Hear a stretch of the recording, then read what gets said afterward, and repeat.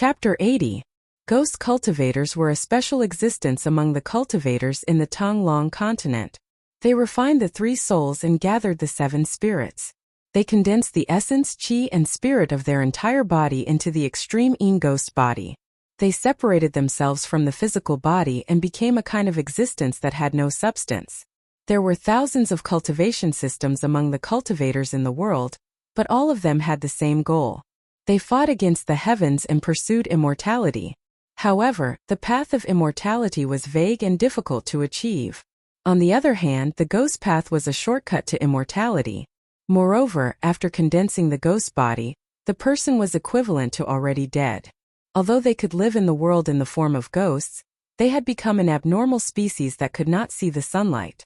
In order to live in the world forever and not grow old and die, they abandoned their physical body and became a ghost.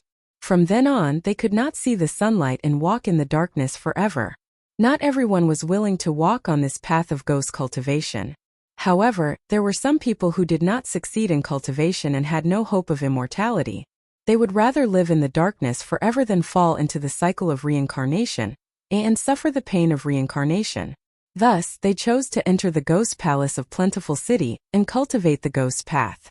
At this moment in the valley, the young disciple of the Guangqing immortal sect had already started fighting with the ghost soldier of Plentiful City. The sword light was like a rainbow twisting and turning in the air. It emitted a dense sword aura and continuously attacked the ghost shadow. Everything that was swept by the sword light, whether it was a boulder or a tree, was all shattered. The power of the 100 steps flying sword could not be underestimated. And in the hands of the ghost soldier of Plentiful City, there was a pitch-black long banner that was surrounded by black gas. As the long banner waved, the ghost aura surged and the ghost shadow blocked the sword light, not allowing it to get close to its body. That is the 5 ghost banner? Gu Fei's heart shuddered. That strange black banner that was shrouded in ghostly aura and seemed to be haunted by countless vengeful spirits did not seem to be an ordinary object. It was actually able to withstand the slash of that youth's 100 steps flying sword. Ling Luoyan curiously followed Gu Fei to look around the valley. The ghostly cultivator holding the 5 ghost banner had already started waving it. The ghostly aura that surged out from the banner immediately engulfed the ghostly cultivator, and a ghostly head appeared on the banner. Ling Luoyan only took a single glance before she felt her mind become unsettled, as if her soul was about to fly out of her body. She couldn't help being shocked and hurriedly focused her mind. How sinister! Ling Luoyan didn't dare to look anymore. At this moment, Ling Luoyan suddenly felt a gust of cold wind blowing behind her, and a creepy feeling welled up in her heart. In the next moment, she felt Gu Fei's arm around her waist tighten, and her body soared into the air. Boom! There was a huge tremor, and a golden light flashed. Ling Luoyan's body shook, and she was carried into the valley by Gu Fei. At this time she saw that 4 pale, skinny people had appeared out of thin air around the valley. They were shrouded in black gas. One of them was surrounded by black aura and had a ghostly aura. He was holding a black banner that was about 2 feet long, and his body was faintly discernible. He was looking at them with a face full of surprise. Mist and clouds rose in the mountains. On this Haitian night, 4 people holding black banners suddenly appeared. Their expressions were indescribably gloomy and mournful. Pung! Gu Fei floated down from the sky with Ling Luoyan in his arms. When his feet touched the ground, there was a dull sound. What happened to you? At this moment, Ling Luoyan realized that the sleeve on Gu Fei's right arm had disappeared, revealing the bronze-colored skin on his arm. Although Gu Fei's right arm wasn't very strong, many tendons appeared at this moment. They were like tiny horned dragons coiling around his muscles, giving off a strong feeling. It was obvious that in that short moment, Gu Fei had exchanged a blow with the ghostly cultivator who had launched a sneak attack. Without a doubt, all the muscles on Gu Fei's body were now filled with explosive power. If he wanted to, every muscle could explode with astonishing power. Humph! Sneak attack from behind, you scoundrel! Gu Fei's gaze was like a sharp sword as he stared at the ghostly cultivator who had just attacked him. The yuan qi in his body began to circulate rapidly.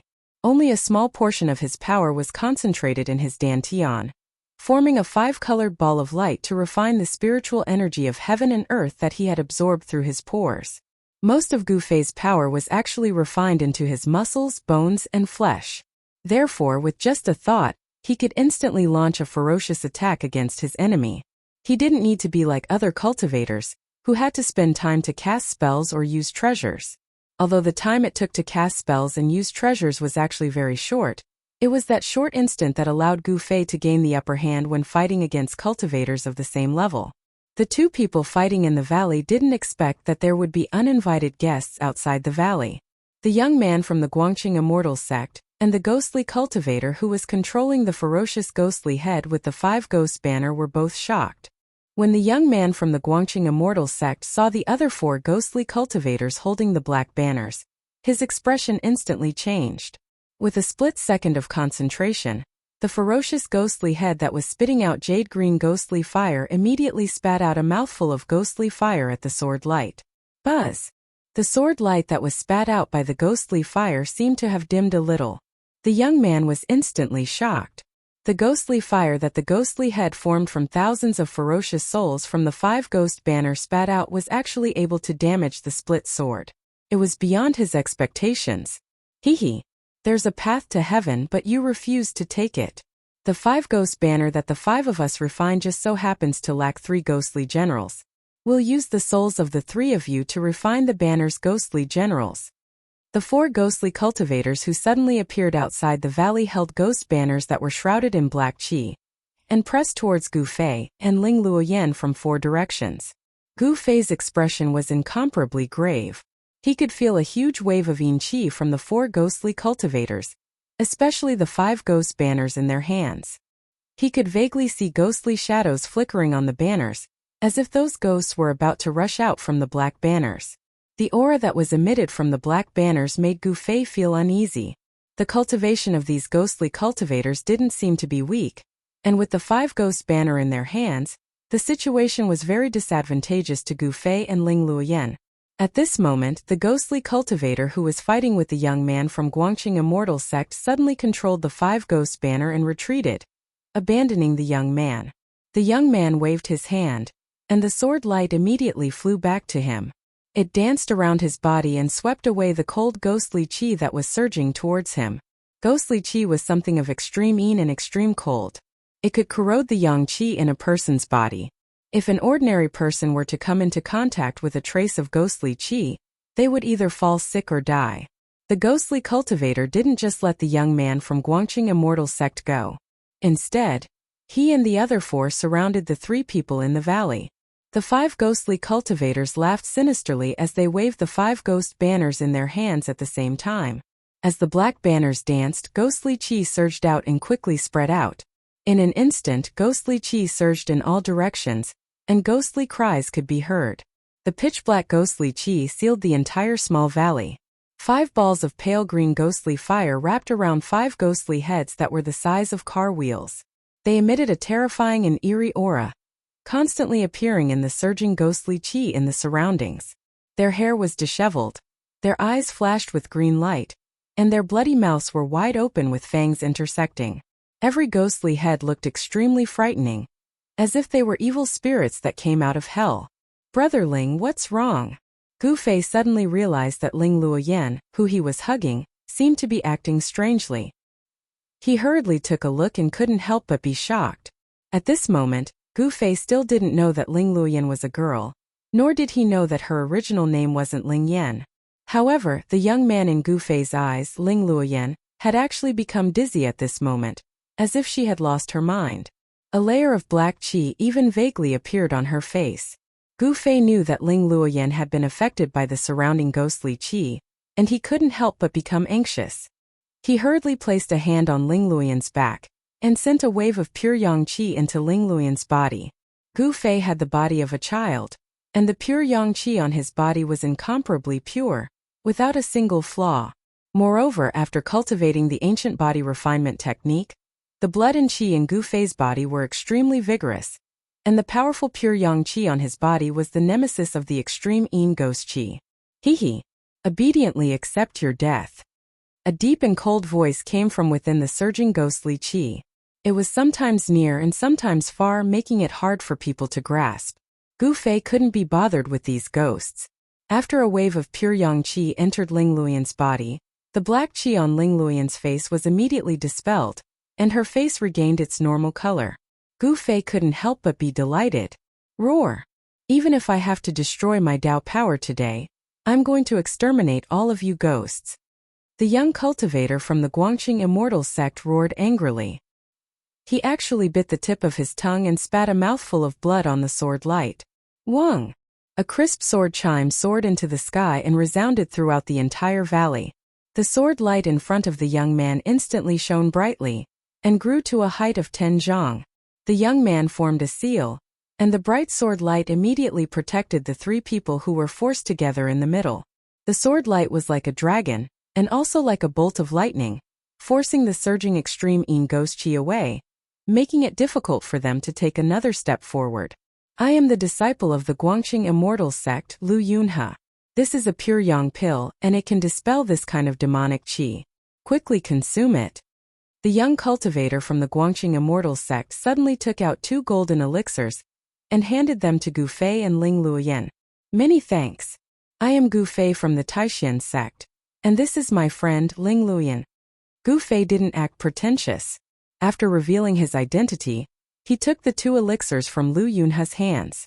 So you are a disciple of the Taishan sect. That's great. Lu Yunhe was startled, but his face was also filled with joy. The Taishan sect and the Guangqing immortal sect were both part of the 3 great Taoist sects, and they were of the same branch. If the 2 of them worked together, they might be able to break through this ghost formation. At this time Ling Luoyan, who had received the pure yang qi from Gu Fei to force the extreme yin ghost qi out of her body, also woke up. After consuming the pure yang pill, the surrounding ghost qi couldn't touch her body anymore. As for Gu Fei, he didn't need to consume the pure yang pill at all. His body was full of blood and yang qi, and the extreme yin ghost qi couldn't get close to him at all. What's going on? I was scared to death. Ling Luoyan, who had woken up, couldn't help but scream when she saw the surging ghost qi around her. This was especially so when the huge ghost head suddenly spat out green ghost flames from the surging ghost qi and bit towards her. However, she was so scared that she almost fell to the ground. Chapter 81. The power of the swordlight that was imbued with the essence of the young disciple of the Guangqing immortal sect, Lu Yunhe, was greatly increased. It was no longer afraid of the profound yin ghost fire that was spat out by the ferocious ghost head that was condensed from the essence of thousands of souls on the 5 ghost banner. The swordlight that was like a waterfall completely blocked the surging black gas and ghostly mist. The swordlight formed a light screen that protected the 3 people within it. Good. The Guangqing immortal sword is indeed extraordinary. Brothers, activate the formation and turn them into ashes. Then, capture their souls and refine them into the main ghost general of the banner. A soft and ethereal voice that seemed to have floated up from the depths of hell sounded out from the surging ghostly mist. When Gu Fei and Lu Yunhe heard this voice, they didn't feel any discomfort. They weren't affected in the slightest. However, when Ling Luoyan heard this voice, it was a completely different matter. The ghostly words drilled into Ling Luoyan's ears, immediately causing her to feel as if she had fallen into an icy cavern. Her entire body trembled as a chill ran down her spine, causing all the hair on her body to stand on end and goosebumps to fall to the ground. Don't be afraid. Gu Fei held Ling Luoyan's hand and said in a deep voice. His pair of bright eyes constantly swept across the surroundings. He wanted to find the 5 ghost cultivators of the ghost palace of Plentiful City that were hidden in the black gas and ghostly mist. Lu Yunhe, who was standing beside the 2 of them, looked at them with a strange expression. The intimacy between the 2 of them made him feel a little surprised. Weren't cultivators supposed to have a pure heart and few desires? Why was this Gu Fei so intimate with a girl? Compared to Gu Fei, Lu Yunhe had more experience in the world. From the first time he saw Ling Luoyan, he could already tell that this fair-skinned and extremely handsome youth was actually a girl disguised as a man, and not a man. At this moment, the 5 ghost cultivators had already activated the formation. 5 terrifying waves of evil energy spread out from the surging black gas and ghostly mist. Then the 3 of them heard the sound of teeth grinding. Following that, 5 ferocious ghost heads the size of wagon wheels appeared from the black gas and ghostly mist. Their bloody mouths violently spewed green flames as they charged towards Gu Fei, and the other two from 5 directions. The skulls of the 5 evil spirits were so solid that they seemed to have solidified into tangible objects. They directly and fiercely pounced on the sword screen formed by the dazzling sword light. When Lu Yunhe, who was controlling the sword light, saw this, his expression couldn't help but change.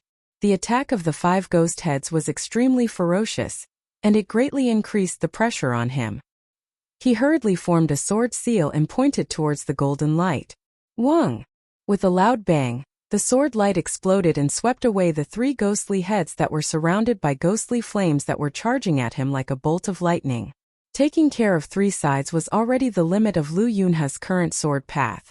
After sweeping away the 3 ferocious ghost heads with the sword light slowed down.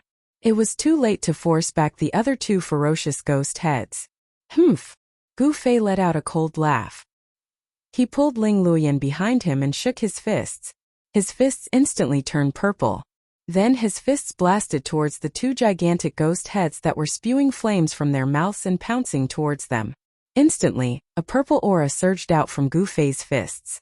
The fist force was like a torrential river, unstoppable, and dyed the heaven and earth purple. Boom! Boom! Almost at the same time, 2 loud sounds exploded. The dull sounds made people feel endless pressure. Gu Fei's fist force instantly collided with the 2 ghost heads that were surrounded by ghostly flames. Under the incomparably shocked gazes of Lu Yunhe and Ling Luoyan, Gu Fei directly dispersed the mysterious ghost flames around the 2 ghost heads. The 2 ghost heads were blasted away and disappeared into the churning black ghost fog behind them. Using the essence of the divine weapon that had been refined into his body to protect his newly healed arms, Gu Fei directly blasted away the 2 ghost heads. At the same time, he also avoided the danger of his new bones breaking. Gu Fei let out a low roar as the muscles, bones, blood, and flesh in his body surged. Then, a powerful aura spread out from his body. At the same time, streams of essence shot out from the pores on his body. Ling Luoyan, who was standing behind him, immediately felt as if a breeze had come out of nowhere from Gu Fei's body, making her feel as if she was in the wind.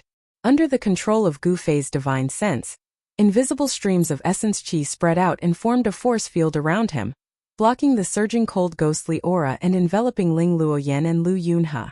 However, compared to Lu Yunhe's sword light, it was even more pervasive and impenetrable. What kind of technique is this?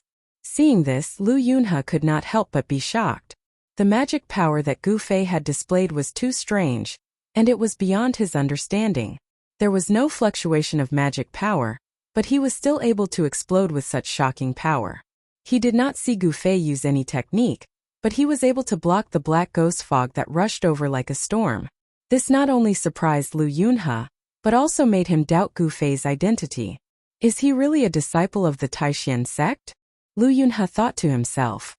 This Gu Fei had displayed a technique that he did not know, but he was sure that it was definitely not a magic power of a cultivator.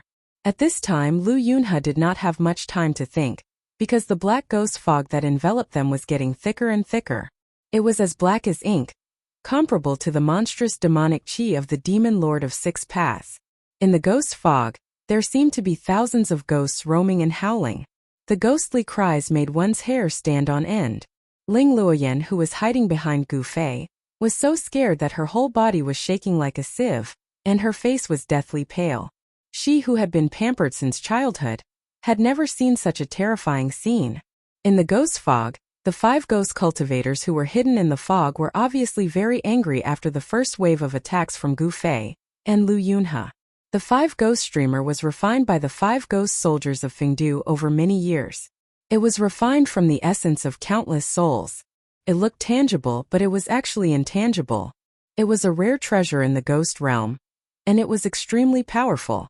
However, it was obvious that these 5 ghost cultivators had not successfully refined the 5 ghost streamer. Otherwise, the ferocious ghost head that had condensed on the 5 ghost streamer would have spat out a mouthful of ghost fire and tainted Lu Yunhe's flying sword's essence energy, causing the flying sword to turn into ordinary iron. Pung! Suddenly, the ghost fog rolled, and a pale green ghost fire surged out from all directions. In an instant, the 3 people who were surrounded by the black ghost fog were enveloped in the monstrous ghost fire. However, the force field formed by the essence of the skin pores on Gu Fei's body, without his consent, any external force would be repelled and blocked by him. Not a single feather could be added, and the insects could not fall.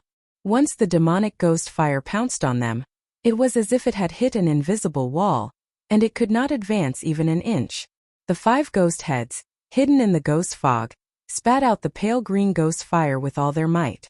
It was as if they really wanted to use the ghost fire to refine Gu Fei and the others. This profounding ghost fire did not have the slightest bit of temperature. Instead, it was cold and oppressive. It was a kind of cold flame. Although it did not burn the 3 people, the cold air emitted from the ghost fire caused a thin layer of ice to form on the ground. Gu Fei was fine. He cultivated a body refining technique, so his body was full of essence and blood, and it was difficult for the cold air to attack his body. However, Ling Luoyan and Lu Yunhe did not feel so good. Chapter 82. Not a single feather could be added, not an insect could fall, and not a single technique could touch him. Gu Fei used the essence qi that shot out from his pores to form an aura field that enveloped a radius of 50 feet. All kinds of ghost fire and ghost fog were blocked outside, and could not take a single step forward. Everyone was shocked by the strength of the martial skill and divine ability, especially Lu Yunhe.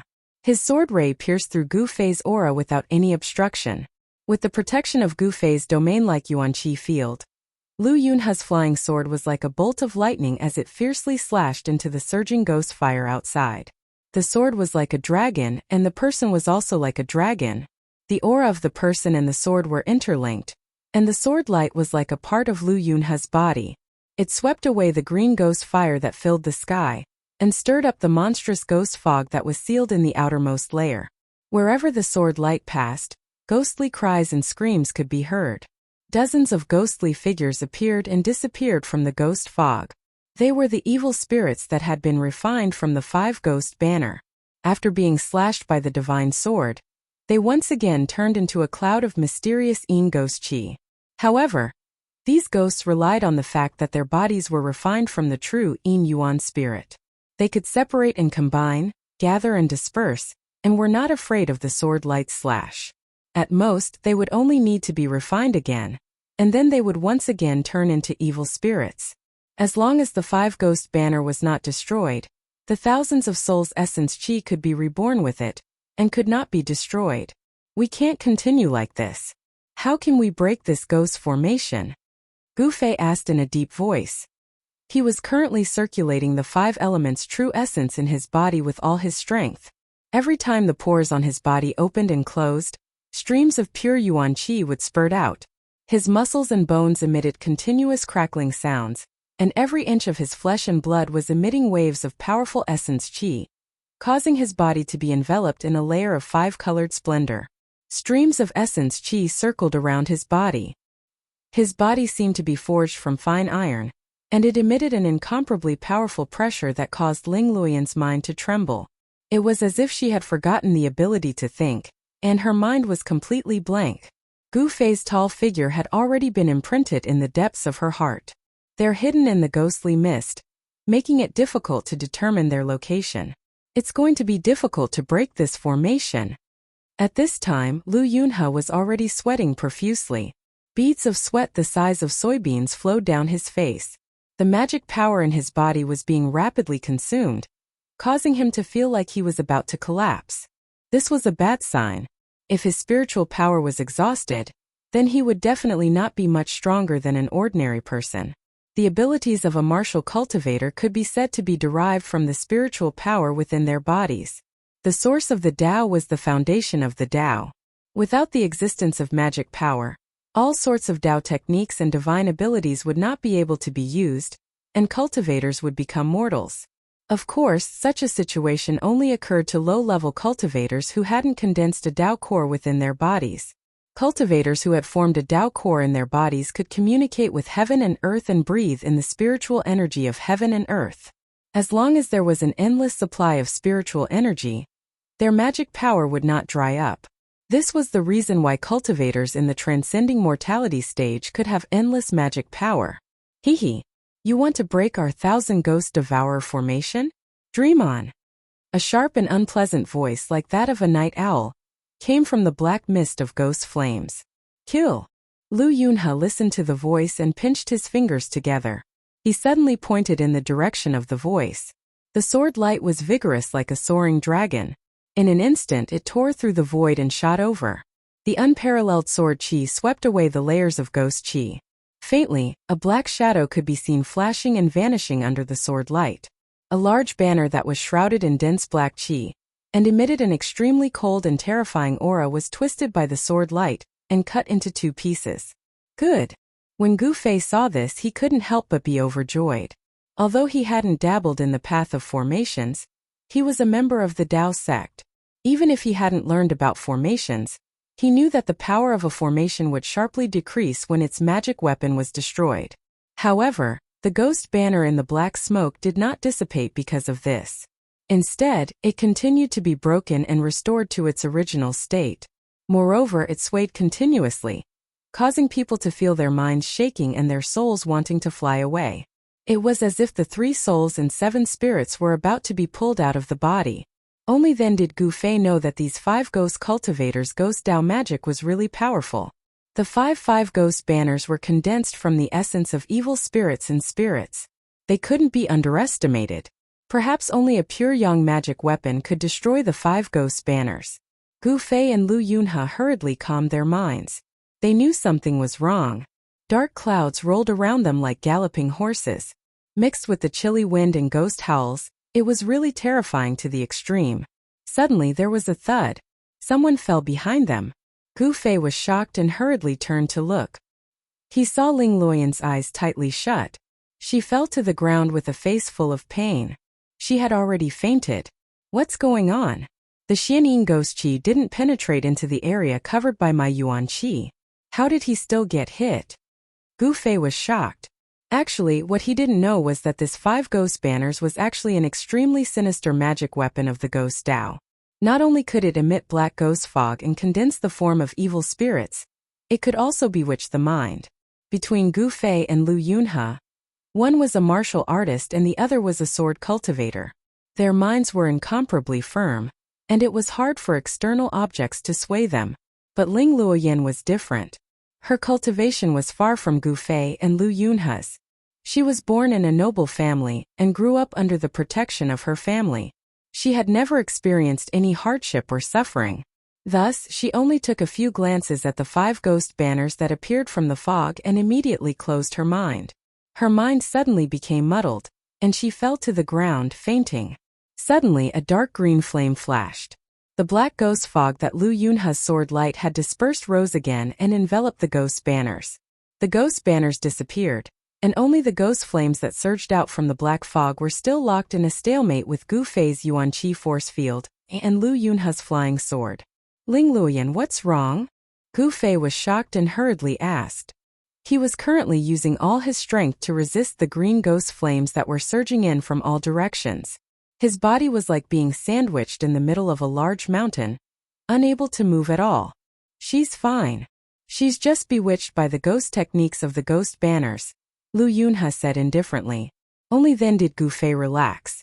But he immediately realized that there was an indescribable strange feeling in his heart. He's unconscious, why am I so nervous? Boom! Boom! Boom! A part of the world trembled violently. The ghost flames and black fog sealed the heavens and trapped the earth. The ghost formation once again changed. Loud noises sounded continuously, and the power was vast. It was as if thousands of vengeful spirits and evil spirits had appeared. The chilly wind howled and the black clouds rolled. Streams of terrifying lunar ghost energy attacked Gu Fei's force field, causing his body to shake violently. Gu Fei was shocked to find that the profound ghost flames from the ghost formation were refining his Yuan Qi force field. The range of the Yuan Qi force field was shrinking. 50 feet, 40 feet. He couldn't hold on any longer. His clothes were already soaked in sweat. His skin and flesh were trembling slightly. A powerful martial artist's Yuan Qi was surging in his body, flowing through his muscles and bones. There were bursts of explosive sounds. The thunder of the heavenly drum forged his muscles and bones. Even when he was fighting with others, Gu Fei's ancient cultivation method was still circulating. He was also cultivating. He was cultivating at all times. To him, fighting a life and death battle was also a way of cultivation. Could even be a shortcut. At this time, Lu Yunhe also noticed Gu Fei's strange state. He knew that the situation was extremely dangerous. The 5 ghost cultivators were actually planning to use the power of the ghost formation to drive the lunar ghost flames to refine them. If their bodies were refined and their souls were captured, they would become ghosts on the 5 ghost banner. There would only be one outcome. They would never be able to reincarnate, and their souls would scatter. If I ignore Ling Yan, I might be able to break out of the ghost formation, Gu Fei thought. His body was extremely strong, so he didn't have to worry about being attacked by the profound Yin ghost qi. If he were to disregard everything, Gu Fei would still have a chance of escaping. However, this young man called Ling Yan had saved him in the river. With this karma, if he were to escape alone, it would definitely leave a shadow of ingratitude in his heart, and a flaw would appear in his unwavering heart of cultivation. It would become an obstacle that was difficult to overcome in his cultivation, and this was something that Gu Fei could not allow to happen. Just as the surging Yin ghost flames were getting closer and closer, and the two of them were struggling to hold on, there was a sudden rumble. Thousands of thunderbolts struck down from the sky. Rolling black qi and ghost flames immediately swept in all directions. A ball of extremely cold lunar ghost qi was immediately dispersed by the thunderbolts, and specks of stars once again appeared in the sky above the two of them. The vast waves of magical power shook the heavens and the earth. The golden thunderbolts were like countless golden snakes dancing wildly, like mercury flowing on the ground. They swam in all directions, and a ghost Dao formation that was filled with towering ghost qi was instantly destroyed. Several terrified screams could be heard. In the midst of the thunderbolts, thousands of evil souls and malicious ghosts were destroyed, turning into wisps of green smoke. The 5 most powerful ghost heads also seemed to have lost their spiritual qi due to the thunderbolts. They became unstable, as if they were going to disappear at any time. 5 ghostly shadows appeared and turned into a gust of chilly wind. They carried the skulls of the 5 evil spirits and flew towards the west at an extremely fast speed. In just an instant they disappeared into the mountains in the west. Quickly follow me. At this time a loud shout came from the sky. Gu Fei saw a Vajra shooting down from the sky. It carried Lu Yunhe and flew toward the south at an extremely fast speed. Flying on a sword? A transcending mortality stage sword cultivator? Seeing this sudden scene, Gu Fei couldn't help but be shocked. But he didn't panic. The terrifying pressure that was as strong as a mountain suddenly disappeared, causing his body to sway, and he almost fell to the ground. Haha, junior brother Qi, why are you in such a hurry? Come and catch up with your senior brother. At this time a loud laugh came from the north. It wasn't loud, but it echoed far and wide, echoing through the mountains. Chapter 83. Carrying the unconscious Ling Luoyan, Gu Fei dashed into a pile of rubble in the valley. Just as he hid, he saw a streak of rainbow-like fiery light shooting over from the northern horizon, chasing after the golden sword light that had swept Lu Yunhe away. The 2 streaks of sword light were extremely fast, seemingly even faster than the 5 ghosts that had escaped. They disappeared into the distance in an instant. Zhao Xuanji, you traitor! Indistinctly, a weak voice came from the southern sky. It was evidently the voice of the person who had used the power of thunder and fire to disperse the dense ghost fog, breaking the ghost Dao formation set up by the 5 ghost banner, and saving Lu Yunhe. Zhao Xuanji. Gu Fei stared at the flashing fiery light in the sky, a baleful aura surging from his body. Twice, Zhao Xuanji had forced him into certain death twice. Gu Fei clearly remembered this debt. If it wasn't for the fact that Gu Fei had cultivated the weapon body refining technique that Daoist Shintian had passed on to him, and had fused the unremarkable purple rod into his body, allowing him to narrowly escape death at the critical moment of life and death, Gu Fei would have long since died under Zhao Xuanji's flying sword. Now isn't the time. Wait until I break through to the transcending mortality stage, then I'll deal with you.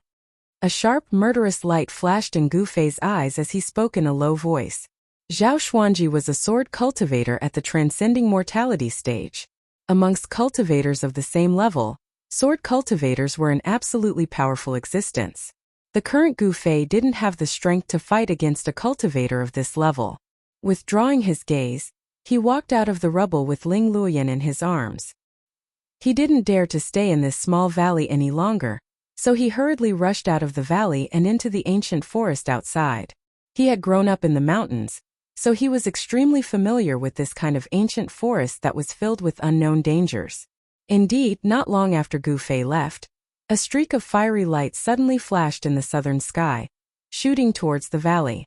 Very quickly, a faint sound of something tearing through the air came from the sky, and a figure standing on a blazing flying sword appeared in the sky above the valley. That person stood on a flying sword and stood in the air. His black clothes fluttered in the wind, and a pair of cold and evil eyes swept over the people below. This person was the fire sword demon, Zhao Xuanji, who had already fallen into the demonic path of Gu Fei's disciple. I seem to have sensed that person's aura when I passed by this place just now. Zhao Xuanji's hazy face was so dark that it seemed like it was about to drip water. It was so dark that it was terrifying. That person has already been sent into the abyss of my sword of that of my sword. How can he still live? After a moment of thought, Zhao Xuanji fused with his sword and turned into a 30-meter-long streak of sword light. He flew north and disappeared into the starry sky in the blink of an eye. Of sword yang sort of yang of. And was Chen of the sword he refined the sword into the sword of.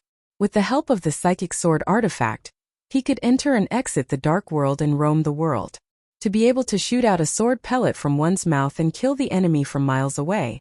Among the transcending mortality stage cultivators, only sword cultivators could do this. Gu Fei had already experienced how terrifying Zhao Xuanji was. Thus, by the time Zhao Xuanji returned, he had already carried Ling Luoyan and traversed more than 10 miles through the ancient forest. Gu Fei had entered the forest like a fish in the sea. How could Zhao Xuanji discover his tracks? However, walking in the primitive ancient forest, there was no starlight or moonlight, so it was difficult to accurately determine the direction. Therefore, Gu Fei found himself lost in the dark and dense forest. If an ordinary person were to get lost in such a dangerous ancient forest, there would only be one outcome, and that was to become food in the stomach of a ferocious beast. Gu Fei didn't dare to leap onto the treetops, as it would be too conspicuous. Even in the dark, for someone of Zhao Xuanji's cultivation, there wasn't much difference between night and day. If Zhao Xuanji discovered his tracks, it would be very dangerous. After all, he had only managed to escape from Zhao Xuanji's sword by a fluke the last 2 times. If they were to meet again, Gu Fei knew that he would die without a doubt. Even with the protection of the weapon refinement art, he would still die without a doubt. After carefully walking about 3 to 4 miles through the dense forest, Gu Fei found that the trees around him seemed to have grown taller. He seemed to be walking into the depths of the ancient forest. Trees that required several people to wrap their arms around were intertwined with each other, and vines that were hundreds of feet long intertwined. The forest seemed to be a dangerous place, and there might even be ferocious beasts roaming about. This was because he found that there were no signs of weak beasts in the nearby forest. Whoosh! Suddenly, a gust of fishy wind gushed out of the forest without any warning. The thick layer of withered leaves on the ground was swept up into the air and fluttered in the air. At the same time, a huge black shadow scuttled out of the forest in front of him and entrenched itself on the ground.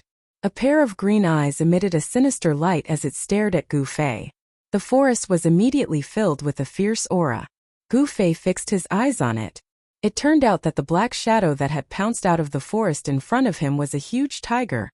A big black tiger that was 4 to 5 meters long. The clouds came from the dragon, and the tiger gave birth to the wind. Turned out to be a huge worm. Gu Fei chuckled. He didn't think much of this ferocious tiger, but he seemed to have thought of something, and his expression instantly became extremely solemn. Swoosh! With Ling Luoyan in his arms, Gu Fei disappeared from where he was, and the next moment, he instantly appeared beside the huge tiger. At this moment, the huge tiger was shaking its head, wanting to let out a tiger roar that could intimidate all beasts. However, Gu Fei couldn't let this black tiger roar. In this quiet forest, the roar of this huge tiger could probably be heard dozens of miles away. If Zhao Xuanji was still nearby, it would be terrible. Turning his body and kicking his leg, Gu Fei's right leg swept out at the tiger's head like a rapidly swinging whip. The force of his leg compressed the air, instantly producing a low explosive sound that sounded like thunder. It was as if the air had exploded from his kick, and the atmosphere screeched, making one's heart skip a beat. Pung! Crack!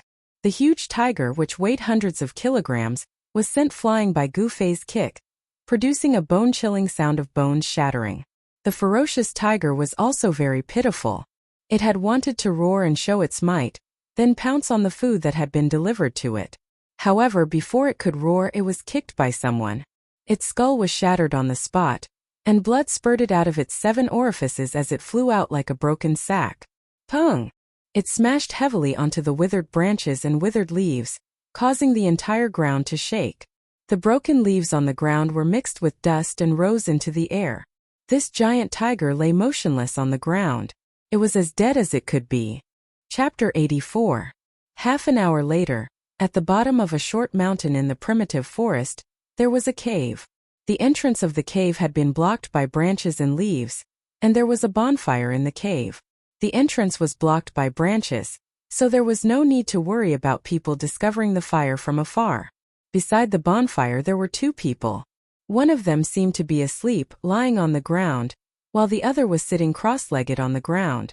From time to time, he would flip the golden and glossy pieces of meat on the wooden rack. The tempting smell of meat lingered in the cave. I haven't eaten tiger meat in a long time, it's so delicious. The man sitting beside the bonfire, eyes staring at the roasted meat on the rack, almost drooling, was Gu Fei. The youth lying on the ground was the cross-dressing Ling Luoyan. Although Ling Luoyan had been bewitched by the soul-stealing technique of the 5-ghost banner, her spirit had not been taken away by the banner, so she was only unconscious.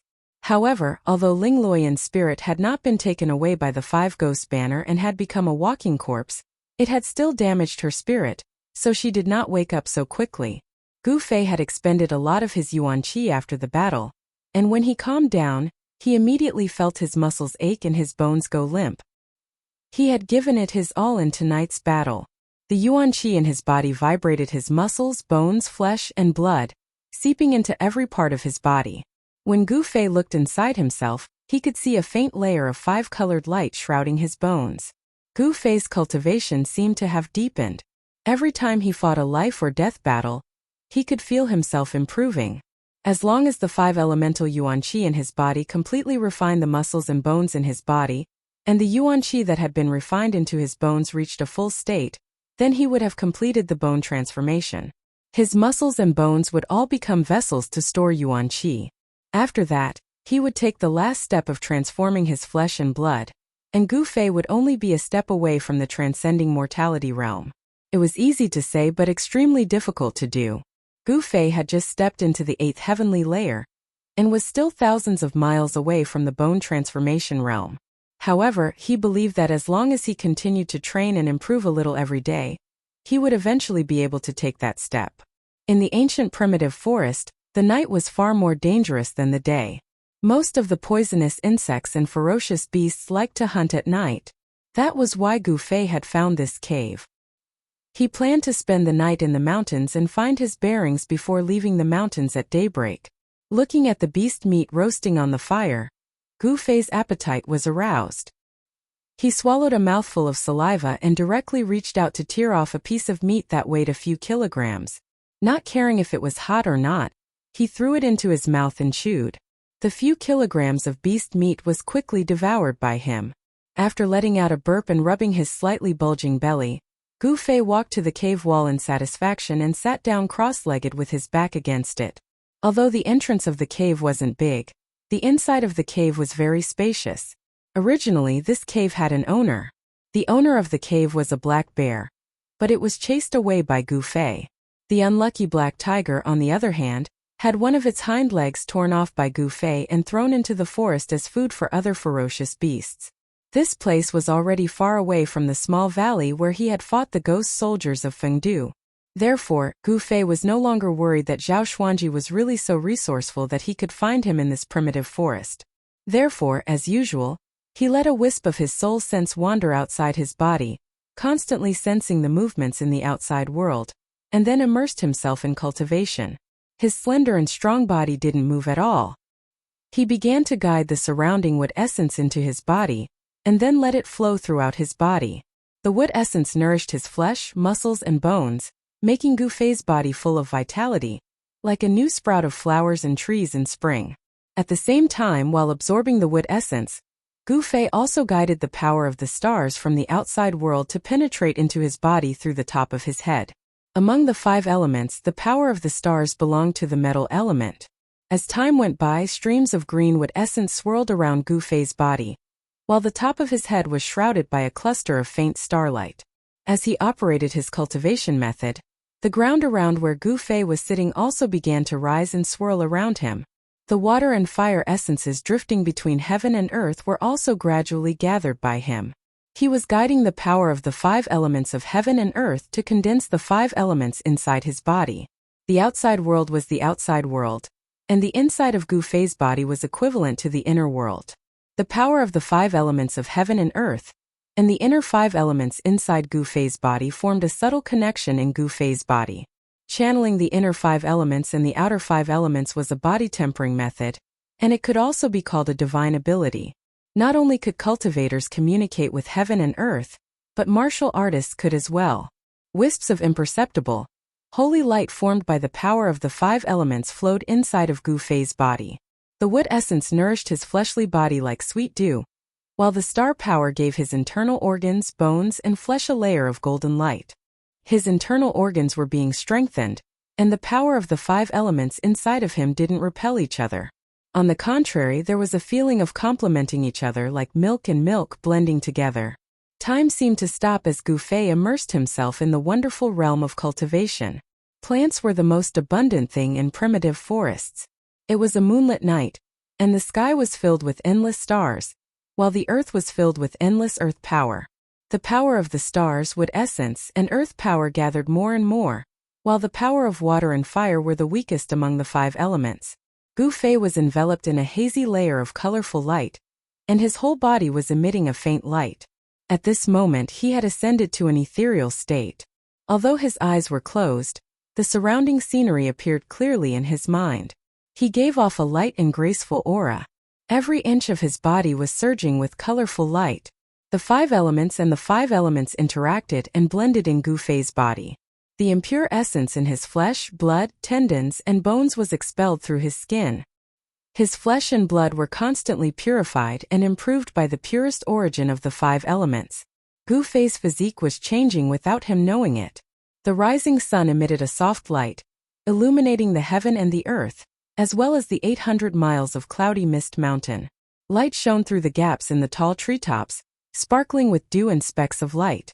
Gu Fei, who was sitting cross-legged with his back against the cave wall, opened his eyes. A faint layer of colorful light quickly faded from his eyes. The bonfire in the cave had long since been extinguished, leaving only faint smoke rising from the ashes. The roars of beasts could be heard from the nearby mountains. His aura is long, and his life signs are stable. Looks like he should be fine after a night of sleep. Gu Fei nodded as he sensed the aura of Ling Luoyan, who was lying beside him. Then Gu Fei stood up and walked out of the cave. As he stood outside the cave, he was greeted by the fresh scent of grass and wood. After a night of rest, Gu Fei felt that the vitality in his body had completely recovered. The injury caused by Zhao Xuanji's sword a few days ago had also completely healed. This was a few days earlier than he had expected. Gu Fei jumped onto a huge rock in front of the cave entrance. Facing the eastern sun, he began to absorb the wisp of sun essence between heaven and earth. Chapter 85. Facing the sun, Gu Fei's body seemed to be shrouded in a layer of fire qi. Indistinctly, there seemed to be tiny flames dancing on his body. At this moment, Gu Fei seemed to have really communicated with the sun true fire. The pure yang qi and the power of fire in his body resonated, and the essence of the sun was smelted into his body. Communicating with the 5 elements inside and outside made Gu Fei able to absorb the power of the 5 elements of heaven and earth to refine his own 5 elements and 5 qi. At this moment, Gu Fei finally clearly felt that there was something different from the past. His vitality seemed to be a lot stronger. Gu Fei was overjoyed. The human body was like a treasure trove. As his cultivation deepened, he realized that the treasures in his body were endless. After opening a treasure trove, there would be an even greater treasure trove waiting for him. After communicating with the 5 elements of heaven and earth, Gu Fei didn't know what would happen in the future. But now, his vitality was indeed becoming stronger. The benefits of having a strong life origin energy were enormous. The injured body would be nourished by the abundant life origin energy, and the speed of recovery would be much faster. Severed limbs could even grow back, bones could grow back, and flesh could reach the realm of immortality. When the sun was high up in the sky, Gu Fei gradually stopped absorbing the sun qi. The redness on his skin gradually receded, and the hazy flame that shrouded his body also converged into his body. After a night of cultivation, although Gu Fei did not make any breakthroughs in his cultivation, he felt that his body seemed to be much lighter and more powerful. The 5 elemental qi in his body was lively, constantly nourishing his blood, flesh, tendons, and bones. He gently moved his body. Swoosh! He jumped down from the rock and rushed into the forest. A few afterimages flashed past. He waved his hands and shot out a few dazzling blade-like auras. Wherever they passed, the giant trees were chopped down one after another. With a rumbling sound, the fallen giant trees in the forest set off clouds of smoke and dust, and leaves fluttered in the air. At this time, a figure appeared at the entrance of the cave. Seeing the figure moving quickly in the forest, she was shocked. Gu Fei, she saw too many surprises in this person. Swoosh! In the next moment, a figure flickered at the entrance of the cave. Gu Fei appeared in front of Ling Luoyan, leaving behind a series of afterimages that had yet to dissipate. You're finally awake. Gu Fei looked at Ling Luoyan's face and saw that she was sickly pale. Her spirit was dispirited, and it seemed that her mind had suffered quite a bit of damage. Actually, Ling Luoyan was lucky. The 5 ghostly cultivators from the Ghost Palace of Plentiful City hadn't completely refined the 5 ghost streamer.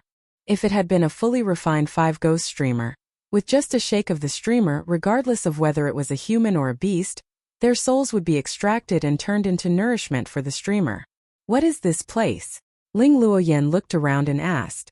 Gu Fei shrugged and said, I also don't know where this place is.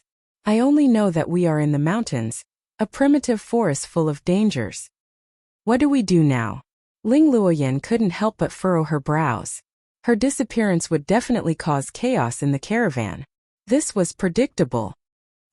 You should be more familiar with this mountain than I am. Gu Fei smiled awkwardly.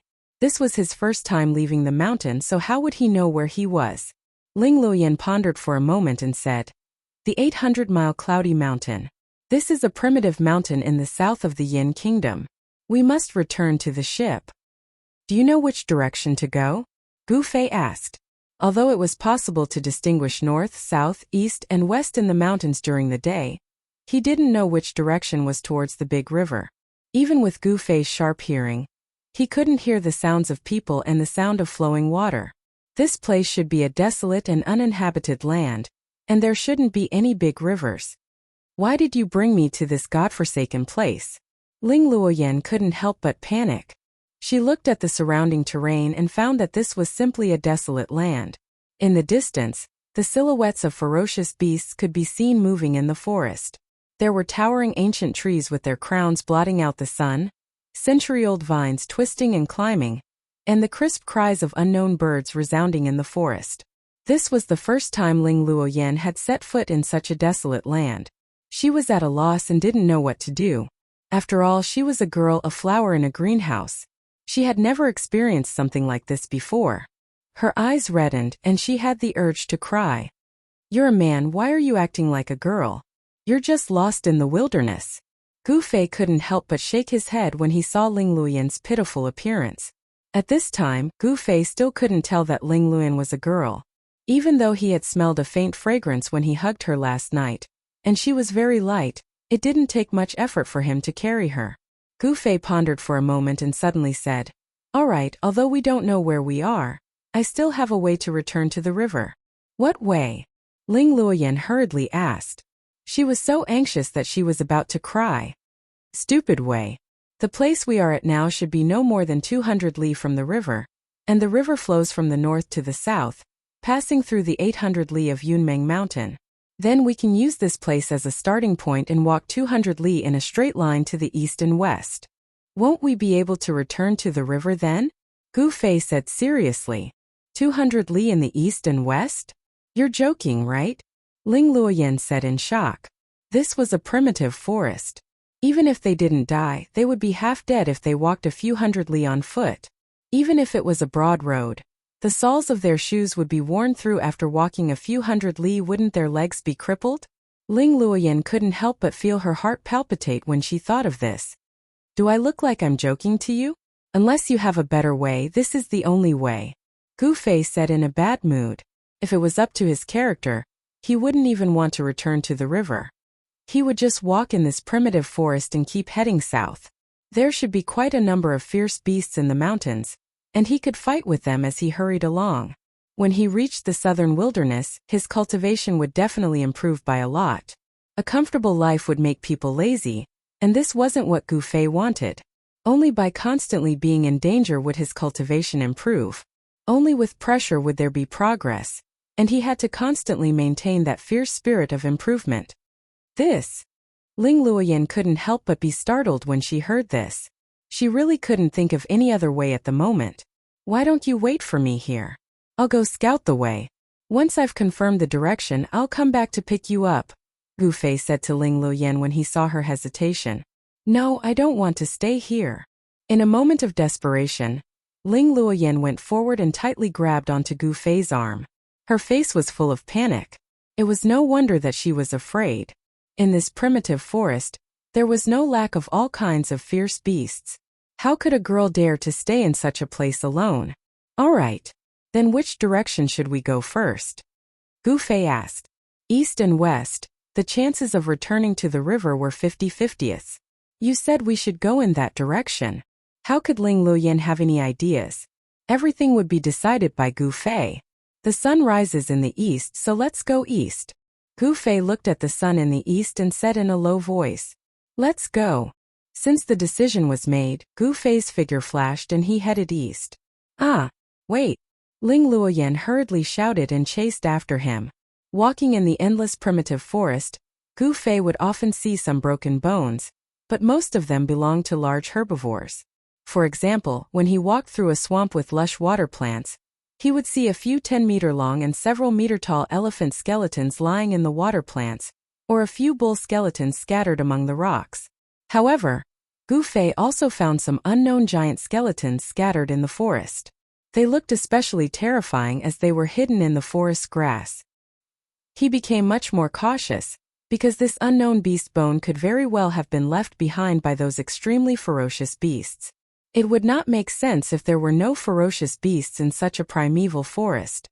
However, Gu Fei did not encounter any particularly ferocious beasts after traveling for dozens of miles in the primeval forest. This surprised Gu Fei.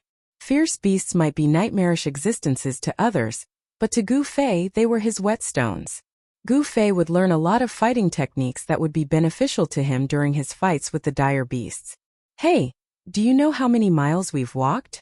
At the foot of a hill, Ling Luoyan sat down on a rock, took out a large red fruit from her bosom and took a bite. There were many unknown fruits in the primitive forest, but Ling Luoyan only dared to pluck some familiar ones to fill her stomach. She had plucked quite a few along the way. Gu Fei turned around and saw that Ling Luoyan had stopped. He stopped moving forward and walked to a large tree, leaning his back against the trunk. Then he took out a bamboo tube from his waist, pulled out the stopper, and raised his head to drink a large mouthful of cool spring water. He had done this himself when he passed by a forest. After all, walking in the primitive forest without food was a small matter, but not without water was out of the question. It's still too early. According to my estimation, we haven't even walked 100 miles. Based on his experience of living in the mountains, Gu Fei knew that they had actually only walked a few dozen miles in this primitive forest. Of course, this was because they were carrying Ling Luoyan, who was as weak as a girl. Gu Fei thought that Ling Luoyan, a disciple of an aristocratic family, was pampered since childhood, but he did not know that this handsome young master in front of him was not a man. What? How can this be?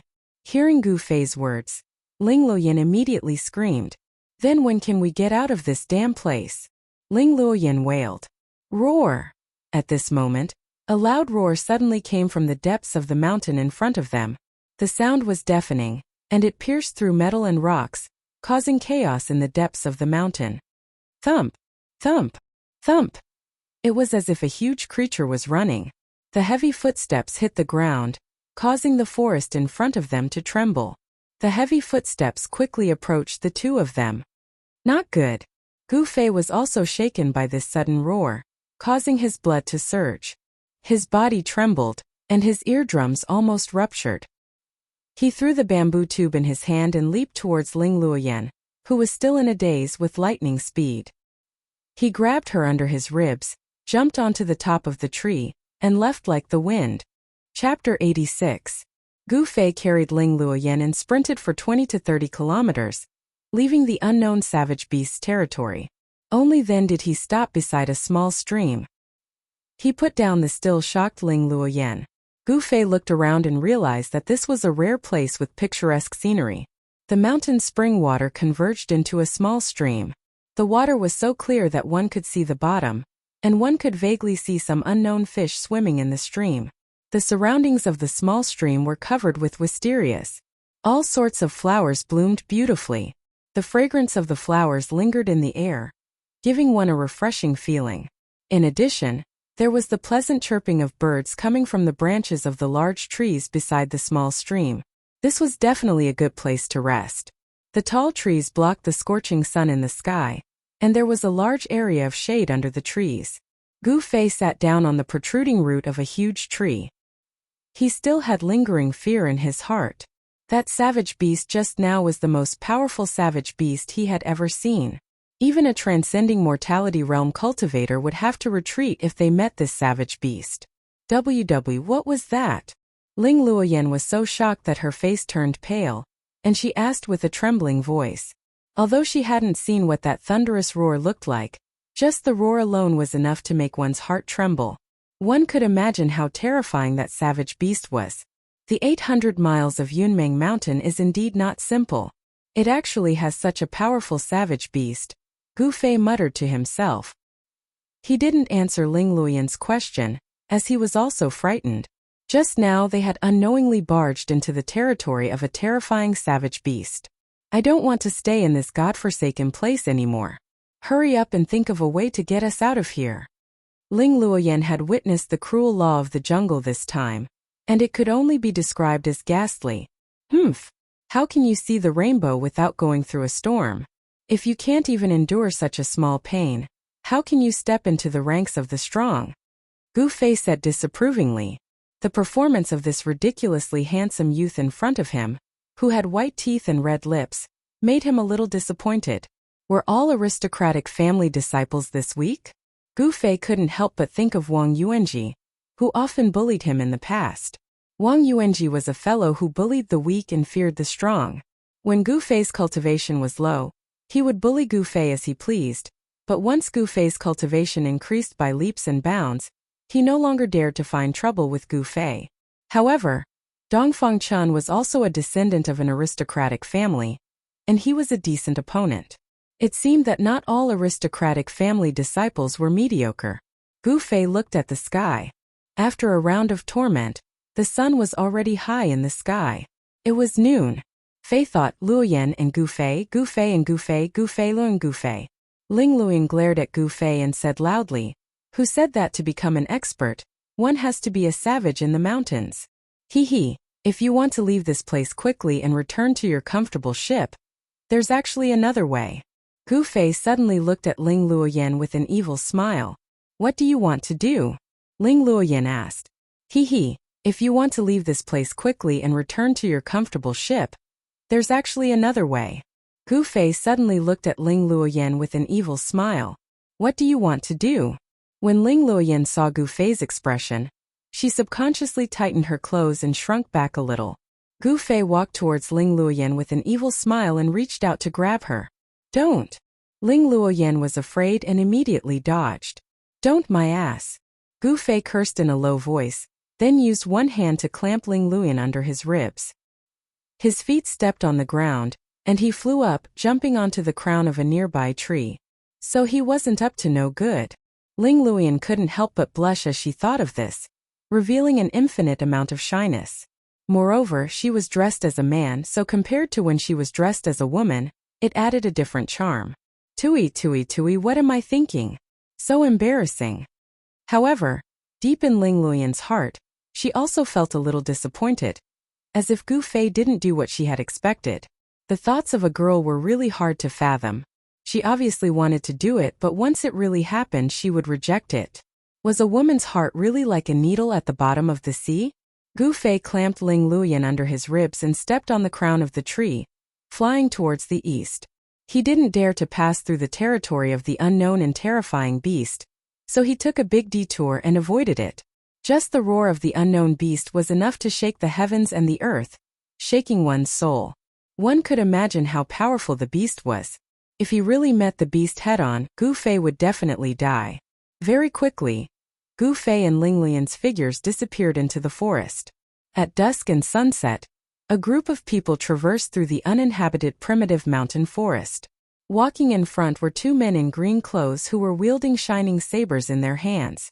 The two men waved the blades in front of them, chopping down the weeds and thorns in front of them, while the others were shouting someone's name. One of the shouts was slightly aged, but it was full of energy. It spread far and wide, echoing in the mountain ridges. It was much longer than the other's shouts, and it also traveled the furthest. The one who let out such a shout that was clearly different from the others was an ordinary old man with a head full of white hair and dressed in a small green gown. "Granddad Zhong, do you think Miss has been kidnapped by our enemies? Otherwise, why would she suddenly disappear?" A young girl in an emerald green dress, dressed like a maid, said to the old man. Tears were already welling up in her eyes, as if they would roll down at any time. Her face was full of anxiety. Yes. With young Mrs. Marshall's skills, who would be able to kidnap her without saying a word?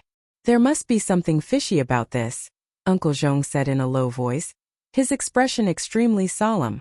"The identity of that Gu Fei has already been investigated. There is such a person in the Taishan sect and he is an expert. With him by young Mrs.'s side, no one can touch young Mississippi. Could it be?" Uncle Zhong suddenly thought of a possibility, and his expression immediately became very ugly. When Gu Fei was discovered by young Miss and the others, he was seriously injured and floating in the river, unconscious.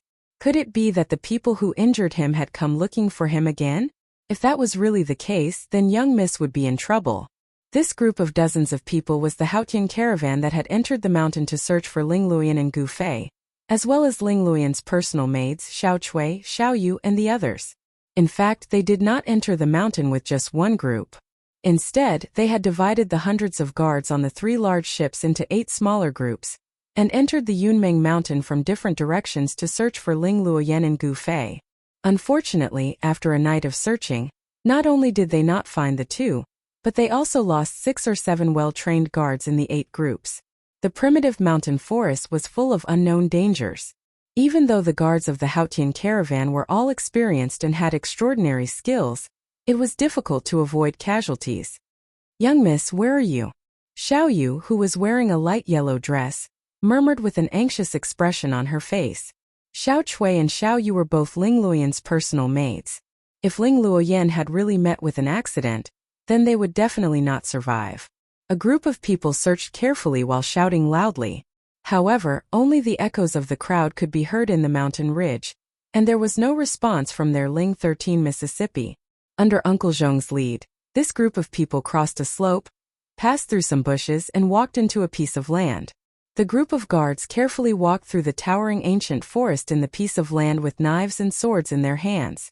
No one knew if there were any ferocious beasts or venomous insects hidden in the bushes or behind the trees. Among this group of people, 3 people had already lost their lives to the sharp claws and bloody mouths of the ferocious beasts that hid nearby and attacked people when they walked past. Gotcha! Suddenly, someone stepped on a bone on the ground and crushed it.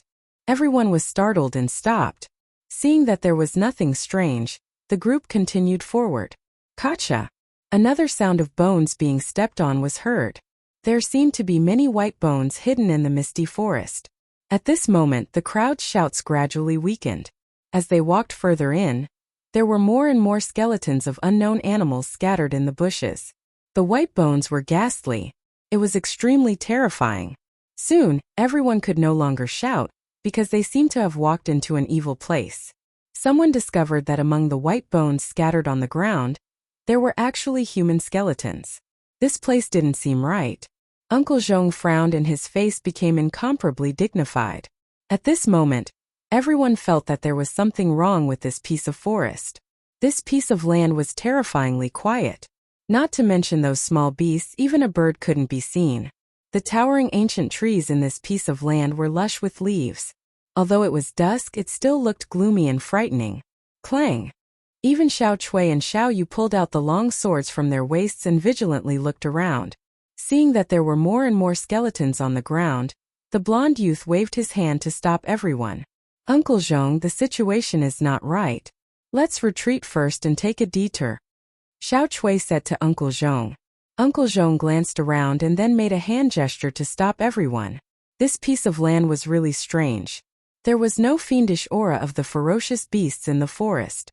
It seemed that there were no powerful beasts entrenched here. Everyone relaxed their hands and feet and slowly retreated, wanting to leave this piece of land. Puff! Suddenly, a ghastly white bone claw stretched out from the leg of a guard wearing a green robe and holding a saber, and instantly grabbed the ankle of that guard. Ah! Phone! Chapter 87. No one knew when, but a layer of gray mist rose from the Pandi and shrouded the sky, causing the heaven and earth to darken. The sunlight of dusk could no longer shine into the Pandi. The sky was gray as if a part of the world was pressing down, causing people to feel endless oppression. The dense forest of the Pandi was ghostly and extremely evil. The trees in the Pandi were originally very tall and lush. As a result, the light became even darker as if the night had fallen. In the depths of the forest, there seemed to be spots of pale green ghost fire. There seemed to be a kind of creepy evil power that shrouded the entire Pandi. Be careful. Be on guard. The group of guards immediately cried out in alarm. Since that unlucky guard was suddenly pulled into the ground by the bone claw, everyone was inexplicably shocked and had goosebumps all over their bodies. Uncle Zhong, who was dressed in a green gown, looked around with a dignified expression. His eyes emitted rays of light like the stars in the night. A powerful aura appeared from his body. The ordinary old man at this moment became not ordinary anymore. Meanwhile, the two maids, Xiao Cui and Xiao Yu, who were beside him, were already frightened by the sudden change of events. They tightly grasped the long swords in their hands and looked around anxiously. Dozens of guards in embroidered clothes held weapons in their hands and formed a circle. They were nervous and vigilant as they slowly retreated from the path they came from. The guards of Haotian Business Group were well trained. Even though they walked into such a dangerous place, they did not panic. However, at this moment the surrounding ground suddenly surged like a wave. A scene that shocked everyone to the extreme appeared. They saw a skeleton struggling to stand up from the bone fragments and soil. The white skeleton was still considered complete. What was inconceivable was that it was actually moving as if it was alive. It opened its two skeletal arms and pounced towards the crowd. The white bone claws were like 10 sharp bone spurs. If one was scratched by it, there would definitely be 10 bloody holes in one's flesh and blood. Xiao Cui, Xiao Yu, take the people and retreat first, Uncle Zhong said in a deep voice. At the same time he took a step forward. A violent force immediately penetrated into the ground from his feet. Boom! The ground suddenly shook, and the white skeleton that was pouncing towards them was immediately blown away, disintegrating into thousands of pieces in the air. The broken pieces of bone shot out in all directions. The other skeletons that were breaking through the soil and crawling out of the ground were immediately shaken to pieces, or suppressed underground and crushed into pieces by the soil. This secular world warrior showed his powerful side. Although he didn't grasp the true profound meaning of martial arts, Uncle Zhong had refined his muscles and bones. His strength was strong enough to be comparable to a practitioner in the third heavenly layer. Unfortunately, his cultivation would stop here for the rest of his life, and he would not be able to advance any further. In a situation where he did not receive the true inheritance, this Uncle Zhong was actually able to train his body to such a strong state with such a simple martial technique. This was truly an anomaly. After all, only those who had truly touched the threshold of martial arts could be called a true expert. For example, those guards only knew some fighting techniques. Once they were proficient in those techniques, they would be much stronger than ordinary people. However, in the eyes of a true expert, those techniques were merely showy but impractical, not up to standard. Martial arts had declined, and the profound things had long been lost. The martial arts that were widely spread in the world only had the form, and there was no spirit inside. No matter how refined the external moves were, they could only play the role of tempering the muscles and bones. Uncle Zhong took a step forward and shattered more than 10 skeletons that were crawling out of the ground.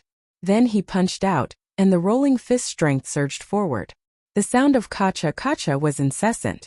More than 10 skeletons that were rushing over were immediately swept away by the fist strength.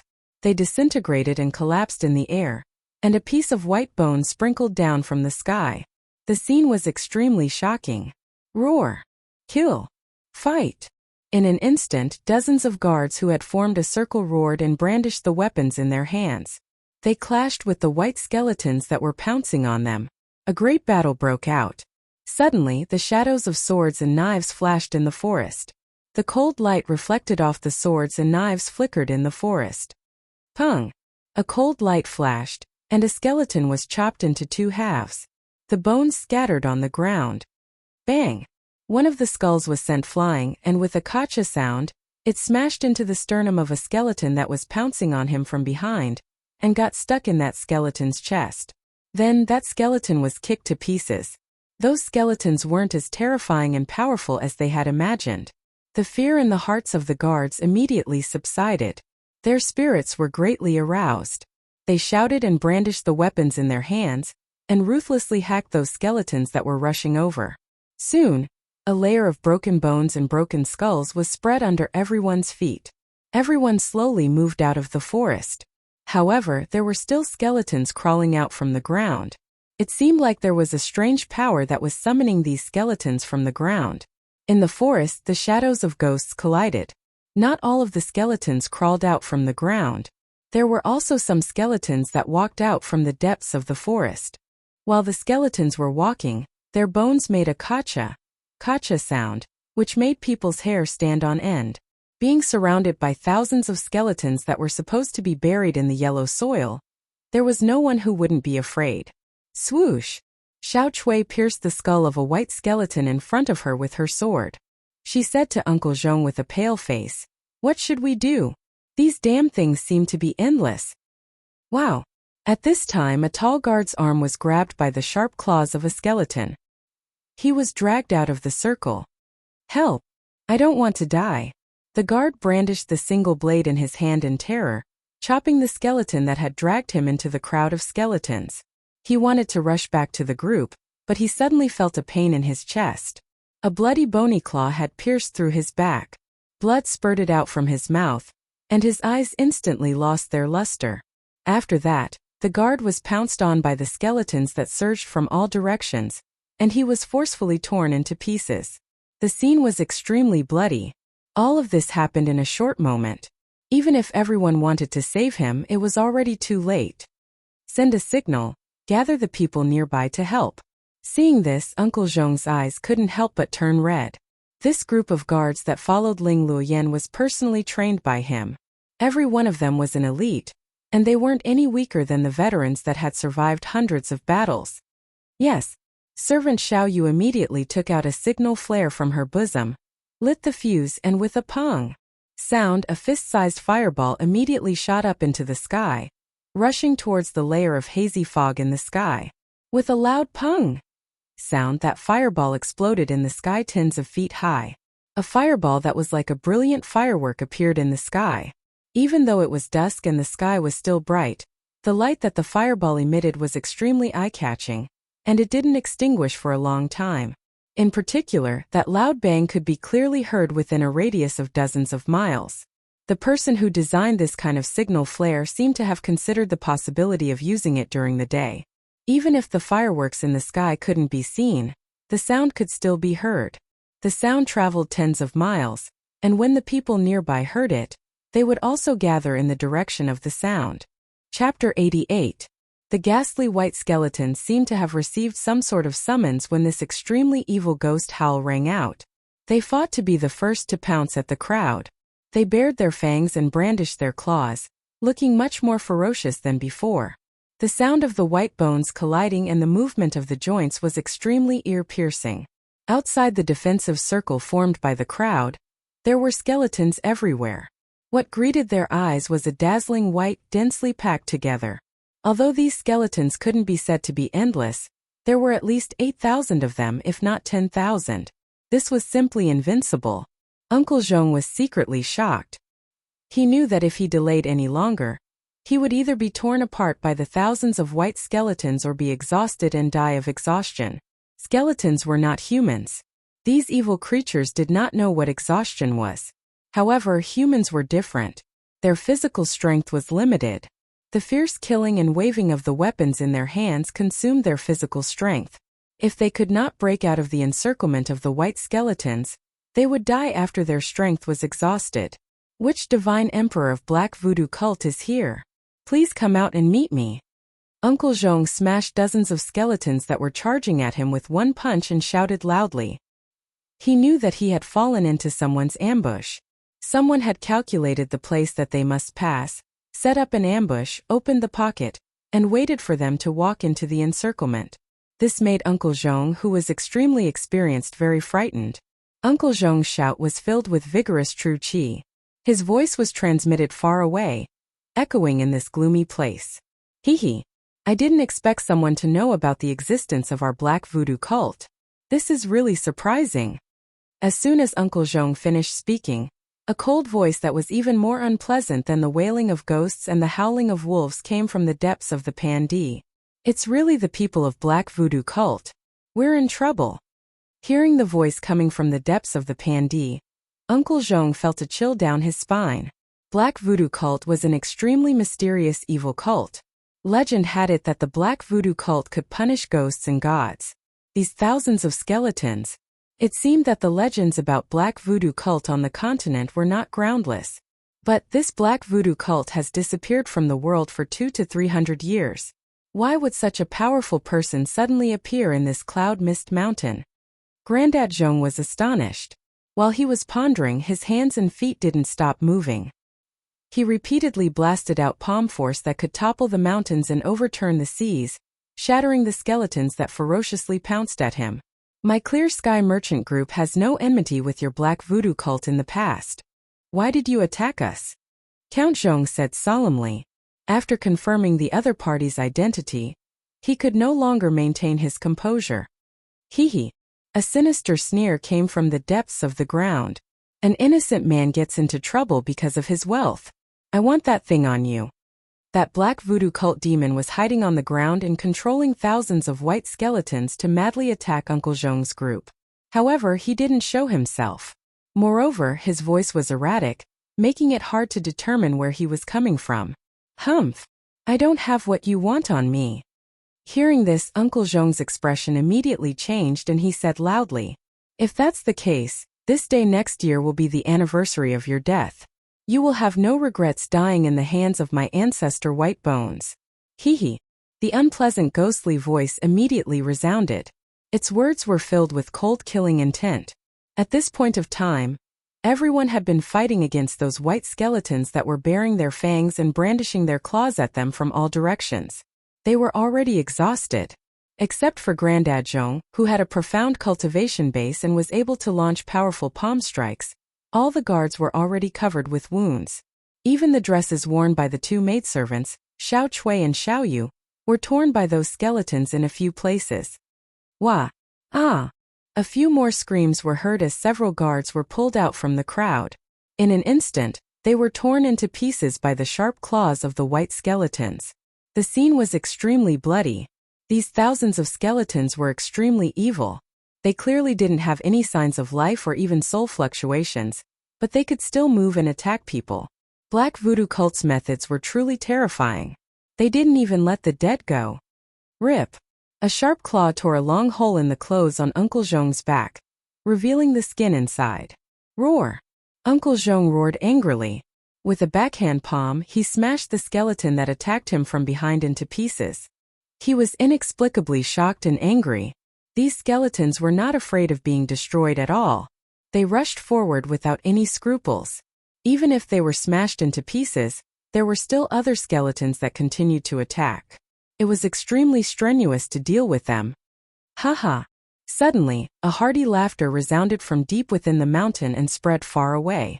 This laughter came so suddenly that not only Grandpa Zhong's group, but also the black voodoo cult demon who had been hiding in the forest all this time was greatly surprised.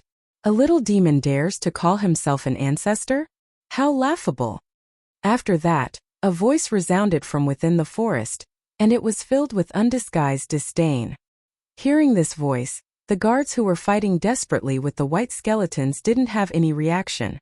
However, Uncle Zhong, Little Chui and Little Yu were delighted. At this critical moment, that person actually appeared. Who are you? The black voodoo cult demon who called himself Ancestor Whitebones hiding in the dense forest was shocked and angry. It seemed that he was quite afraid of the person who suddenly spoke. The entire place had been covered by his strange evil art. He didn't even notice that the person had come in from outside. This was enough to prove one thing. That person was stronger than him. How dare you look down on me? You're courting death. The black voodoo cult's ancestor Whitebones seemed to be furious. He let out an extremely sharp and angry shout. A light green demonic smoke floated out of the dense forest. The flowers and grass that came into contact with this smoke immediately withered at a speed visible to the naked eye. Everyone hold your breath. Don't breathe. Seeing that, Granddad Zhong was shocked at once. He hurriedly shouted at those guards. Obviously, the light green mist that spread out from the dense forest was a kind of extremely poisonous thing. At this moment, the white skeletons that were attacking the guards actually stopped for a moment. Then, like a tide, they quickly retreated in all directions. The movements of these skeletons were neat and orderly, as if they were a well-trained army of white bones. How did he do it? Everyone was inexplicably surprised. Uncle Zhong was even more shocked. The black voodoo cult's ancestor Whitebones was really frightening. The scattered white skeletons quickly moved through the forest. However, there were still thousands of skeletons that surrounded Uncle Zhong and the others and could attack them at any time. Chapter 89. That person has appeared. Miss must be nearby. Xiao Chui, who was already drenched in sweat, whispered happily to Xiao Yu, who was standing beside her with a sword in her hand. The two maids were obviously not ordinary people. They had strong combat strength, but after the battle, their clothes were torn and their hair was disheveled. You're right, but let's talk after we get out of this damn place. Xiao Yu glanced at the white skeletons that surrounded them, and the hand that was holding the sword couldn't help but tighten. Roar! Come out! How dare you look down on me? You must be prepared to die. The voice of the Whitebones ancestor was like that of an owl. He roared again and again. His sharp voice seemed to penetrate everyone's eardrums, making them feel uncomfortable. I'm right beside you, but you can't see me. Who can you blame? The voice sounded again. You. The Whitebones ancestor only had time to let out an extremely frightened cry. Then, everyone saw a dazzling golden light suddenly burst out of the dense forest, and a turbulent wave of yuan qi surged out of the forest. Don't! Then, a gloomy and terrifying wave spread out. The Whitebones ancestor seemed to be in big trouble, and it seemed that someone was attacking him. Die! Suddenly, the golden light turned into a raging flame, and suddenly burst out of the forest. Wherever the flame passed, not only were the trees instantly burned to ashes, but also the wandering skeletons in the forest. The light green demonic fog was burned by the flame, turned into a wisp of green smoke, and dissipated with the wind. In the depths of the dense forest, within a radius of 20 to 30 feet, everything turned into a sea of fire. The flame burned the sky, and all the visible and invisible things were all swept into the raging flame that seemed like a heavenly fire. Although Granddad Zhong and the others were far away, they could still feel an extremely hot airflow blowing on their faces. That high temperature burned their skin to the point of pain. Wah! A short but extremely shrill scream was heard. Vaguely, a person in a black robe could be seen struggling in the raging flame a few times, and then was swept up by a burst of fire and burned to ashes. Wow! With a sound, the thousands of white skeletons that surrounded Uncle Zhong and the others seemed to lose some kind of power, and all fell down. Looking at the white skeletons on the ground, the guards were all shocked. That black voodoo cult guy died? Killed by someone? The raging flame that erupted from the depths of the dense forest seemed to quickly retreat after burning the black-robed person, and disappeared in an instant. Only the area that was burned was still smoking. Just as the raging flames burned the black-robed demon into ashes, in the depths of a nameless mountain in the Tonglong continent, there was a temple built with black stones. One of the 4 jade-green ghost flames that were being worshipped on the altar was suddenly extinguished for no reason. Then an angry roar came from a gloomy swamp a dozen miles away from the temple. A huge figure rose up from the depths of the swamp that was shrouded in black fog like a devil. Who dares to kill my people? A cold voice came from the depths of the swamp. The black fog that shrouded the swamp immediately shook, and a huge demonic shadow appeared and disappeared in the black fog, emitting an endless amount of fiendish and evil aura. The black mist on the periphery of the swamp was swept away. Within the swamp, the pitch-black muddy water was tumbling, constantly bubbling with a fishy smell.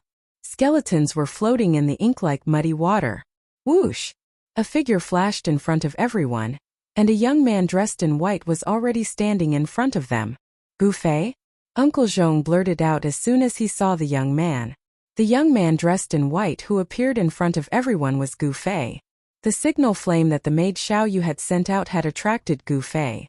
Gu Fei didn't think that a demon from the black voodoo cult would force Uncle Zhong and the others into a desperate situation. It seemed that it was because of something on Uncle Zhong's body. Of course, Gu Fei had no interest in that thing on Uncle Zhong's body. He was focused on cultivation, and what he was most afraid of was being tempted by the outside world, which would shake his courageous heart. Gu Fei, where's our miss?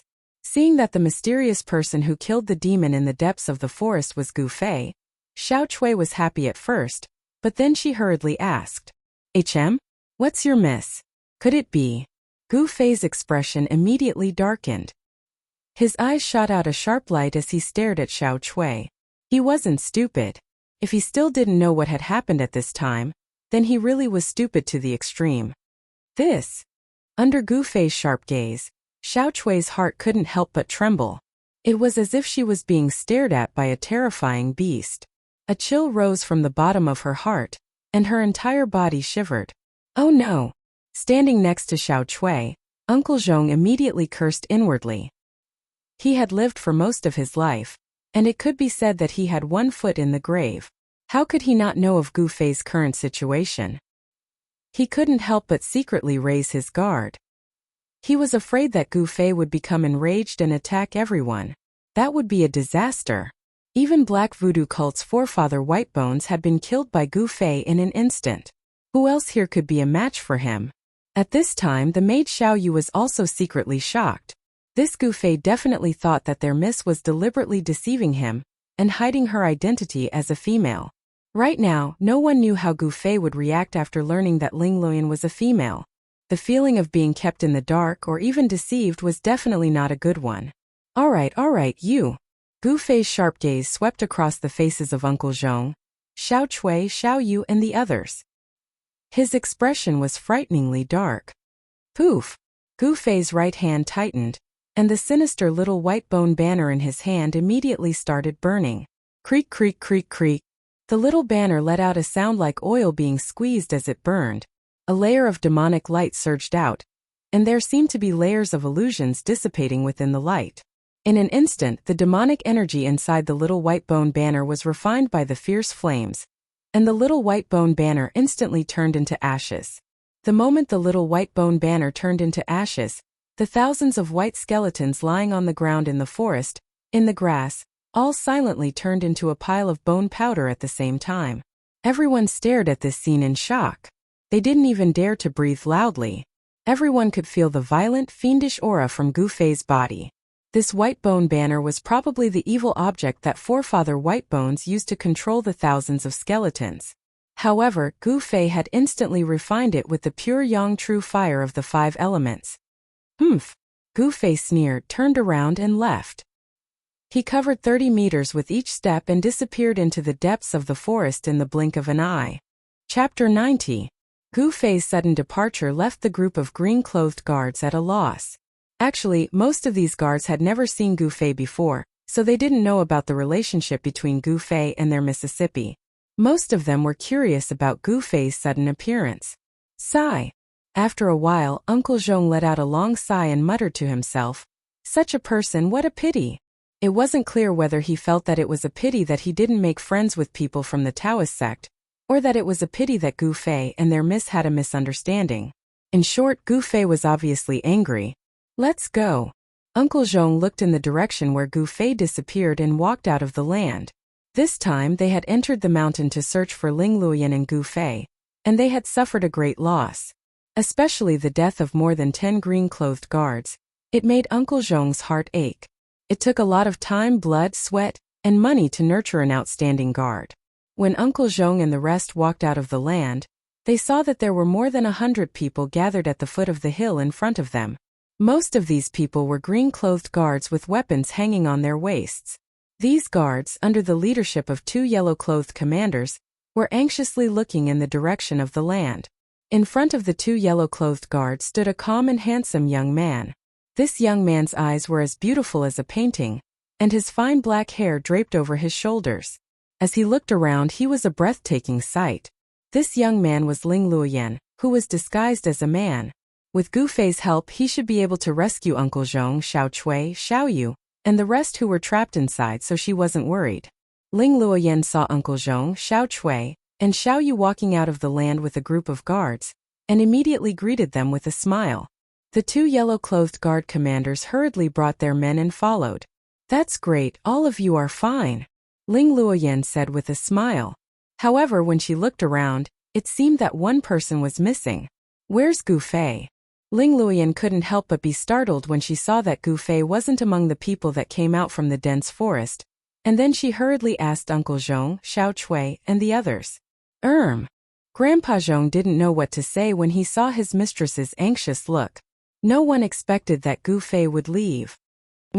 Miss Gu Fei." Xiao Chui was so frightened that she wanted to say something but stopped. Her eyes were fixed on her toes, not daring to make eye contact with Ling Luoyan. "Xiao Chui, tell me what's going on?" Ling Luoyan's voice turned cold when she saw Xiao Chui's expression, and her face seemed to be covered by a layer of frost. "Miss, I was anxious. Gu Fei, he already knows that you are a girl." After hesitating for a while, Xiao Chui clenched her teeth and told her the reason why Gu Fei had left. "What?" When Ling Luoyan heard this, she was immediately shocked. Her body swayed, and she involuntarily took a step back. What should we do?" Ling Luoyan panicked and lost her composure, not knowing what to do. Xiao Chui and Xiao Yu had never seen their mistress so flustered before. They couldn't help but look at each other as they thought, could it be that the mistress has fallen in love with that Gu Fei? At this moment, Gu Fei had already walked out of the dense forest from another direction. After leaving the people of Haotian Business Group, he felt like a fish returning to the sea, and a bird returning to the woods. That's really preposterous. I treat people with sincerity, but I was fooled by them. This is really... When Gu Fei thought of being deceived by Ling Luoyan in men's clothing, he couldn't help feeling irritated. That's good too. As long as I follow the people of Haotian Business Group, I can also reach Dragon Emperor City in the southern wilderness. The mutual deception in the secular world is really annoying. After saying this, Gu Fei flashed into the mountain ahead. Gu Fei was focused on cultivation. How could he be used to the conduct of secular people? Moreover, Ling Luoyan had deceived him. He also didn't want to travel with the people of Haotian Business Group. Gu Fei's thoughts were very simple. If he wanted to do something, he would do it without any worldly restraints. On the other hand, Ling Luoyan and the others had to consider many things. Sometimes they couldn't even control themselves. As a result, they couldn't focus on cultivation. This was also the reason why most experts stayed in the woods. Only by distancing themselves from the worries and restraints of the secular world and wholeheartedly immerse themselves in cultivation could they break through the difficulties on the path of cultivation and become one of the experts. Since Gu Fei refused to meet her, Ling Luoyan couldn't do anything about it. She could only lead her subordinates and dejectedly return to the small pier by the Swallow River. The 3 ships were 20 to 30 meters long, 70 to 80 meters wide, and 3 stories high. The decorations inside were classical, but not luxurious. Moreover, there were hidden arrow pavilions on the ships. There were people on guard 24 hours a day. If there was an enemy attack, they could shoot arrows at any time. Although they weren't armed to the teeth, they were more than enough to deal with the bandits who were active in the waterways of Yunmeng Mountain. It seemed that no bandits dared to attack the ships of Haoyan Business Group. Ling Luoyan was obviously in a bad mood. After returning to the ship, she locked herself in her room. Even Xiao Chui and Xiao Yu, her 2 personal maids, weren't allowed to enter.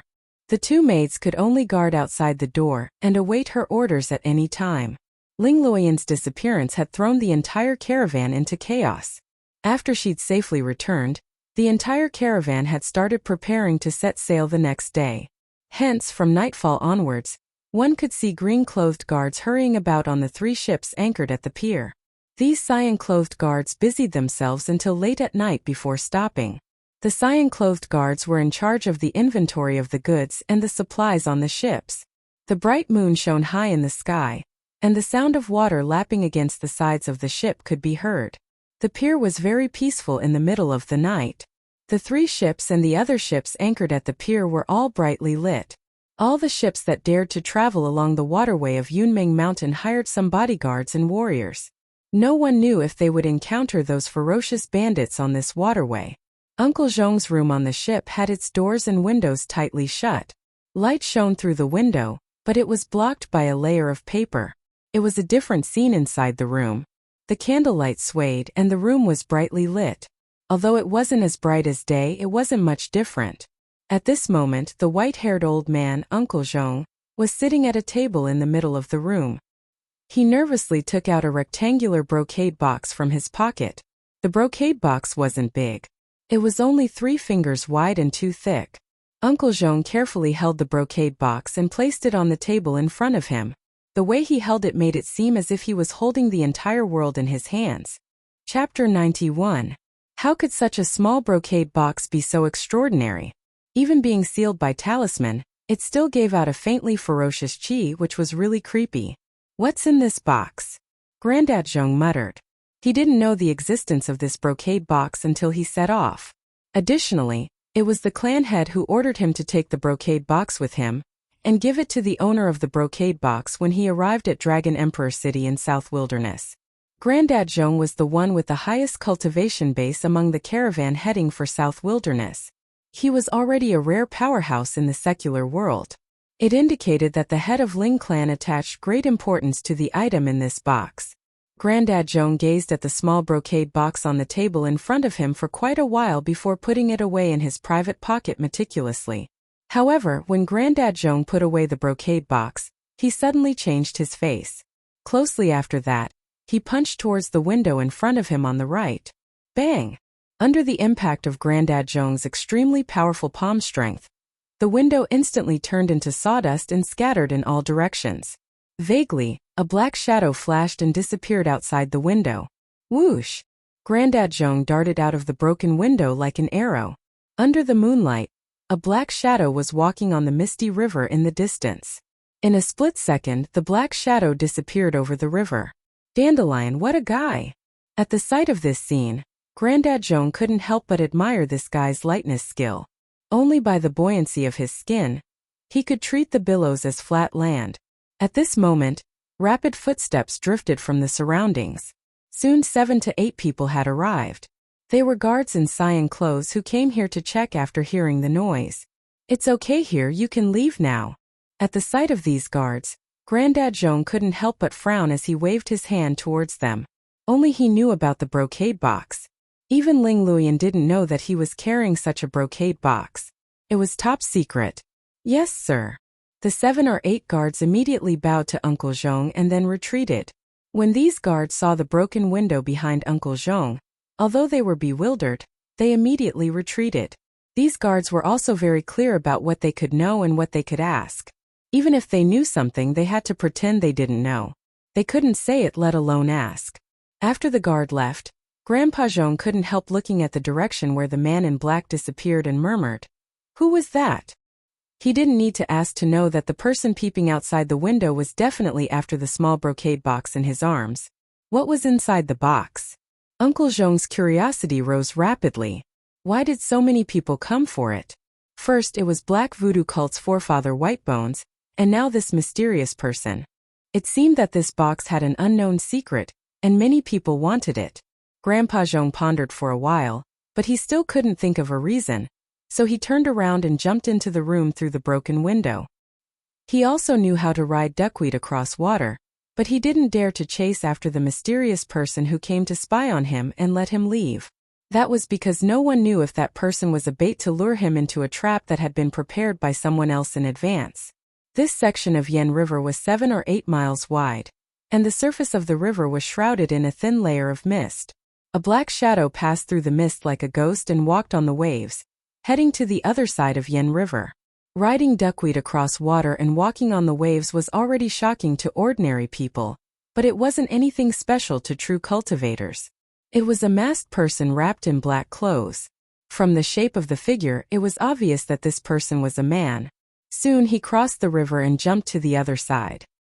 He turned around and looked at the 3 ships that were faintly discernible in the mist.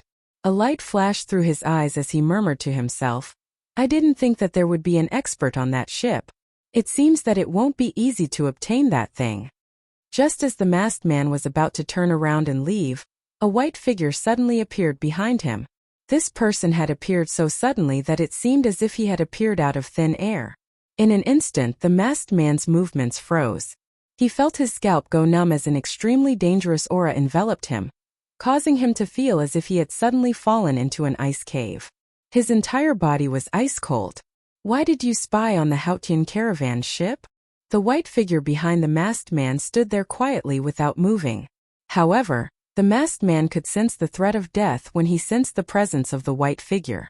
The masked man knew that if he didn't answer, the person behind him would kill him without hesitation. This was undeniable. It's for something. In a situation where his life was seriously threatened, the masked man had to admit that the threat posed by the person behind him was too great. His life or death was in the hands of the other party. "What is it?" the man asked again. Although his tone was calm, there was an undeniable force in it. I don't know." The masked man's clothes were drenched in sweat, and his voice was trembling. The unparalleled pressure from the person behind him made him feel extremely terrified. "You don't know? Then you can die." The man in white took a step forward. Bang! The entire ground shook. Then his 5 fingers grabbed forward like steel hooks. "No!" The masked man was scared out of his wits. He pushed his feet against the ground and tried to rush forward. However, he was horrified to find that he couldn't move. It was as if he had been imprisoned by an unfathomable force. No matter how hard he struggled, he couldn't move his feet at all. "Spare!" The masked man opened his mouth to beg for mercy, but it was already too late. He only felt the back of his neck tighten, and then heard a faint "kacha" sound. His consciousness fell into boundless darkness, and his head drooped down softly. The man in white had actually broken the masked man's neck in an instant. Then he waved his hand and threw the masked man's body into the river as if he was throwing a rotten sack. Plop! The masked man's body fell into the river and was instantly washed away by the water. "What is that thing? So many people are targeting the Haotian caravan," the man in white muttered to himself. He suddenly looked at the 3 ships on the opposite side of the river. Chapter 92. Gu Fei did not go far. Instead, he wandered around the nearby mountains in an attempt to find some vicious beasts to practice with. However, he did not find any vicious beasts. Instead, he discovered a masked man spying on the Haotian caravan ship. As a result, he decided to make a move. Although his karmic ties with the Haotian trading party had been severed, and he no longer owed them a favor, he could not ignore this matter since he had encountered it. That Black Voodoo cult's ancestor Whitebones also wants something from the Haotian caravan. The faction behind this masked man is also after that item. What exactly is that item?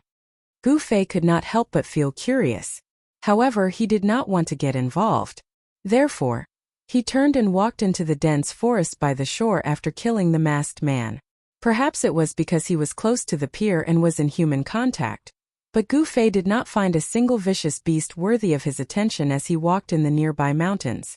What he did not know was that the Kingdom of Yan would soon send experts to the various piers along the waterway of the Yunmeng Mountains to eliminate the powerful vicious beasts in the nearby mountains, so that they would not threaten the normal operations of the piers. Therefore, how could there be any traces of vicious beasts in the mountains near the piers? For hours before dawn, Gu Fei arrived at a stone wall. He discovered that there was a smooth concave platform about 50 to 60 feet above the stone wall. The nearby forest was relatively dense, so he decided to rest there. Even the mountains near the piers were filled with endless danger in the dark of night. Resting on the cliff was a wise choice. Under the stone wall, Gu Fei abruptly pushed off the ground with both of his legs. His body shot into the sky like a sharp arrow, rising 200 feet into the air. Only then did the momentum of his upward charge dissipate. I can only reach this height without circulating the primal qi in my body. Gu Fei's mind spun and he used up all of his momentum. His body paused for a moment and was about to fall, but Gu Fei's right foot tapped against the stone wall and his body immediately shot up again. Just by relying on the explosive power of his muscles and bones, he could climb up this precipitous cliff like it was flat ground. Swish! Swish! Swish! After swaying a few times on the cliff, Gu Fei had already stepped onto the platform. His gaze swept across the area, and every detail of the platform was immediately reflected in his eyes. Not bad. Gu Fei nodded. This concave platform on the mountain wall was only 20 to 30 feet in circumference, but there was not a speck of dust on it, perhaps because of the wind and the sun. Gu Fei sat cross-legged with his back against the stone wall. The lights of the distant pier flickered. Under the shroud of darkness, he could vaguely see the ships docked at the pier. Tigers, leopards, jackals, and wolves roamed the nearby forest from time to time. Occasionally, one or two roars could be heard. Gu Fei slightly closed his eyes and remained motionless. His entire body gradually relaxed. He did not circulate his cultivation method. Although the mountain was filled with endless plant essence qi, he did not guide the surrounding primal qi into his body. He just sat quietly, seemingly doing nothing. He allowed his thoughts to wander above the 9 heavens, drifting between heaven and earth. He was in a trance, as if he was half awake and half dreaming. Gu Fei gradually could not feel the passage of time. His thoughts were completely relaxed, and his mind gradually merged with nature. It was as if his body and mind had become one with the heaven and earth. He seemed to be able to hear the thoughts of the trees and flowers. He seemed to be able to feel the pulse of the heaven and earth. He himself seemed to have become a part of nature. In fact, humans were originally one of the myriad things in the world, a member of the heaven and earth. As humans grew, they would unknowingly break away from the heaven and earth. A gentle breeze blew, and all kinds of fragrances of plants floated up from the bottom of the cliff. At this time, Gu Fei entered into a state of forgetting himself and the world. The stars in the sky slowly faded, and light began to appear in the eastern horizon. The darkness that shrouded the earth gradually receded. When the first ray of sunlight shone from the horizon, Gu Fei withdrew from that mysterious state and then opened his eyes. Without deliberately cultivating, Gu Fei's mind had undergone a baptism, and his state of mind had been improved. Naturally, his cultivation had reached the peak of the 8th heavenly layer. This time, the improvement of his cultivation seemed to be a matter of course. On the path of cultivation, every insignificant improvement would accumulate, and at a certain time it would naturally cause his cultivation to take a big step forward. Gu Fei stood up, and the temperament of his body seemed to have changed a little. He was no longer showing off, and his sharpness and killing intent had been greatly restrained. His body then had an otherworldly aura. Previously, Gu Fei was like a piece of jade that had not been polished. Although the quality was good, it was not revealed. But now this piece of jade was being polished. Are they about to leave? Gu Fei's deep gaze seemed to be able to penetrate the void. On the distant pier, he could clearly see the people walking on the 3 big ships. Who? Gu Fei directly jumped down from the cliff, and the speed of his body's fall became faster and faster. Boom! With a loud sound, the hard rocky ground was trampled into a pit half the depth of a person. The ground cracked and stone chips flew everywhere. About a height of 500 to 600 feet. Purely relying on my body, I can withstand the impact when landing. Gu Fei secretly nodded. He was very satisfied with the strength of his body. If it was an ordinary person, even if they had iron bones, but if they jumped from such a height, even if their muscles, bones, and skin were not injured, their organs would be severely shaken, and it was inevitable that they would suffer internal injuries. The organs were the most vulnerable parts of a person's body. If they were shaken, it was easy to be injured. However, Gu Fei had already tempered his body to the point that the inside and outside were one. His organs were also strengthened, and they were as tough as skin and flesh. If I use Yuan Qi inner strength to reduce the weight of my body, then the speed of my body's fall will be reduced a lot. If I use a combat skill to reduce the force, I can fall from a height of 100 to 200 feet without relying on any external objects to reduce the force. Gu Fei was very clear about his own strength. After being tempered day and night, his body had become tough to an unimaginable extent. If he wanted to advance a step further, then he would have to refine his skin and flesh to the point of being brand new and completely reborn. Gu Fei walked out of the stone pit step by step. Having reached the awakened 8th celestial layer, his strength had increased by quite a bit. At the very least, he was confident that he could easily defeat Li Lingfeng, who had awakened 9th celestial layer. Chapter 93.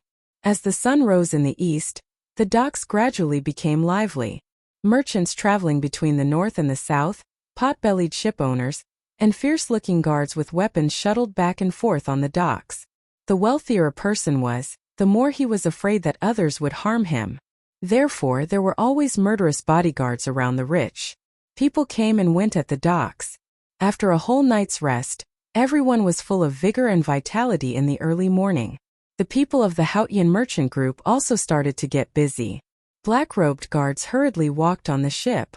About an hour later, the Haotian merchant group ship left the docks along with the other ships docked at the docks and headed south with the wind and the current. Gu Fei had already set off. He was not worried that the Haotian caravan ships would disappear right under his nose. He went down the river alone. Furthermore, the terrain was steep and the forest was lush, so he went in that direction. For 2 days in a row, whenever the Haotian merchant group docked at the riverside docks at dusk, Gu Fei would go into the mountains to find the exotic beasts and fight them. Along the way, he indeed encountered a few exotic beasts in the mountains along the river and fought them. Tonight should be the last night. Gu Fei stood on the top of a mountain and gazed into the south. Under the starry sky, a huge river flowed through the endless primitive jungle. The terrain was flat, and there were no mountains or ridges.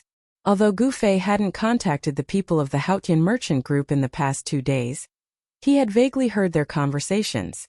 It would only take 1 day for the fleet to leave the cloudy mist mountain and arrive at Bluestone Town the next evening. One had to admit that the Tonglong continent was truly vast. Bluestone Town was only the periphery of the southern desolate region. It was still 1,000 miles away from the southern desolate region to the southern desolate Dragon Emperor City. Even the southern desolate Dragon Emperor City wasn't the center of the southern desolate region. The real center of the southern desolate region was the 100,000 mountain range, a truly boundless wilderness. The 100,000 mountain range was full of mysteries and unknown dangers. Legend had it that someone had seen the figures of primordial savage beasts in the 100,000 mountain range. Even void-controlling stage cultivators weren't willing to set foot in there. The 100,000 mountains, the Ruin Heaven realm. There's less than a month left until the Ruin Heaven realm opens. When Gu Fei thought about this, he couldn't help but frown. He had been separated from his sect members. He hoped to join the others in Dragon Emperor City as soon as possible. The people of the 3 major Taoist sects would meet each other in Dragon Emperor City before entering the innumerable huge mountains together. There was less than 1 month left. If nothing unexpected happened, they should be able to arrive at Dragon Emperor City within 1 month. Roar! At this moment, the roar of a ferocious beast suddenly rang out from the depths of the mountain ridge. Immediately, there was a strange movement in the depths of the mountain ridge. Then, countless night birds could be seen soaring into the sky, flying out from the mountain ridge in front of them in a panic. All kinds of wild beasts also ran out of the mountain ridges. Among the fleeing beasts, there were a few behemoths. They were giant elephants that were 6 to 7 meters tall. Hundreds of beasts ran madly, trampling the ground, giving off rumbling sounds like muffled thunder. Standing on the top of the mountain, Gu Fei's eyes were as sharp as lightning bolts. He had already seen everything. He had long known that there was an extremely powerful exotic beast in the depths of the mountain ridge in the distance. All powerful exotic beasts had a common characteristic. They would leave a violent, ferocious, and tyrannical chi in the vicinity of their appearance, which would frighten all the beasts. Once such a fierce beast showed its might, it would definitely wreak havoc in all directions, causing all the beasts to flee in fear. Humph! I dare not challenge that savage beast in the depths of Yunmeng Mountain, but this fierce beast. An extremely sharp killing light flashed across Gu Fei's eyes. Then he leaped up and rushed down the mountain. The distance of dozens of li seemed very short for Gu Fei. Soon he appeared outside the mountain ridge. In front of him there was a rumbling, muffled phenomenon. The ground was shaking as dozens of fierce beasts rushed out in a panic. With a smile, Gu Fei directly rushed up. Whoosh!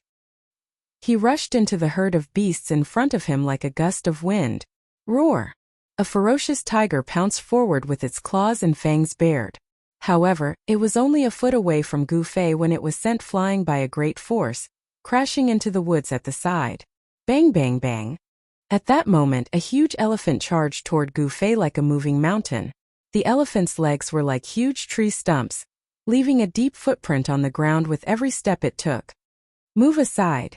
Gu Fei waved his right palm and a powerful palm force surged out, sweeping towards the giant elephant. Rumble! The elephant let out a long hiss as it was actually flipped over by Gu Fei's palm. Its huge body tumbled to the side. Even its 2-meter-long tusks were broken during the tumbling, and many fierce beasts nearby were crushed to death. The herd of beasts was instantly thrown into chaos. The beasts roared and fled in all directions. However, the cause of all this, Gu Fei didn't care so much.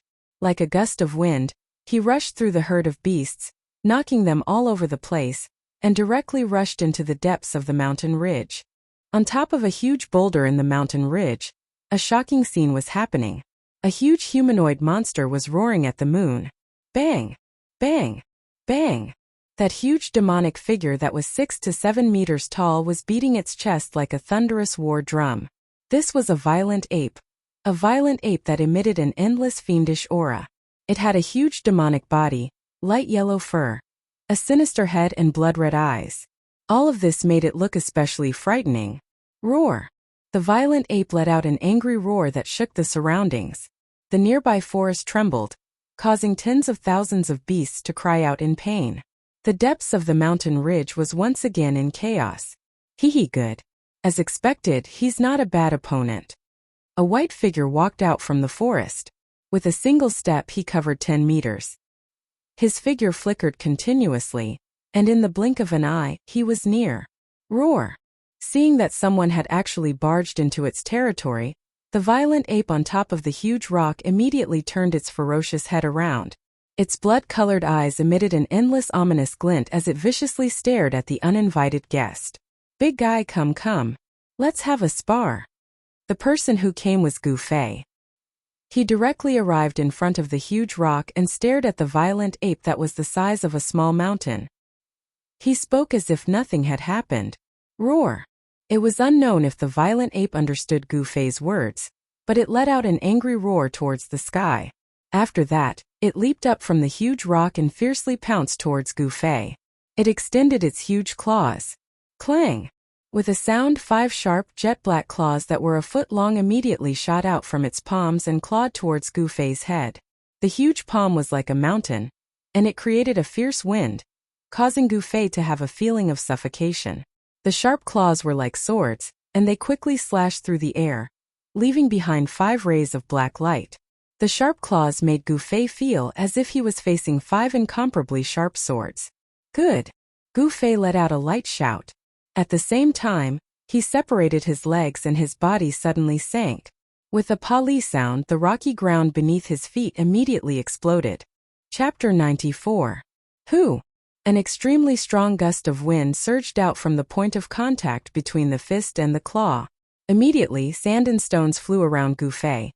The sun and moon lost their light, and a circle of air waves surged out in all directions. The huge claws in Gu Fei's fists were not symmetrical at all.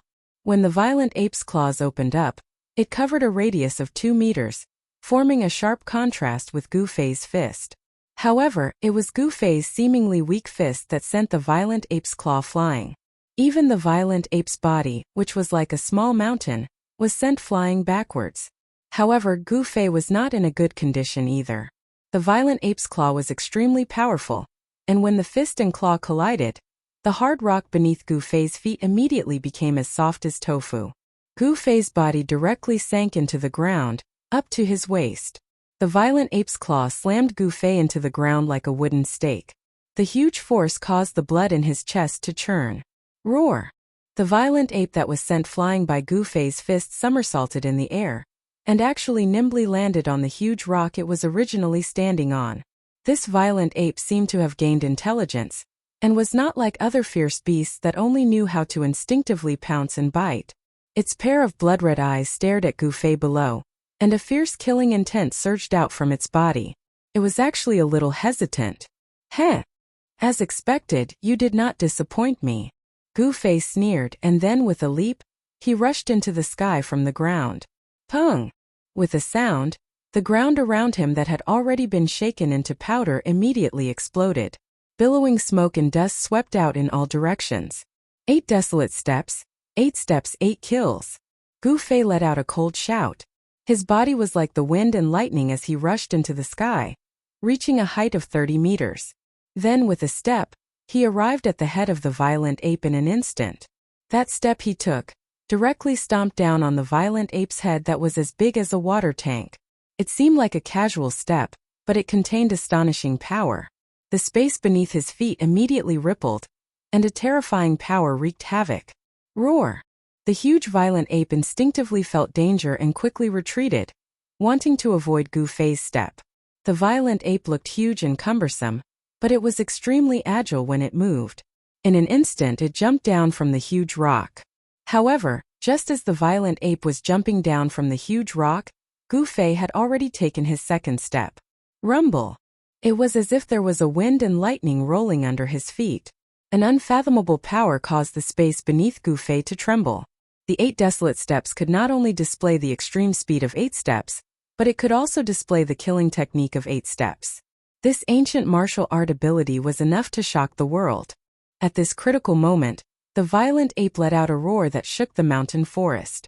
Then, a layer of earthy yellow light surged out of its huge body, and at the same time it raised its arm to block. Bang! With a sound, Gu Fei's second step directly landed on the violent ape's arm. Boom! The violent ape, which was as big as a small mountain, was like an earthy yellow meteorite. It smashed down from the sky, and the ground immediately shook violently. Dust flew everywhere, and this terrifying violent ape directly smashed a huge pit in the ground. Roar! The violent ape crawled out of the pit. Bang bang! It madly beat its chest, and continuously roared at Gu Fei, who was on the huge rock. This violent ape was extremely wild. The earthy yellow light on its body danced like a flame, and its fierce aura was enough to make Gu Fei's heart tremble. Earth elemental power? The power that surged out of the violent ape was not unfamiliar to Gu Fei. This violent ape could actually control the earth elemental power, which really made Gu Fei feel surprised. Everything in the world could not be separated from the 5 elements of yin and yang. However, there were very few vicious beasts that could truly control the 5 elements of yin and yang. This was because the vicious beasts that could use the 5 elements of yin and yang to cultivate were no longer vicious beasts, but existences that had evolved into demonic beasts. Demonic beasts were half-demonic beasts. They were not real demons, but they had already shed their bestial nature. They were not simply vicious beasts, but a powerful variant that was between demons and beasts. If they could finally grow into demons, then the cultivation of this variant would not be lower than that of a transcending mortality realm cultivator, and their intelligence would not be lower than that of a human. Roar! The furious violent ape fiercely rushed out of the pit, turned into a yellow shadow, and rushed towards the huge rock that Gu Fei was standing on. Boom! A loud sound rang out, and immediately rubble flew across the sky. A huge rock that was the size of a small mountain was directly smashed by the furious demonic ape. Stone fragments shot out in all directions, and the earth quaked and the mountains shook, as if the end of the world had come. Good fellow. Gu Fei soared into the sky, and his protective aura blocked all the flying stones outside his body.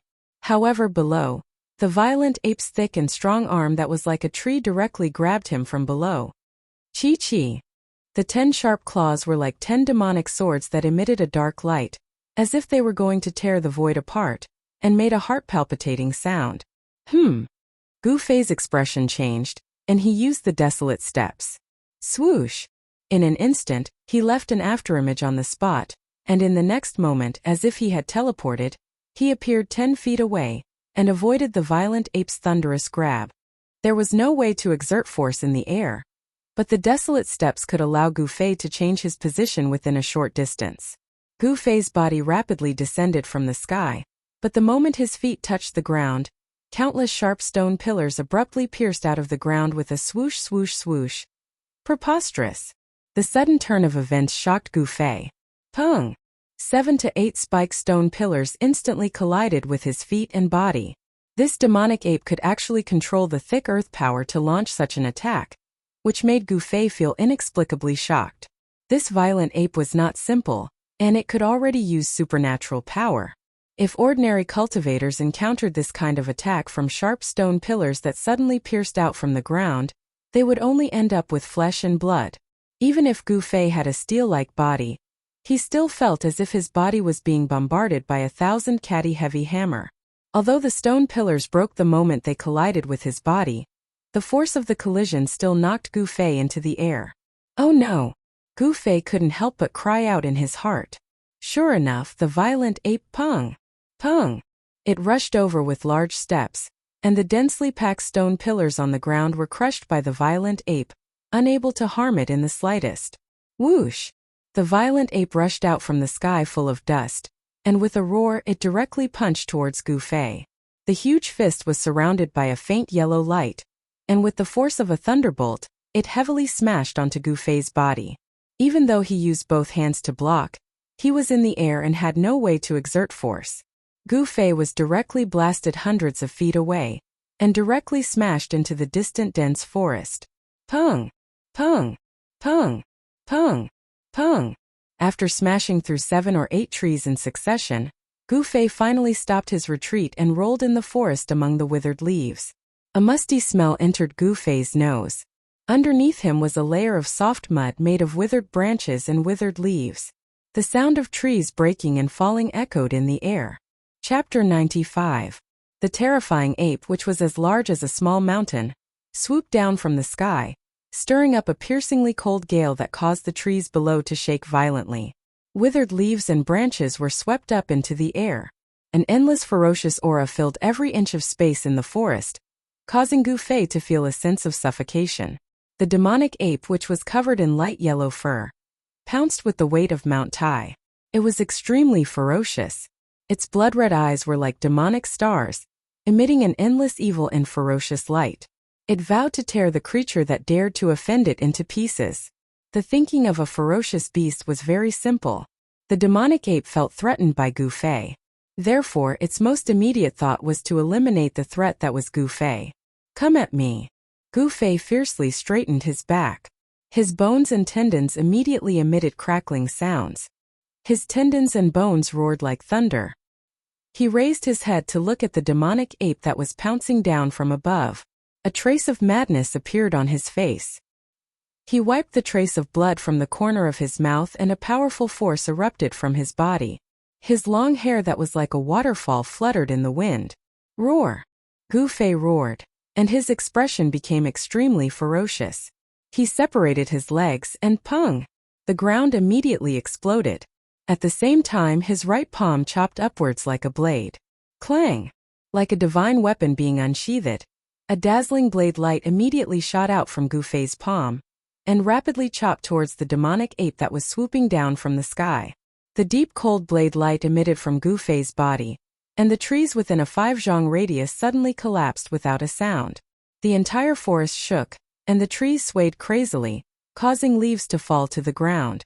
With Gu Fei at the center, huge cracks appeared on the ground. At this moment, Gu Fei's aura was enough to make the heavens and earth lose their color.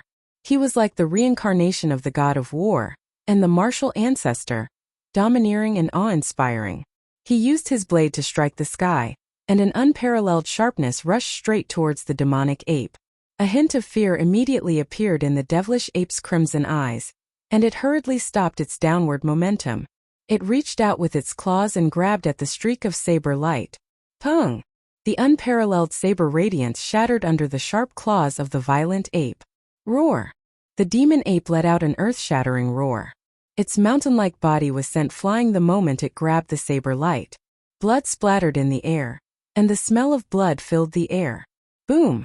The entire ground trembled.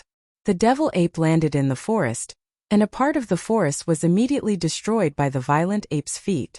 The violent ape's huge claws were already badly mutilated, and beast blood flowed out and dripped onto the ground.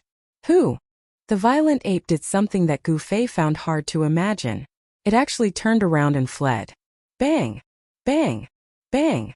The heavy footsteps caused the forest to tremble.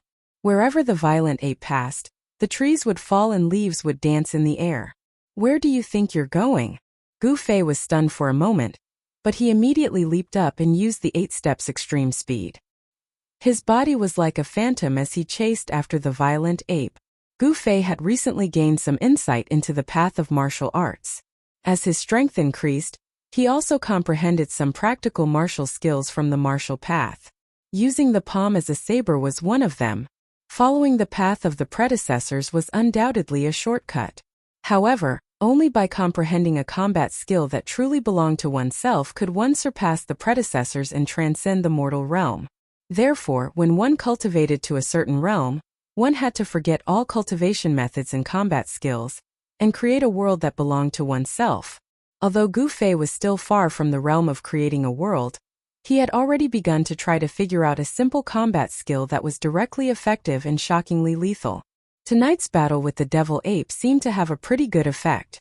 Using the palm as a saber, the essence in his body condensed into saber chi and surged out, actually injuring the thick-skinned devil ape.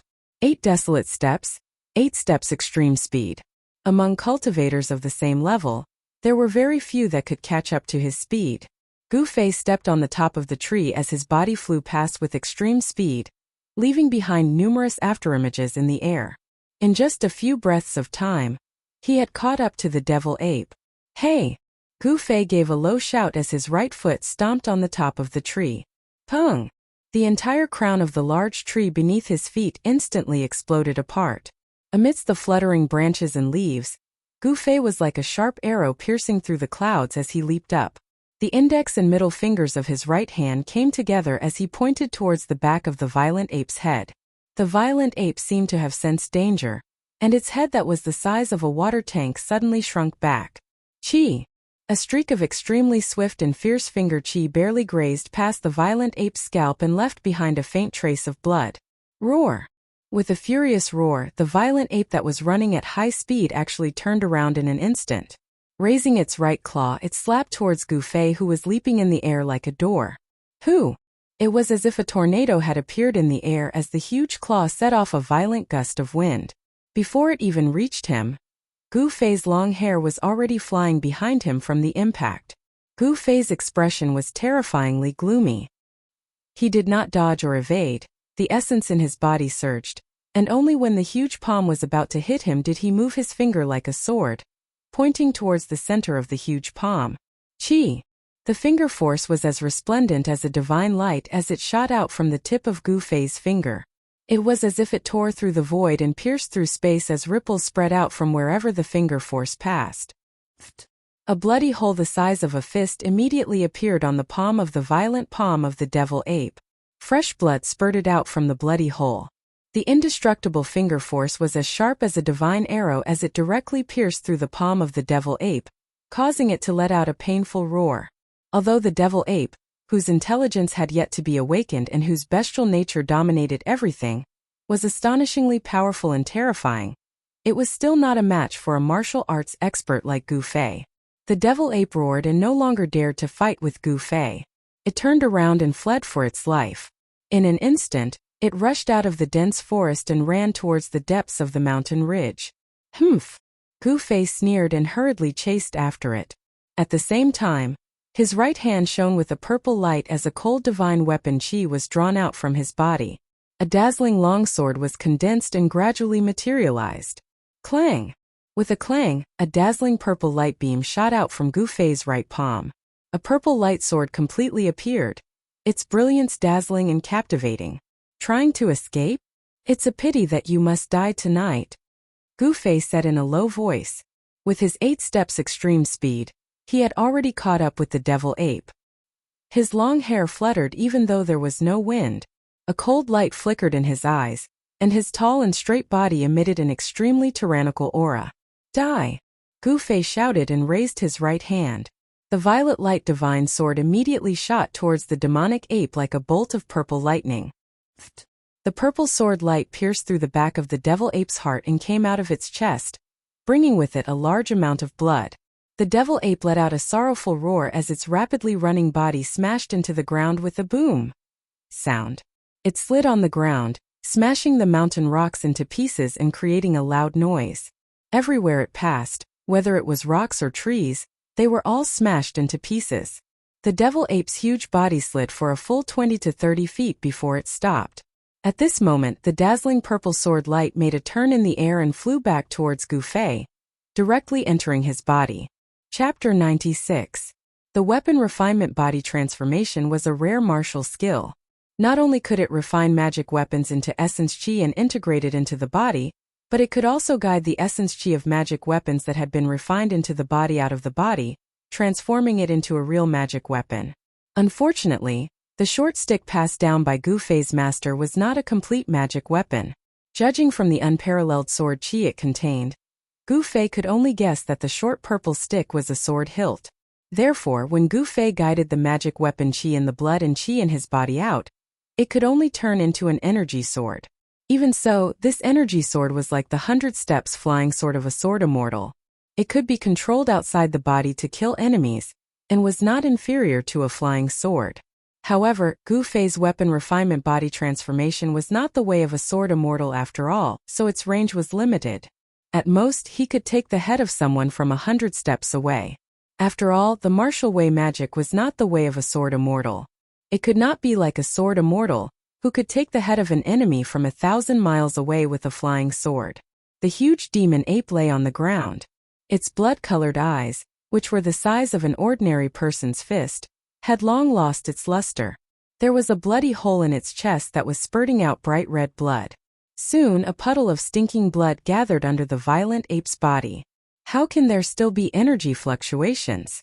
This is impossible. Gu Fei came to the side of the demon ape's corpse with a puzzled look on his face. He had killed many fierce beasts, but he had never encountered such a thing. Once a fierce beast died, its power would dissipate, and there could no longer be energy fluctuations on its body. Unless, Gu Fei thought of a possibility. Therefore, he leaped onto the huge demon ape's body. A bright light rushed out of his right hand and struck at the demon ape's abdomen. That was where the energy fluctuations were coming from. Very soon, Gu Fei found the source of the energy fluctuation. As expected, there was an earthen yellow crystal that was even larger than an adult's fist hidden in the abdomen of the devil ape. Gu Fei held the strange crystal and jumped down from the demonic ape's body. The crystal in his hand was like a gem, emitting a misty brilliance. It was a kind of earthy yellow brilliance, the result of the thick earth chi that seeped out of the crystal. The hazy earthy yellow brilliance made this crystal look dreamy and magnificent, as if it was the most perfect masterpiece of the heavens. The crystal was rhombus-shaped, like an earthy yellow crystal, and it shone with hazy and resplendent light. Yes, in another 10 or 20 years, this devil ape will probably transform into a demonic beast. Gu Fei felt the huge spiritual yuan fluctuation in the earth-yellow crystal in his hand, and felt a little regretful in his heart. After all, not every ferocious beast could transform into a demonic beast. It would be a pity to kill a ferocious beast that could grow into a demonic beast. However, killing it was killing it. Gu Fei did not care too much about it. This crystal was not the inner core that was condensed in the body of the demonic beast, but it contained a huge amount of spiritual yuan, which surprised Gu Fei. However, after thinking about it, he understood that this devil ape was probably at the critical moment of transforming into a demonic beast. Therefore, its body condensed a crystal that was similar to the inner core of the demonic beast. This kind of beast crystal should be the predecessor of the inner core of the demonic beast. Perhaps the body of other ferocious beasts also had this kind of crystal, but it had not reached the stage of transforming into an inner core, so he could not find it. Gu Fei was right. In reality, the body of an ordinary ferocious beast did not have this kind of beast crystal. Only ferocious beasts that were much stronger than ordinary ferocious beasts, and could already rely on their instincts to cultivate, would condense a beast crystal in their body. What Gu Fei did not know was that this kind of ferocious beast crystal, although it was not a rare item in the Tunglong continent, it was not something that ordinary people could have. This was because the beast crystal contained pure spiritual yuan. When cultivators cultivated, they could refine the spiritual yuan in the beast crystal for their own use. When cultivating, they would get twice the result with half the effort. Therefore, in the secular world, this kind of beast crystal was very precious. Only some big clans or disciples of big forces could afford to use this kind of beast crystal. Of course, Gu Fei did not know about this. However, the huge amount of spiritual yuan that the beast crystal in his hand contained made him a little excited. The huge amount of earth elemental energy was much purer than the earth elemental energy in the outside world. After all, this beast crystal was condensed from the thick earth chi that the violent ape absorbed day and night. In other words, the thick earth chi in the outside world had already been refined by the violent ape once. Of course, it was much purer than the thick earth chi in the outside world. The impurities that the earth chi contained had even reached a negligible level. If this energy was guided out from the beast crystal and refined into the body, it would definitely be of great benefit to one's cultivation. Gu Fei looked around. Under the moonlight, the surroundings were silent. This was the territory of the violent ape. There were definitely no other beasts that dared to come close. Thus Gu Fei held the earthen yellow beast crystal that was the size of 2 normal people's fists in his right hand. Then, he circulated the yuan in his body and surged towards the beast crystal in his hand. After a while, the earthen yellow light surrounding the beast crystal gradually became stronger. Seeing this, Gu Fei could not help but be overjoyed. The huge amount of earth elemental spiritual yuan in the beast crystal had really been stimulated. Gu Fei hurriedly circulated his qi to absorb the earth elemental spiritual yuan that was guided out from the beast crystal. Threads of earthen yellow energy light seeped out from the beast crystal and entered Gu Fei's body. After all, it is the energy that has been refined by a fierce beast. Although it is much purer than the yuan qi in the outside world, it seems to be much more difficult to refine than the yuan qi in the outside world. The threads of beast crystal's spiritual yuan were absorbed into Gu Fei's body. They were not refined by the life essence in his flesh and blood. Instead, they were like streams of cold air that passed through his flesh and blood. Gu Fei hurriedly stopped absorbing the beast crystal's spiritual yuan. The brilliance emitted by the beast crystal in his hand gradually weakened. However, there was still a layer of misty earthen yellow brilliance circulating on the beast crystal. Gu Fei's qi circulated 3 times before he could completely refine the beast crystal's spiritual yuan that had been absorbed into his body. He fused it into his flesh and bones. It seems that it will take some time to completely refine the spiritual yuan contained in the beast crystal. Gu Fei looked at the sky. Seeing that there were only a few hours left until dawn, he decided to put the beast crystal away. He would refine it when he had free time. However, just as Gu Fei was about to put the beast crystal into the magic treasure pouch on his waist, he suddenly felt a purple shadow flash past his eyes. His hand shook and there was a burning sensation on his wrist. It seemed that he had been grabbed by something. The beast crystal in his hand almost fell out of his hand. What is it? Gu Fei was shocked. He hurriedly looked down and saw that there was a small piece missing from the beast crystal. There were a few small teeth marks on the broken part. There were a few white scratch marks on his wrist. Squeak, squeak, squeak. Chapter 97. This beast's body was only the size of an adult's fist. Its eyes emitted a red light, and its eyeballs were crystalline and translucent like agate. Its 4 claws were extremely sharp, and its body was covered in long and fluffy violet fur.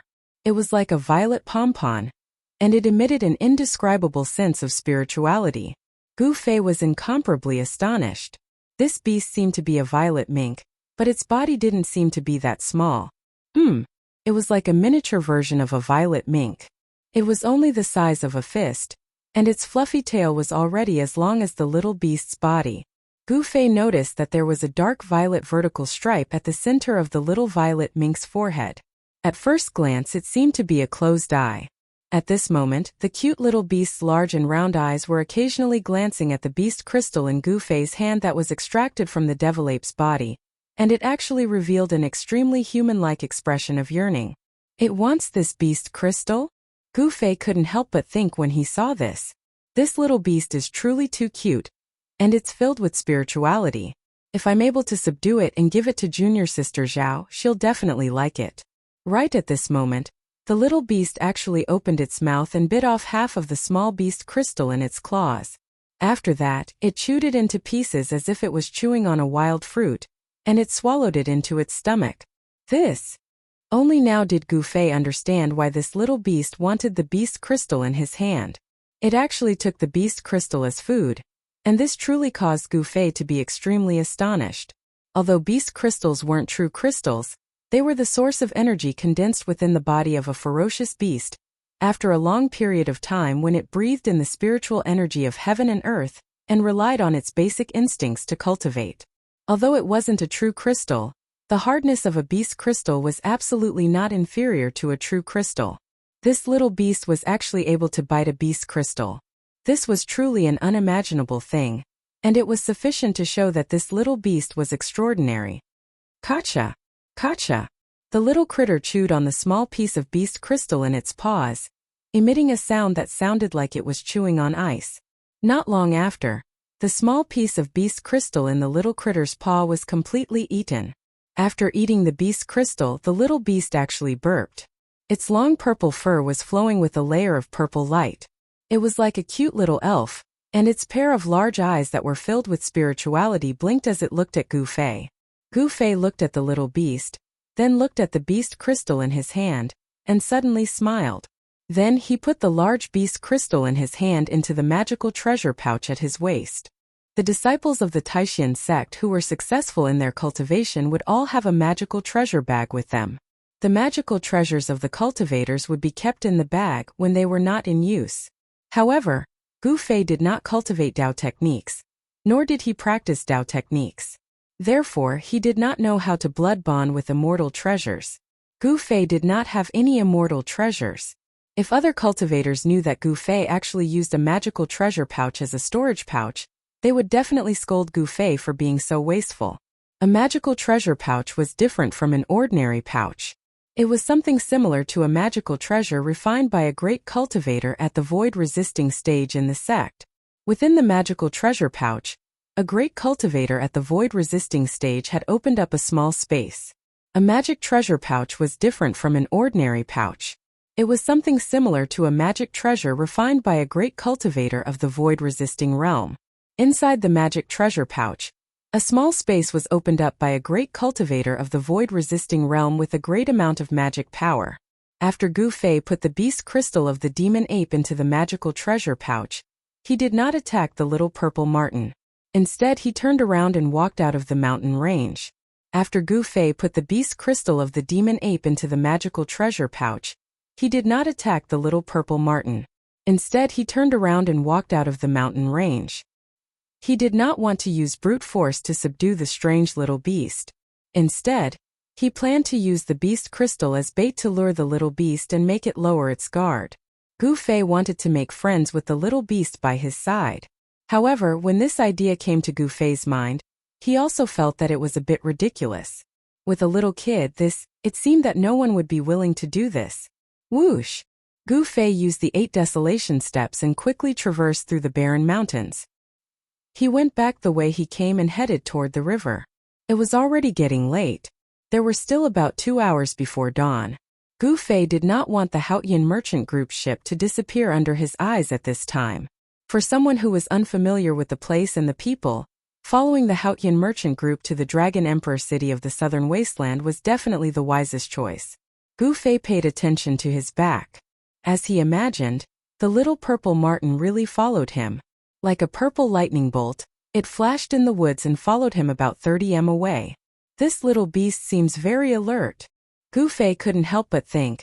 This little purple marten really covets the beast crystal in Gu Fei's hand. As long as you are willing to follow me, I will have a way to subdue you. Gu Fei sniggered inside. Soon Gu Fei appeared on a cliff on the riverside.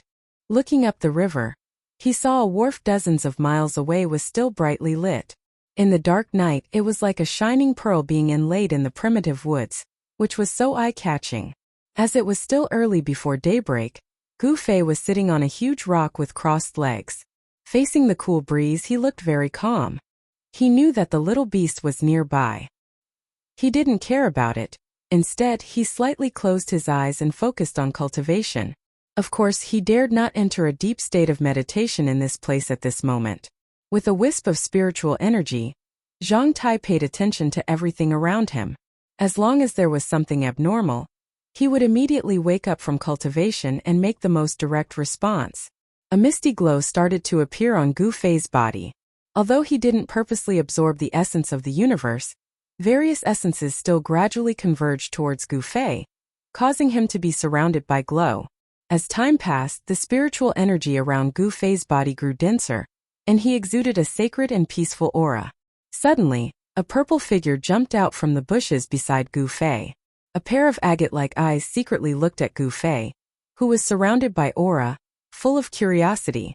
The little sable seemed to want to come closer, but it was a little afraid. Its pair of bright eyes carefully observed Gu Fei until it saw that Gu Fei was still absorbing the surrounding aura. Only then did it jump onto another big rock beside Gu Fei. Then Gu Fei once again saw how extraordinary this little beast was.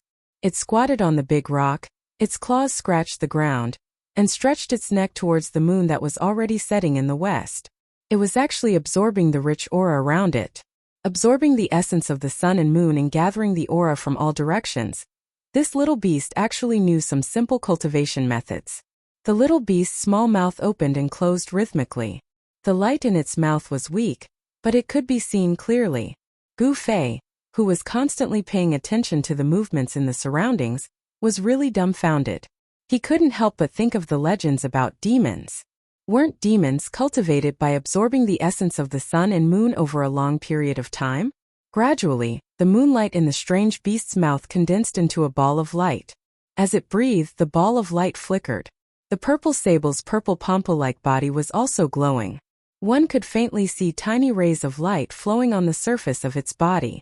It was very obvious that it had already gained intelligence and a certain level of intelligence. The purple glow around the purple sable's body also became stronger and weaker, according to the frequency of the purple sable's absorption of the moonlight. A small portion of the aura surrounding Gu Fei was also drawn out. The faint purple light constantly flickered. The little beast was really very mystical. Chapter 98. It was another early morning. The mountain was full of spiritual qi, which made people feel relaxed and happy. On the cliff beside the river, Gu Fei stood up, and his whole body suddenly burst out with a crisp sound, as if there was muffled thunder roaring inside his body. This was the realm of bones and tendons rumbling as mentioned in the ancient body refinement technique. The sound of the heavenly drum of thunder would refine the bones and tendons. Not only would the bones and tendons produce thunderous rumbles, but as Gu Fei's cultivation deepened, even his internal organs could produce thunderous rumbles. The inside and outside of his body became transparent, and he was completely reborn. This was the sign of entering the ninth heaven of awakening. Gu Fei vaguely felt that he was only a step away from the ninth heaven, and he could break through at any time. However, he also felt that there was a layer of light gauze in front of him. Although he could vaguely see the vague image behind the gauze, he couldn't tell what was behind it. "Don't force, don't be agitated, don't be discouraged," Gu Fei murmured. If others encountered this kind of untouchable but itchy cultivation bottleneck, most of them would be restless. This might be the so-called inner demon of cultivators, which came from the restlessness deep in their hearts. However, Gu Fei's current state of mind was as calm as a mirror. He didn't feel happy or sad because of external things. He just watched the flowers bloom and wither in front of the courtyard and the clouds in the sky. At this time, 3 large ships came into Gu Fei's sight from the upper reaches of the river. Behind the 3 ships were dozens of ships of different sizes. Humph! These people are very shrewd. They use the Haotian caravan ships to intimidate others. In this way, no bandits dare to attack their ships, Gu Fei said lightly. The bandits who were active on the waterway of Yunmeng Mountain only dared to attack those stragglers or small groups of merchant ships. With dozens of ships sailing down the river, wouldn't the bandits avoid such a large fleet? On the bow deck of a large ship with a fluttering colorful flag in the lead of the Haotian caravan, a gorgeous young man with a face as white as powder was leaning against the railing. The reason why she used the word stunning was because this young master was indeed worthy of the title. Thin willow eyebrows, red phoenix eyes, red lips, eyes like the morning stars, holding a small white fan in his hand, wearing a light yellow robe, standing there like a thin willow in the wind, giving off an indescribable sense of charm. However, this peerlessly beautiful young master was currently frowning deeply as if he'd lost his soul. His gaze was dull and blank, and it was unknown what he was looking at. This absolute beauty was the Ling family's 13th Miss, Ling Luoyan, who was disguised as a man. In the short time that she had spent with Gu Fei, Ling Luoyan seemed to have deep feelings for Gu Fei. Now that Gu Fei had left, she couldn't eat or drink, feeling haggard for him. In the past few days, Xiao Chui and Xiao Yu were really anxious. As for that Uncle Zhong, he rarely showed his face. It was like he was hiding in a room on the ship. With so many people coveting that thing on him, the cautious Uncle Zhong almost never left his house. He was so careful that he didn't even dare to eat food until he tested it with a silver needle. Who's that? Suddenly, Ling Luoyan, who was on the deck, saw a white figure standing on the cliff on the right side of the river. Gu Fei. Ling Luoyan's body swayed and she cried out in shock. Because she was far away, she couldn't be sure if that person was Gu Fei. Swoosh! Swoosh! Just as Ling Luoyan cried out in shock, 2 slender figures, one yellow and one green, rushed out of the cabin. Their sleeves fluttered in the air as 2 maids appeared beside Ling Luoyan. These 2 beautiful maids were Xiao Chui and Xiao Yu. Miss, what happened? Xiao Chui's large, black eyes scanned the surroundings as she asked anxiously. Her right hand was already on the hilt of the sword at her waist. Xiao Chui, Xiao Yu, come and see if that person is Gu Fei. Ling Luoyan shouted and pointed at the cliff on the far side of the river. Gu Fei. The 2 maids were shocked and immediately looked in the direction of Ling Luoyan's finger. Who's there? Miss, why do you have to do this? Xiao Chui said a little sadly. That Gu Fei seemed to have really barged into the miss's heart. What? Where is he? Ling Luoyan fixed her eyes on the cliff in the distance. Was there anyone else there? How could this be? Am I really seeing things? Ling Luoyan was at a loss and didn't know what to do. Xiao Chui and Xiao Yu looked at each other and couldn't help but shake their heads. What exactly was love? How could it cause such a huge change in another person? Their usually arrogant Miss Ren seemed to have changed into a completely different person these few days. It was unbelievable. Why is she still dressed as a man? Gu Fei couldn't help but feel doubtful about what he had just seen as he passed through the mountain forest. The white silhouette that Ling Luoyan had seen standing on the cliff just now was Gu Fei, who was standing on the mountain peak. And Gu Fei had also seen Ling Luoyan. Gu Fei's gaze was extremely sharp. The distance of tens of miles didn't affect his vision at all. Ling Luoyan's appearance fell into his eyes. However, Gu Fei didn't want to think too much about Ling Luoyan. The doubt in his heart only flashed for a moment before it was cast aside. In his eyes, Ling Luoyan was just a passerby in his life. She couldn't even be considered a passerby. A purple little beast followed behind Gu Fei like a tail. Of course, this little beast wasn't coming for Gu Fei, but for the beast crystal in his magic treasure pouch. This purple marten was also extraordinary. It knew that Gu Fei wasn't someone to be trifled with, so it didn't dare to get too close to Gu Fei. Otherwise, this little beast would have long since snatched the unremarkable little pouch hanging on Gu Fei's waist and escaped without a trace. Gu Fei couldn't help but find it funny. Everything was under his control, and the little beast had actually chased after him. It seemed that this little beast valued the beast crystal very much. After leaving the Yunmeng Mountains, the terrain began to flatten out.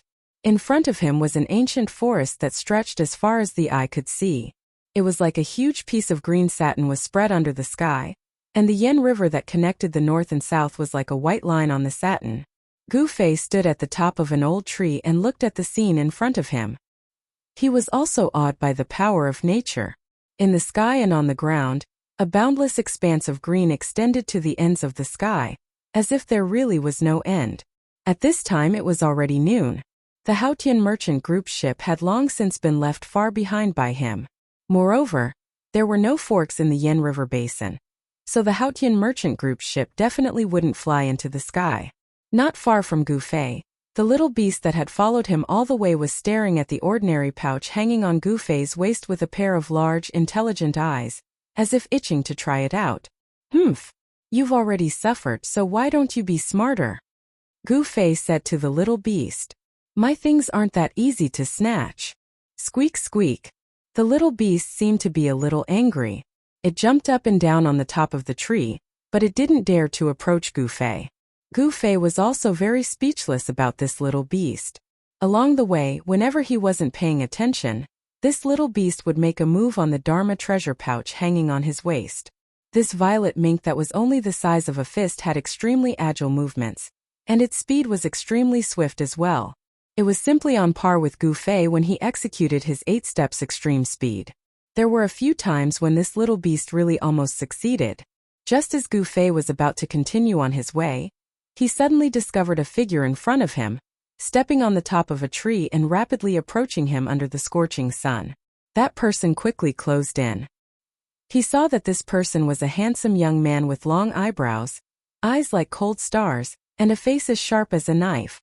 He wore a tight black suit. "Who are you?" Gu Fei frowned and looked at that person coldly. His pupils couldn't help but contract. "Someone who wants your life." The black-clothed young man elegantly floated down to the top of a tree in front of Gu Fei. His feet stepped on the leaves, but his body was as steady as a mountain. His entire body emanated an incomparably fierce aura. Chapter 99. In a boundless oasis, Gu Fei was intercepted by a black-clothed man who had suddenly appeared.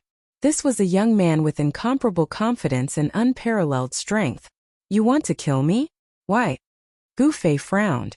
It seemed like he did not offend anyone.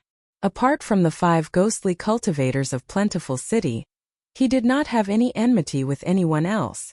The 5 ghostly cultivators of Plentiful City had their ghost Dao formation set up by the 5 ghost banner destroyed by the Sword Immortal Senior of the Guangqing Immortal sect. They must have been severely injured. How would they dare to come out and do evil? Moreover, it was noon, the time of day when Yangqi was the strongest. There would not be any ghostly beings who would dare to walk around at this time and risk their souls being destroyed. The black-clothed man standing on the top of the tree laughed and said disdainfully, "You already know the answer, but you are still asking. We have already noticed you." "Humph. I didn't expect the old man from the Ling clan to be so cunning. He sent 2 experts, one in the open and one in the dark, to protect that thing. I am a little surprised." "Huh." Upon hearing this, Gu Fei could not help but be startled. He looked at the black-clothed young man in front of him and said indifferently, "Is there some misunderstanding here? I am not from the Ling clan. This guy actually thinks that I am from the Haotian Trading Group's Ling clan. This is outrageous. Do you think I will believe your words?" The black-clothed young man's face was gloomy. His eyes flickered with murderous intent. An invisible force had already shrouded Gu Fei. After sensing the murderous intent from the black-clothed young man, Gu Fei's expression gradually became extremely solemn. This person's cultivation seemed to be not below mine. It is up to you whether you believe it or not. However, if you really think that you have the ability to kill me, you might as well give it a try. Gu Fei stared coldly at the black-clothed man in front of him. A mountain-like wave of yuan qi surged out from his body. His black hair began to flutter.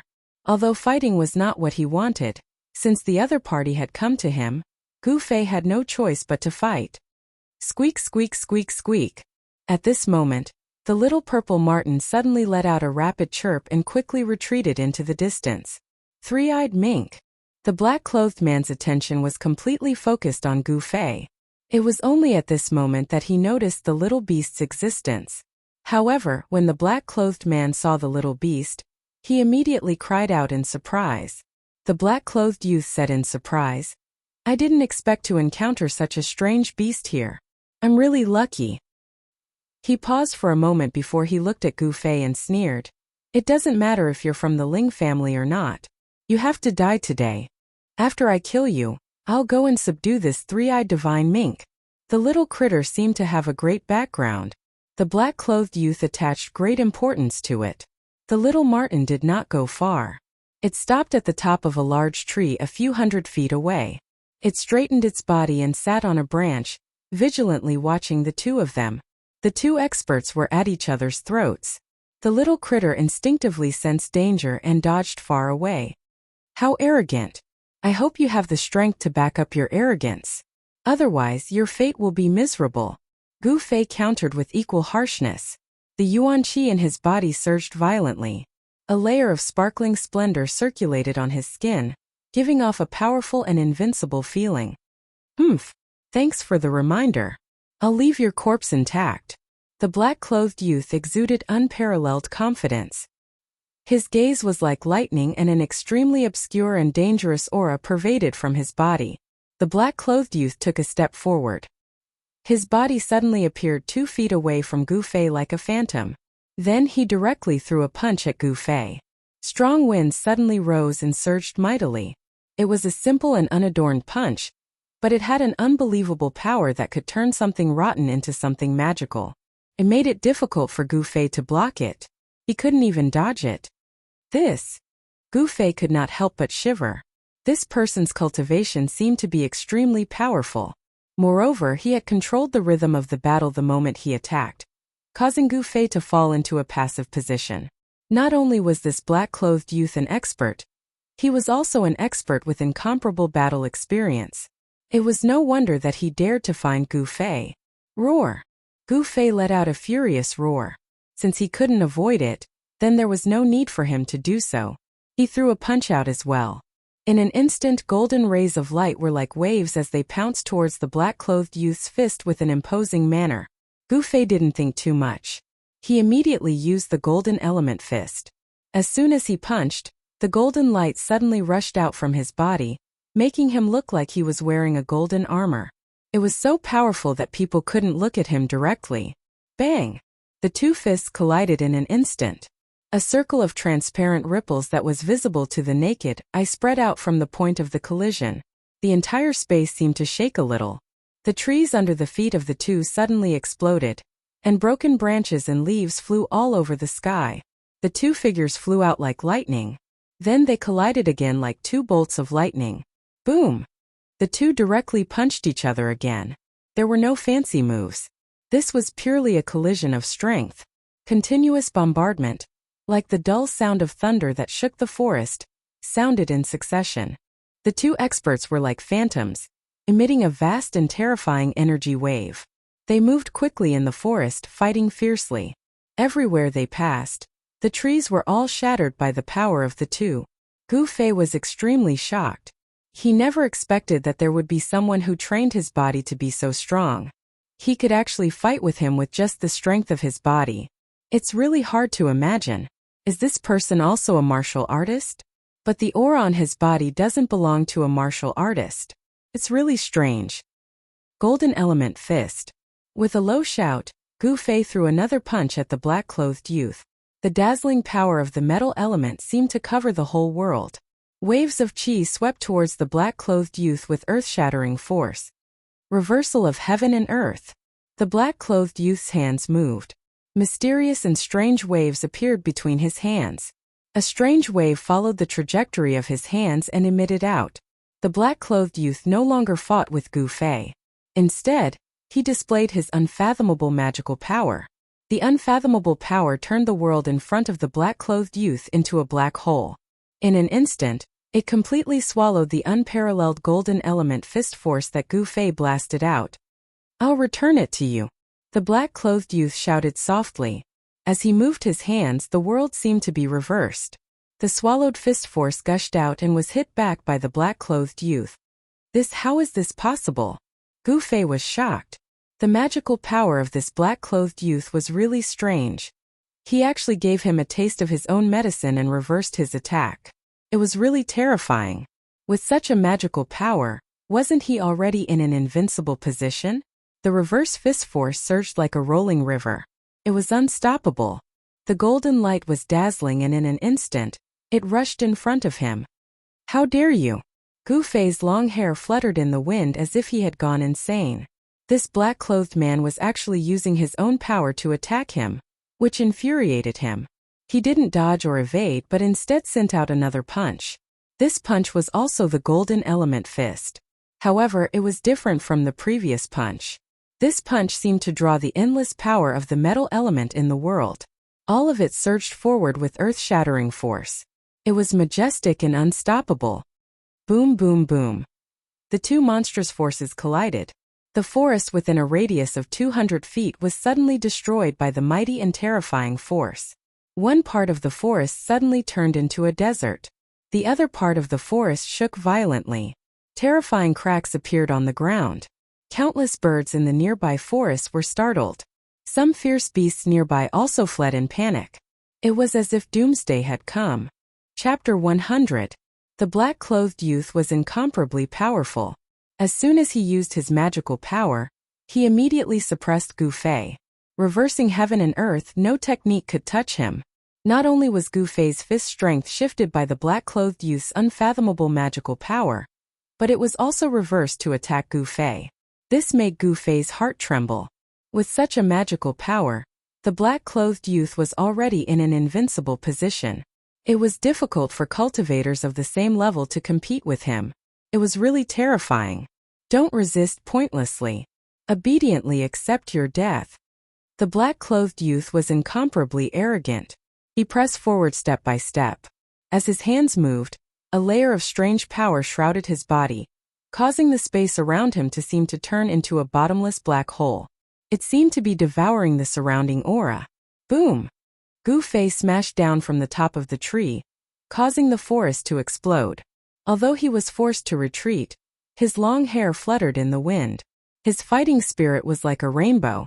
His body emitted a piercingly cold golden light, and the power of the metal element covered his body. Although he was temporarily at a disadvantage, it was difficult for the black-clothed youth to really hurt him. Gu Fei pulled out his feet that were stuck in the soil. He coldly stared at the black-clothed youth and sneered. Since I came down the mountain, you are the second person who is a threat to me. Very good. Reversing heaven and earth? I want you to be invincible and have nothing to borrow. Let's see how you're going to reverse the situation, Gu Fei said coldly. His words were also filled with incomparable confidence. Although the black-clothed youth was strong and the magical power he displayed was said to be unparalleled among experts of the same level, in Yi Shiwen's opinion, it was not invincible. Gu Fei was worthy of being a warrior born to fight. After just one move from the black-clothed youth, he immediately knew how terrifying this magical power was. At the same time, he also thought of a way to deal with this magical power. It was a very stupid way. Shameless boasting.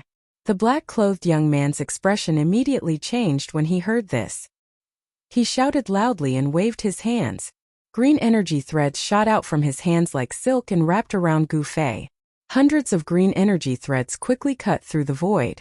There was a sizzling sound like sharp blades cutting through the void, cutting the void into thousands of pieces. Humph! Gu Fei sneered. He operated his Xian Qi and restrained all the power within his body. The dazzling golden aura also entered his body in an instant.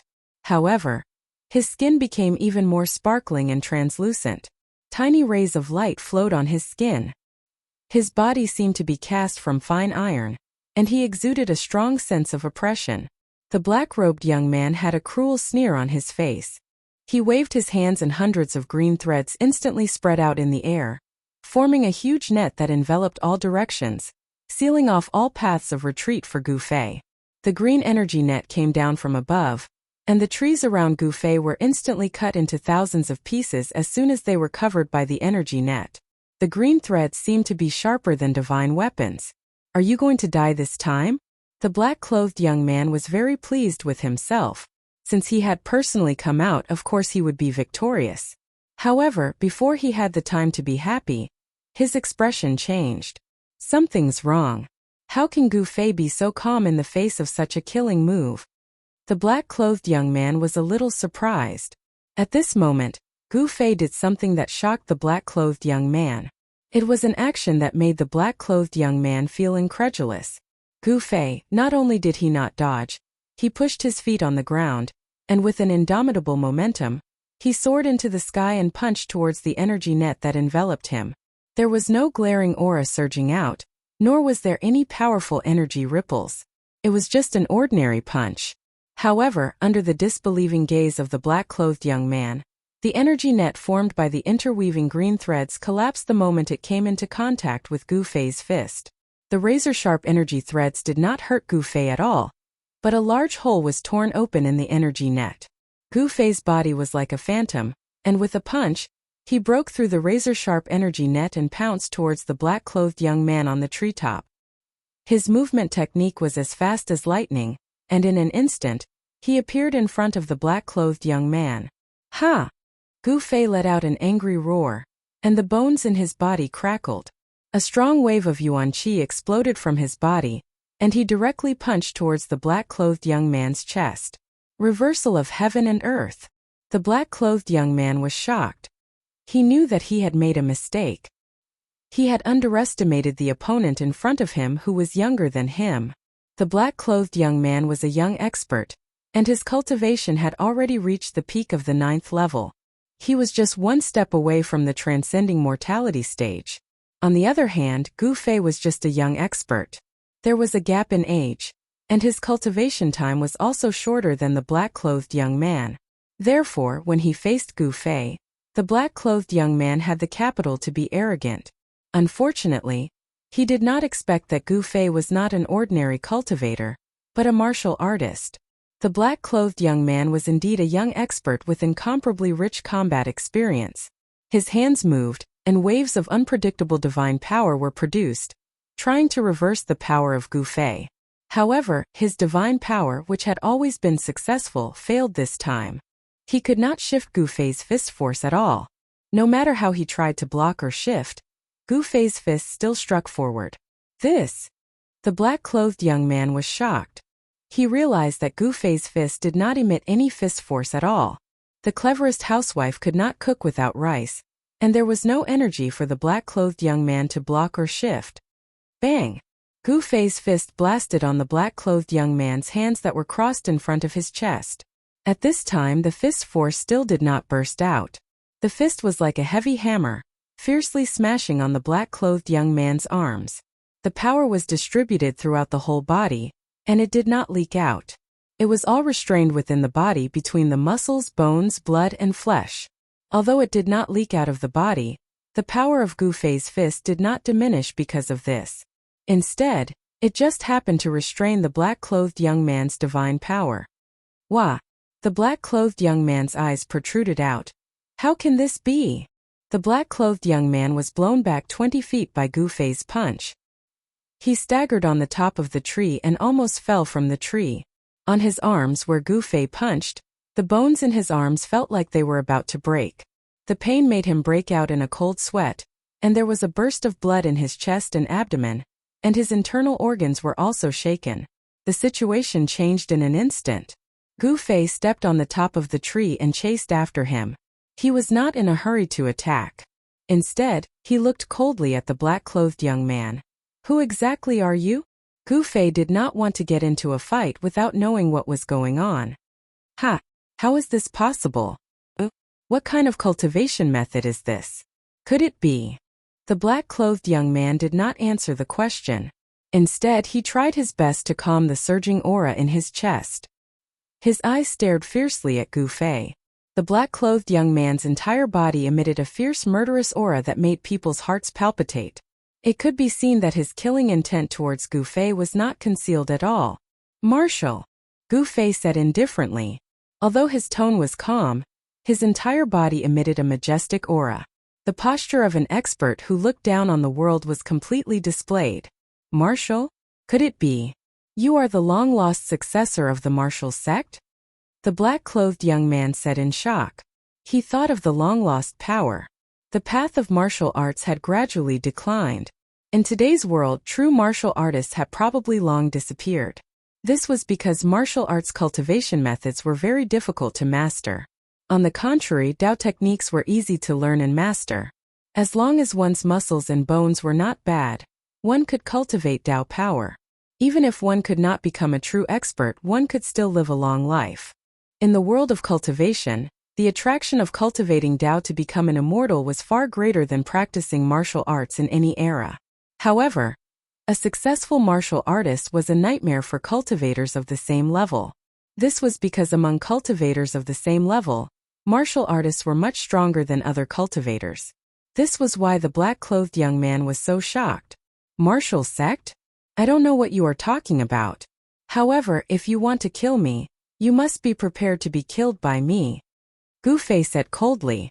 Then, without another word, he used the desolate steps.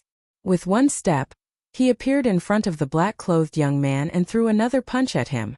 Chapter 101. He was at the 9th heaven of the awakening realm.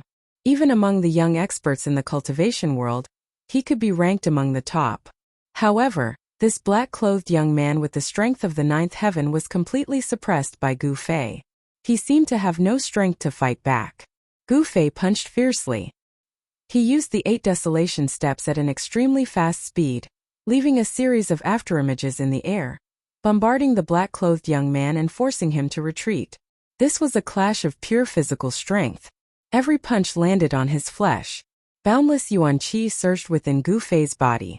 Every inch of his flesh contained a vast amount of energy. His entire body was like a piece of divine metal that had been tempered hundreds and thousands of times. His skin flickered with a sparkling brilliance. Aren't you very arrogant? You want to kill me?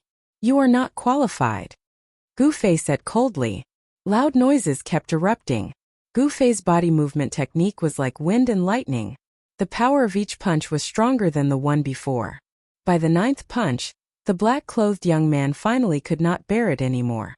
A trace of blood flowed out from the corner of his mouth. Gu Fei's words deeply pierced the arrogant black-clothed young man, causing him to be enraged and roar incessantly. However, in a battle, strength determined everything. How is this possible?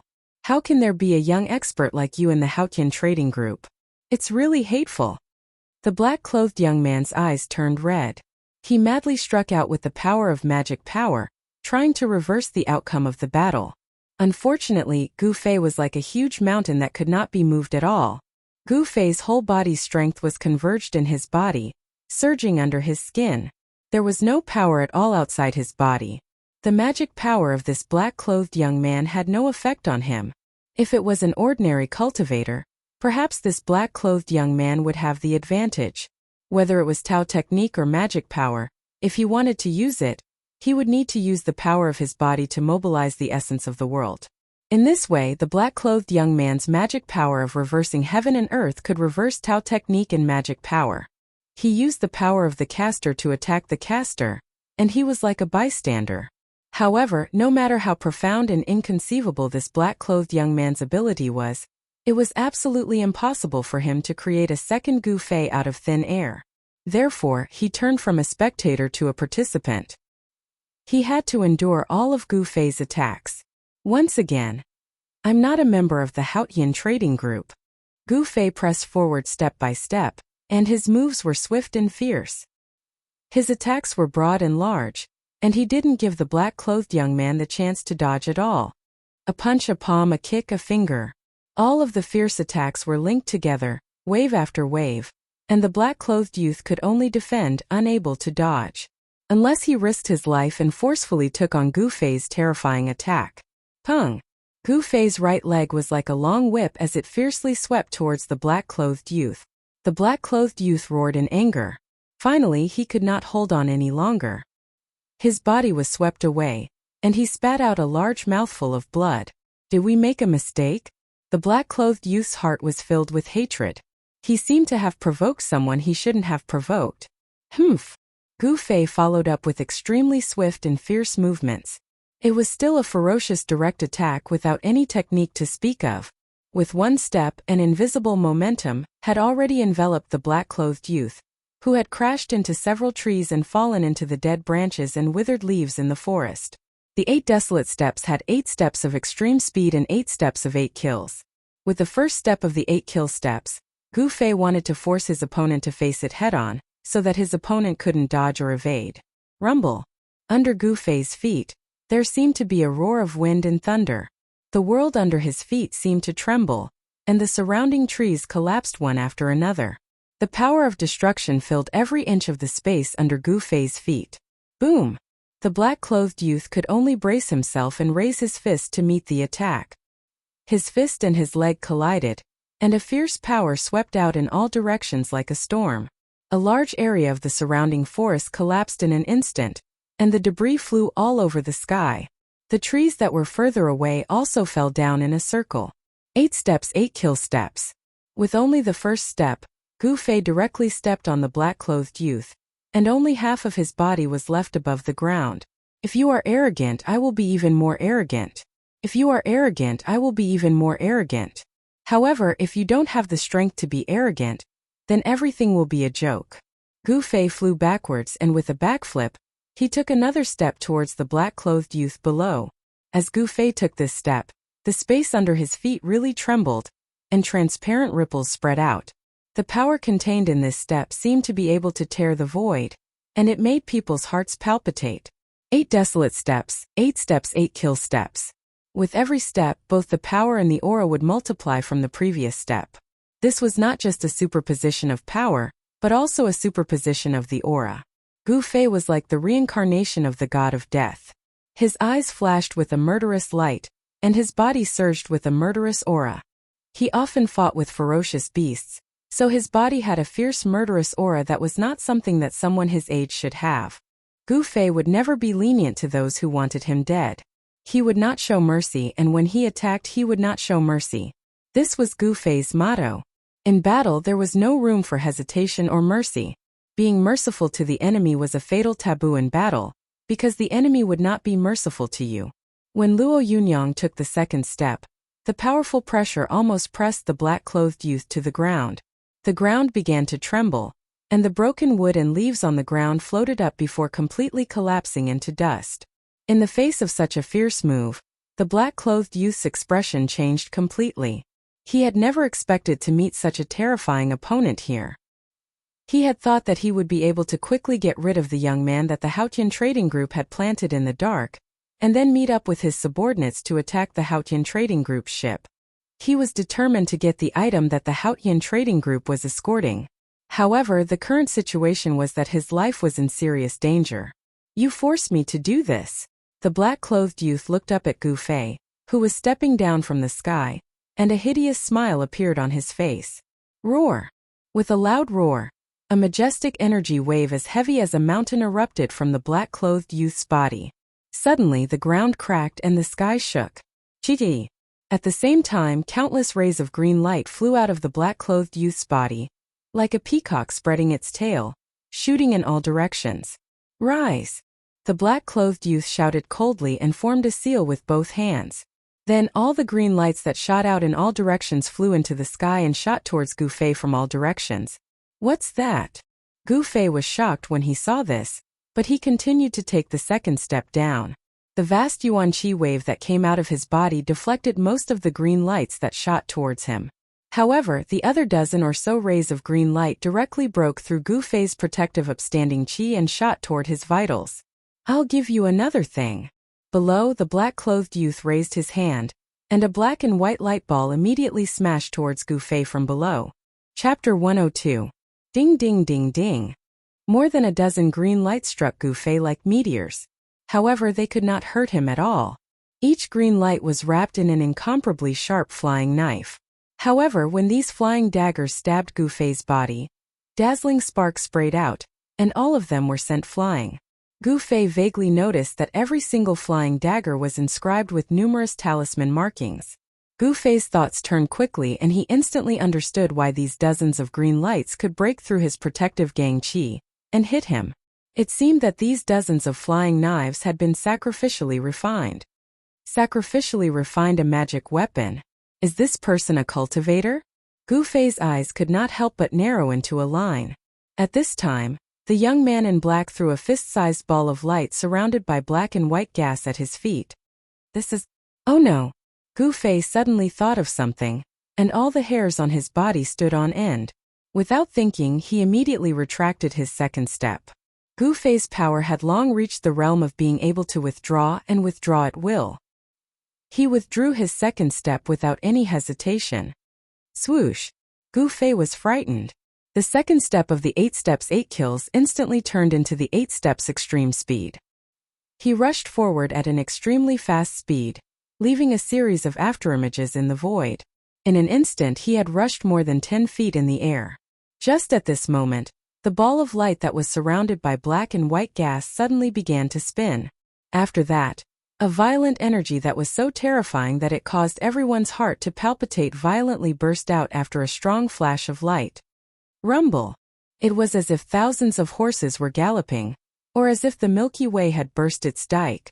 3,000 streams of weak water poured down from the sky, and the world seemed to collapse. Black and white, thousands of thunder and fire instantly enveloped the space of about 500 feet. Black lightning and white-black fire filled every inch of the space. The extremely violent power of destruction even evaporated the air. This guy is crazy.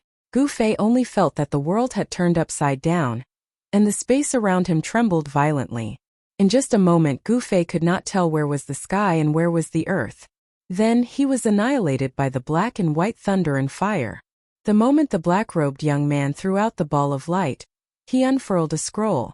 The power that was sealed in the scroll instantly rushed out. The enormous energy turned into a barrier of light in the blink of an eye, covering him. The space trembled, and he disappeared in an instant. Almost at the same time, in a dense forest several miles away, there were waves of ripples. The transparent ripples like waves of water spread out. Swoosh! A figure fell straight out from the void. This black figure that fell out from the void staggered a few steps. His body swayed as if he was about to fall. Luckily, there was a short tree next to him, and he held on to the short tree so he did not fall to the ground. After panting for a while, this person turned back to look at the black and white thunder and fire in the dense forest several miles away. His eyes were full of laughter, and even a little crazy.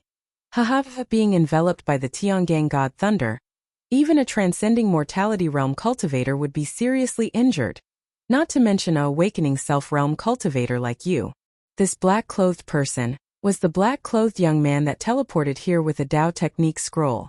This kind of Dao Technique scroll that was sealed with the Dao Technique of space was very precious in the cultivation world. Only those cultivation families with a long history or cultivation forces would possess it.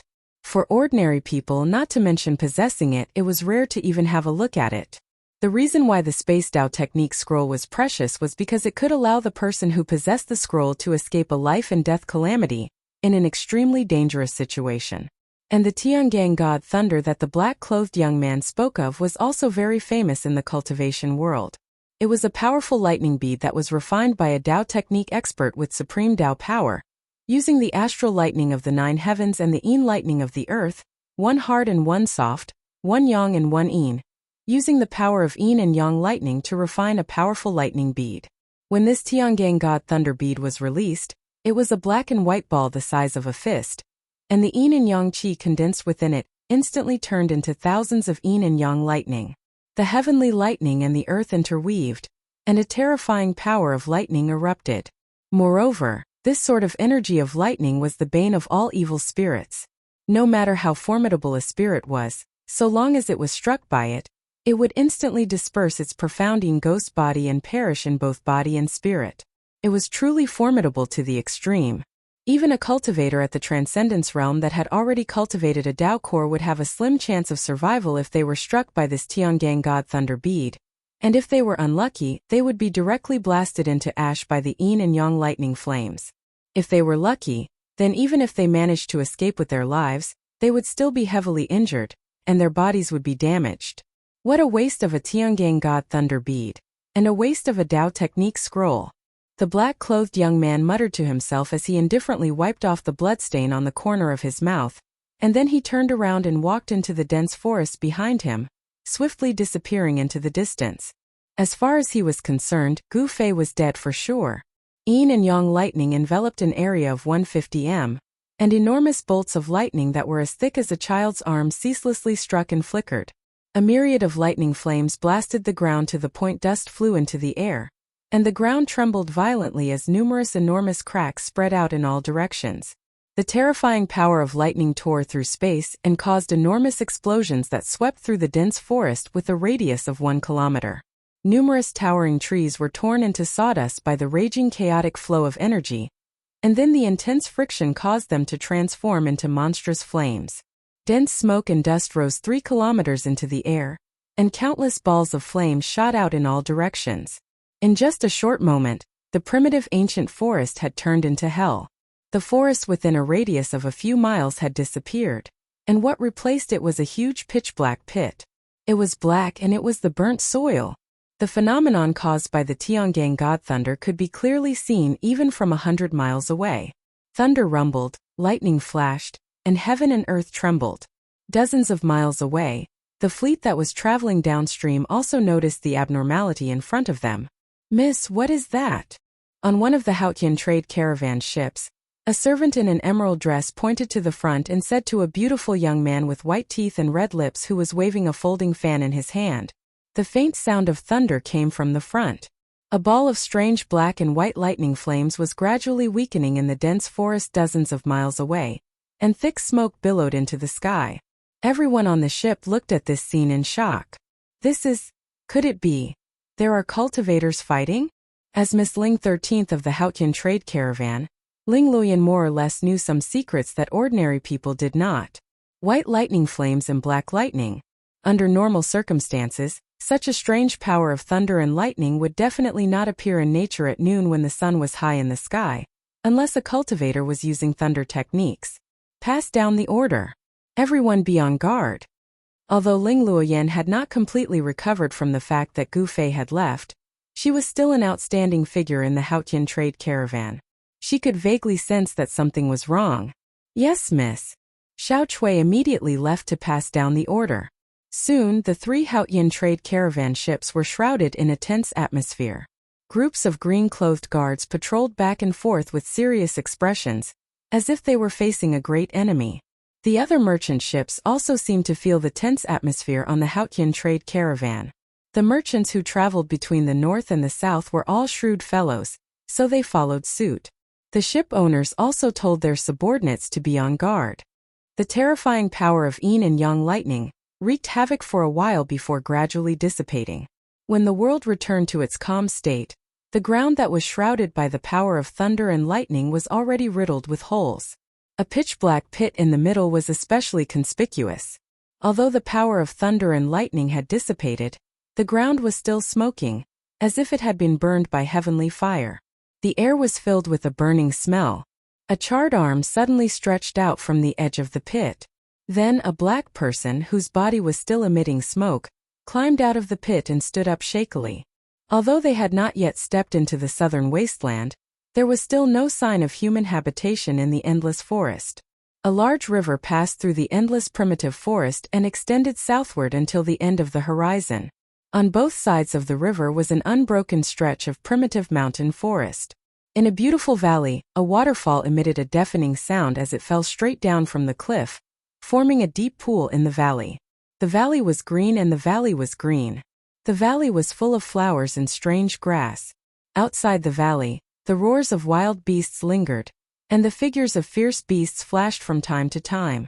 On a big rock next to the waterfall, a ragged man with fluffy hair was sitting cross-legged. This man's body was charred black like charcoal. His clothes could no longer be called clothes, but a tattered rag draped over his body. This black man was Gu Fei, who had been plotted against by the black-clothed man with the celestial thunder bead. Although he had defeated the black-clothed man, he had also been injured by the crazy guy with the celestial thunder bead, and his injury was very serious.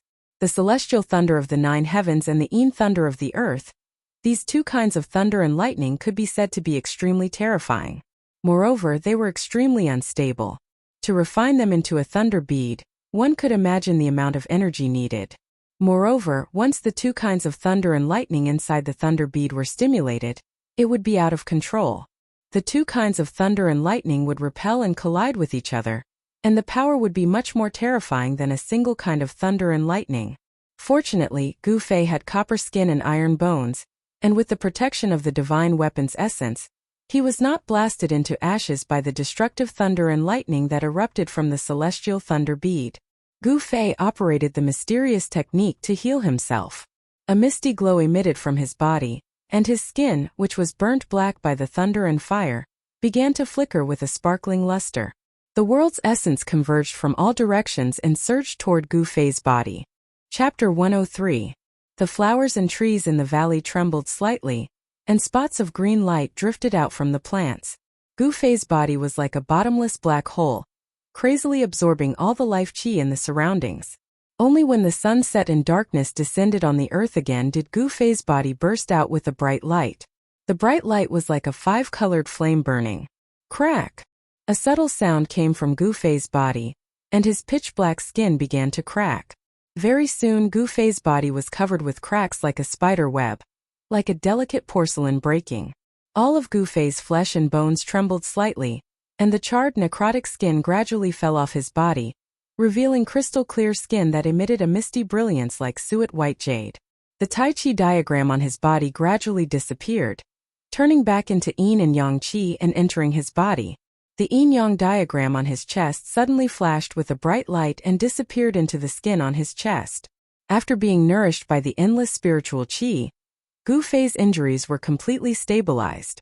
Even though the divine weapon's essence qi in his body protected his body at the critical moment and resisted the heavenly lightning and earthly fire, Gu Fei was still charred on the outside and tender on the inside. He was seriously injured and it was a tragic sight. This showed that the heavenly dipper thunder was indeed worthy of its reputation. If it was an ordinary cultivator, they would have been killed by the thunder and lightning long ago. This time he was seriously injured. If he had not tempered his body day and night, and the vitality in his body far exceeded that of an ordinary person, it would have been very bad. Even his cultivation might have been affected, and he would have needed a long time to recuperate. Where did that guy come from?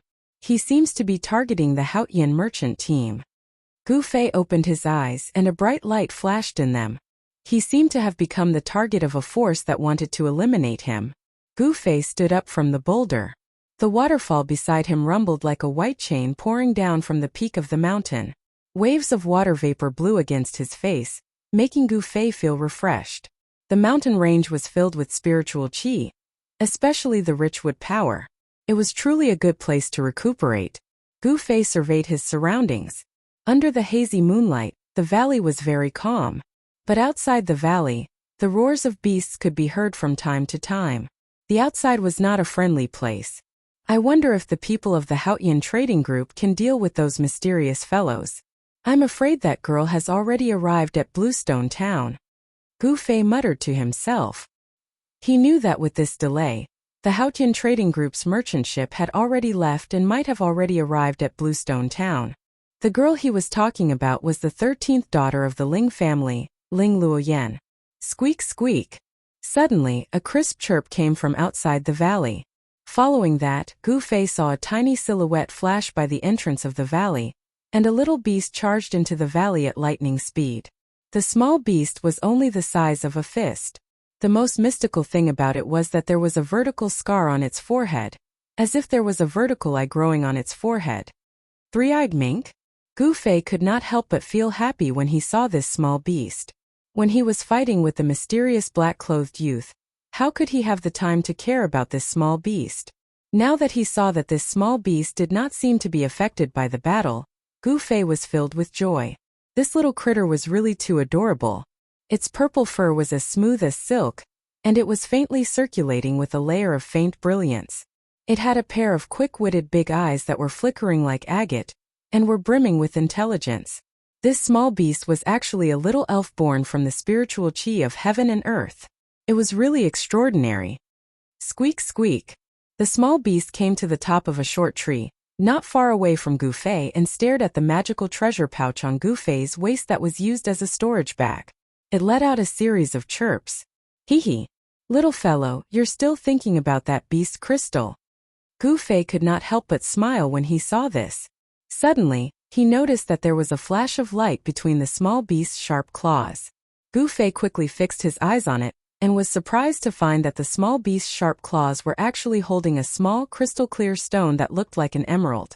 Gu Fei knew that it was not a stone, but a beast crystal.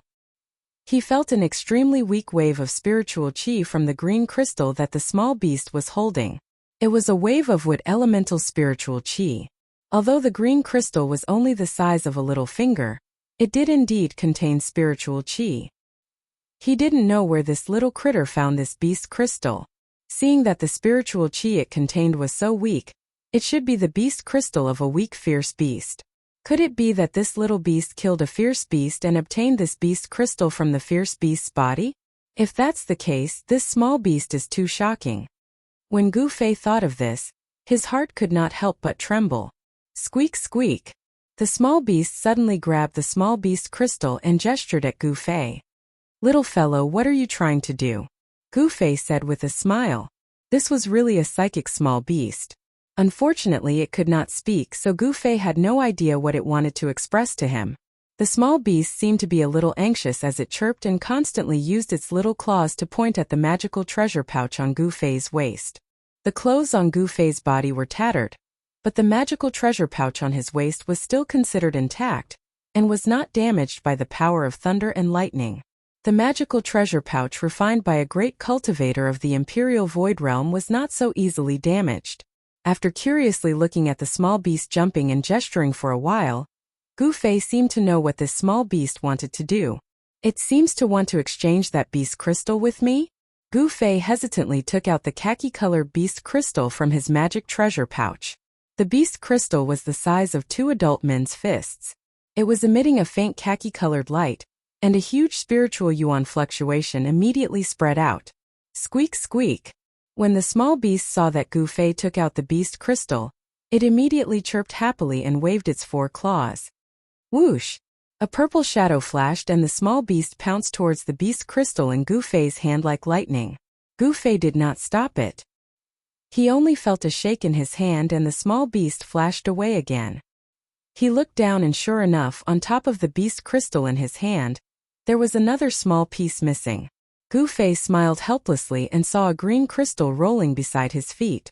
It was the beast crystal that contained a trace of Jupiter and spiritual qi that the small beast had taken out. Such a weak spiritual qi could hardly attract Gu Fei's interest. However, he still bent down and picked up the small, sparkling and translucent beast crystal that was like an emerald and placed it together with the earthy yellow beast crystal into the magical treasure pouch. When Gu Fei was about to continue sitting cross-legged on the big rock and circulate his qi to heal his injuries, suddenly a cold and gloomy aura came from the direction of the entrance of the valley. Gu Fei was startled and quickly flew behind the waterfall.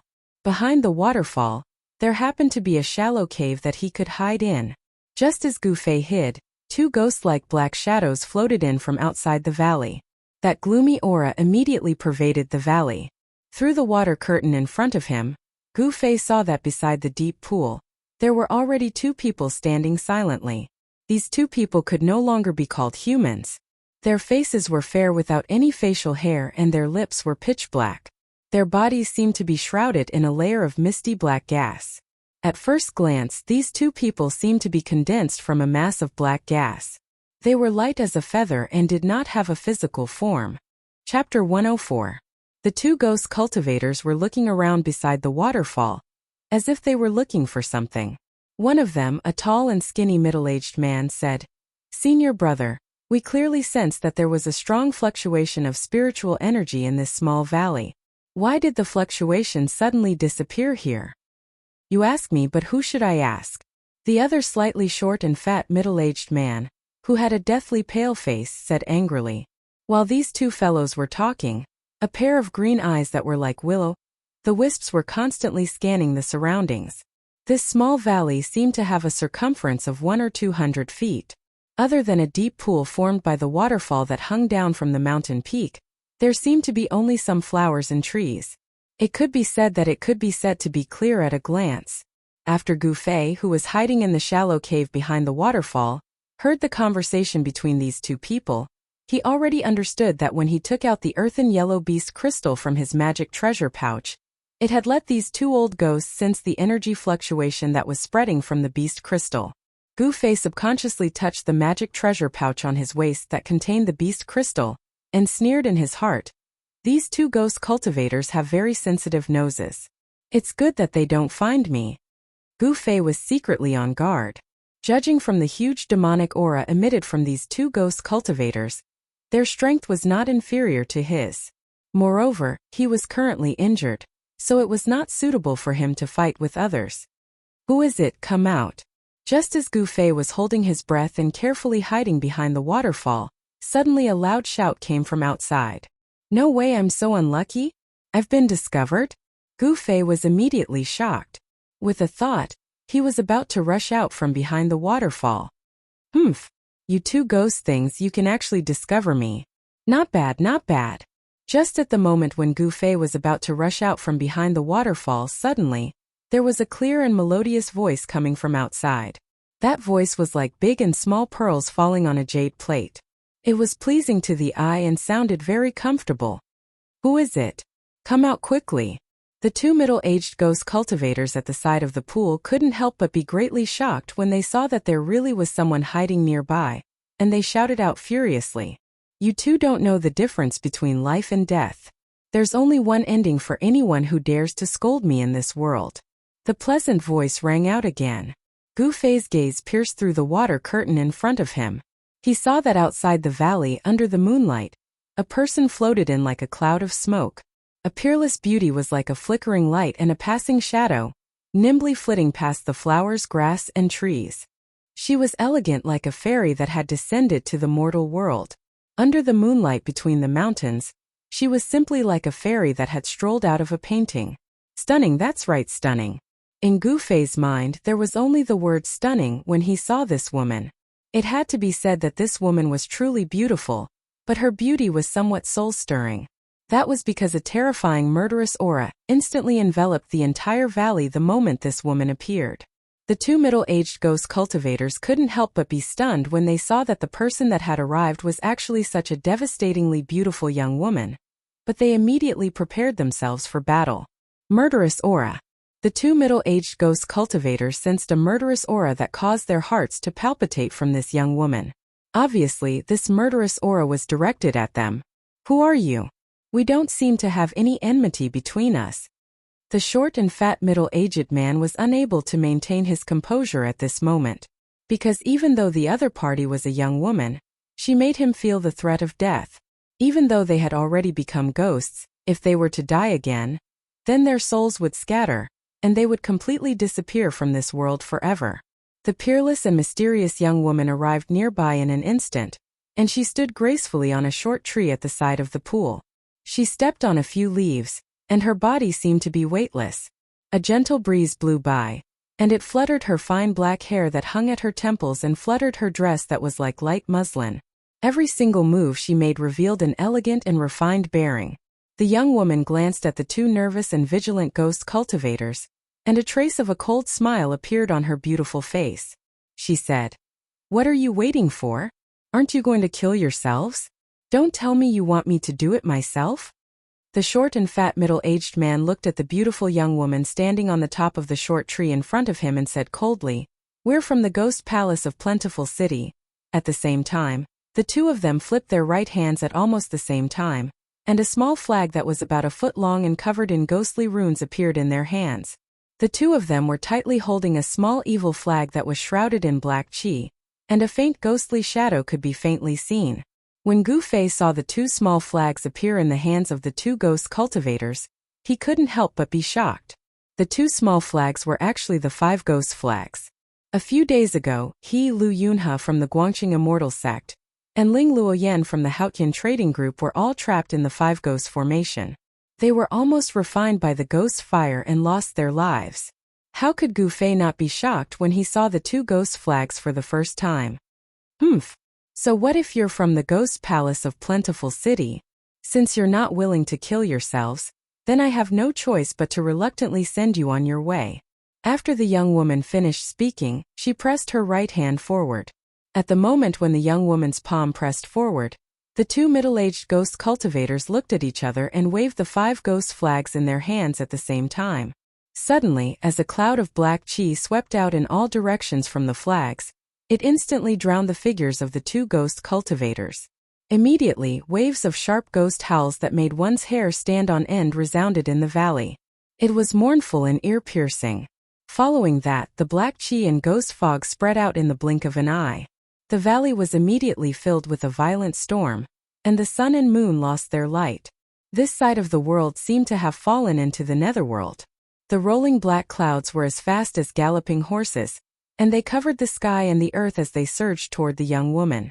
Amidst the black clouds, thousands of dark green sparks shot out, and the sound of explosions could be faintly heard. It was as if a sky was raining stars. It was the extremely and poisonous ghost flaming lightning. If an ordinary cultivator were to come into contact with one of these dark green sparks, their bones and flesh would immediately melt and turn into a pool of yellow water. Even the origin spirit that was condensed in the Naiwan palace would be burned into ashes by the ghost flame lightning. It could be said to be extremely sinister. Behind the waterfall, Gu Fei, who saw this scene, couldn't help but break out in cold sweat for the beautiful young woman. These two ghost cultivators had obviously been waiting for a long time. Once they attacked, they used their full strength, and they hoped to kill this mysterious young woman in one go. However, the wishful thinking of these two ghost cultivators was destined to fail. The young woman's right hand that pressed forward erupted with a vast wave of energy. After that, a large hand of raging flames rushed out from the young woman's palm, and it instantly enlarged to the size of a house. The vast and mighty raging flames burned the surging black chi and ghost fog into light smoke, and the thousands of ghosts and spirits in the ghost fog dispersed at the same time. Chapter 105. The surging black smoke and ghostly mist were caught by a faintly discernible and seemingly transparent fire net. The fire net spread out in all directions, and the black smoke and ghostly mist were immediately wrapped up like dumplings. The sharp and ear-piercing ghost howls shook the entire valley. Only now did the two ghost cultivators who were hiding in the black mist realize that they had provoked someone they shouldn't have provoked. They roared again and again in the ghost mist, releasing layers of Xianyin ghost chi, wanting to break the seal of the fire net. A myriad of ghastly green ghost flames shot out from the roiling ghost mist and collided with the flaming net, causing a myriad of dark green specks of ghost flames to spread out, and the sounds of explosions were dense like a string of pearls. The dark and baleful energy that erupted out was like a raging sea that pounced towards the flaming net in unison. Chi! Chi!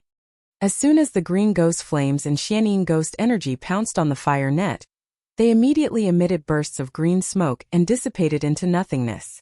Gu Fei, who was hiding behind the waterfall, couldn't help but be shocked when he saw the scene outside. He had tasted the power of this Xianyin ghost flame. It was extremely sinister and powerful. However, when the thousands of ghost flames hit the fire net didn't even have the slightest tremble. It was still gradually shrinking inwards. It was actually refining the thousands of ghosts with its unpredictable firepower. That beautiful girl actually had such a magical ability. This made Gu Fei couldn't help but look at her in a different light. Roar! Why did you attack us? Aren't you afraid of offending my plentiful city ghost palace? A mournful roar came from the ghost mist that was trapped in the fire net. The girl standing on the top of the short tree next to the pool smiled indifferently. There was a trace of disdain on her face. She opened her red lips and said, "Others are afraid of your plentiful city ghost palace, but I am not. Even if the ghost emperor of plentiful city came, he wouldn't dare to do anything to me."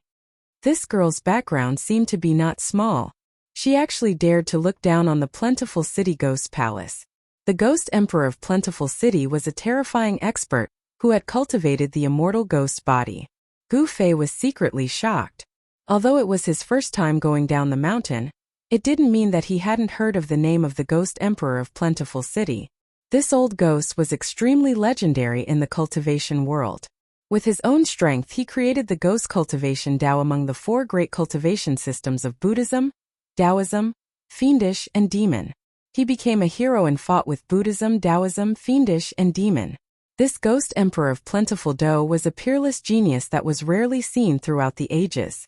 In this world, there weren't many people who dared to look down on ghost emperor Fengdu. "Who the hell are you?"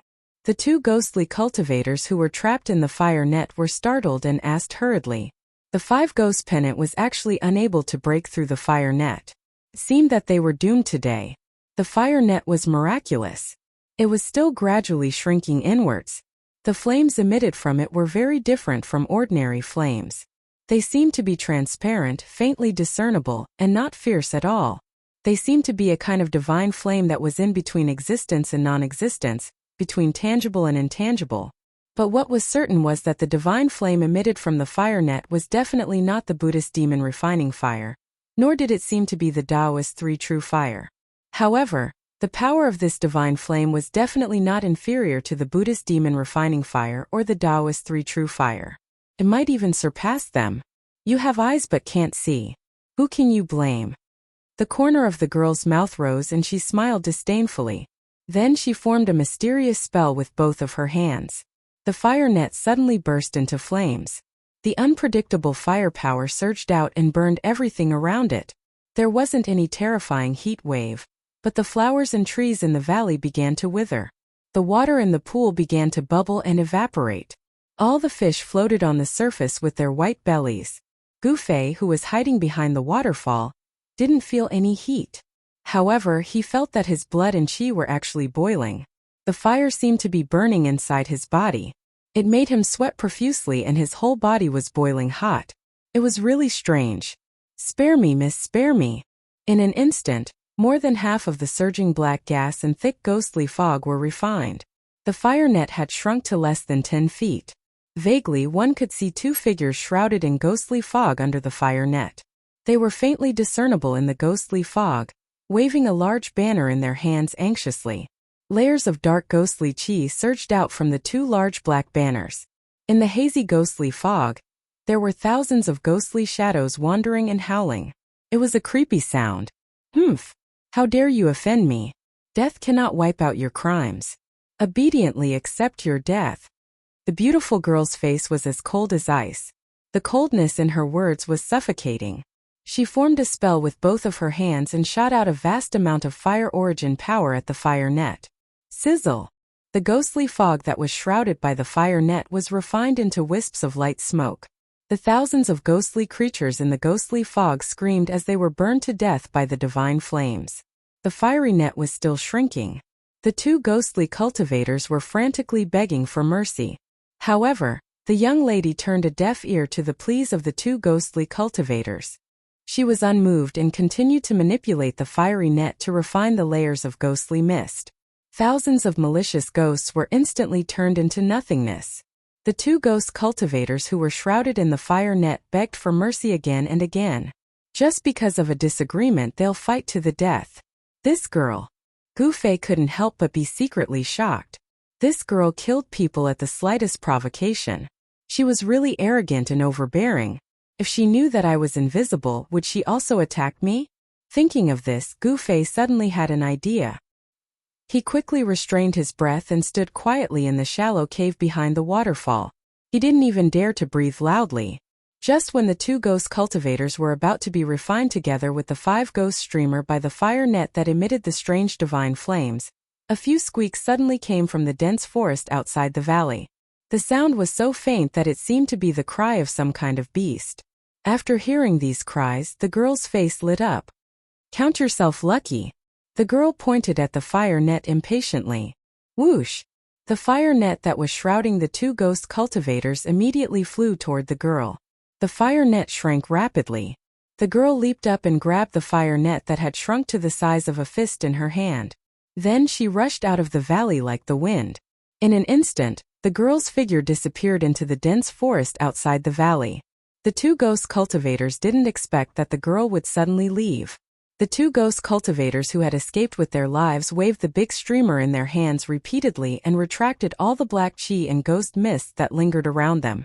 Then, the 2 ghost cultivators collapsed to the ground, as if they had exhausted all the ghost energy in their bodies. However, their faces revealed the joy of surviving a disaster. "Senior brother, where did that girl come from?" The tall and thin ghost cultivator asked the short and fat ghost cultivator with lingering fear. "I don't know. This is not a good place. Let's leave quickly." If that girl comes back, we won't be able to escape death. The short and fat ghost cultivator didn't care about his weak body and struggled to stand up. The battle just now was extremely dangerous. If they had been a little later, the two of them would have been refined by the girl into a mysterious ghost body. Their souls would have been destroyed, and they wouldn't even be able to enter the reincarnation cycle and reincarnate. The two of them had lost a lot of power and vitality. Even the 5-ghost streamer in their hands, which had shrunk to about a foot, had become dim and dull. The ghosts that had condensed on it had long been refined. Humph! Want to leave? Leave your life behind. The two ghost cultivators were just about to leave when the waterfall nearby them suddenly exploded. Amidst the splashes of water that filled the sky, a figure charged out from the waterfall like a bolt of lightning. Chapter 106. The person who suddenly attacked was Gu Fei. This was a once-in-a-lifetime opportunity. These two ghost cultivators had almost been completely refined by the mysterious girl, and their vitality was greatly injured. This was the time when they were at their weakest. Boom! Using the 8 desolate steps, he shook open the water curtain in front of him and rushed out from behind the waterfall. With just one step, Gu Fei appeared in the sky above the two of them like a god of war. Without any hesitation, Gu Fei directly struck the two of them with his most powerful attack. The golden light swept down like a surging golden wave, and the terrifying Yuan Qi caused heaven and earth to tremble. No! The two ghost cultivators were scared out of their wits by this sudden turn of events. They only had time to let out an extremely mournful howl before their ghostly bodies were blasted apart by the terrifying power that surged down and turned into 2 puffs of black smoke. The mysterious ghost qi was extremely and extremely cold. The 2 balls of black gas that exploded instantly turned the surroundings into a world of ice and snow.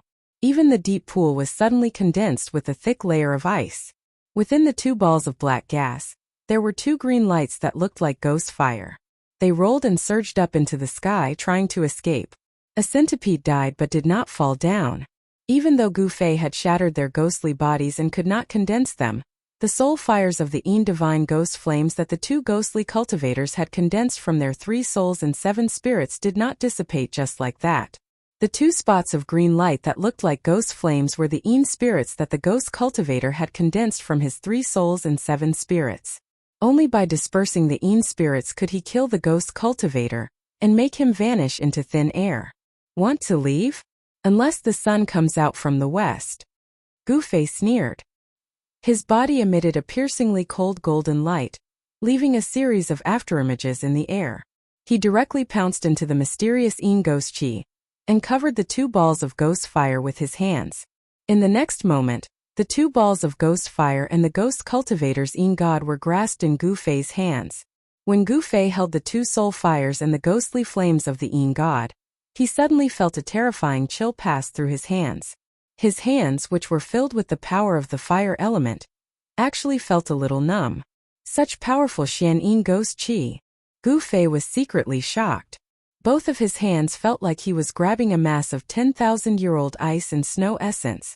If Gu Fei had covered both of his hands with spiritual energy of fire beforehand, his hands would have been frozen by now.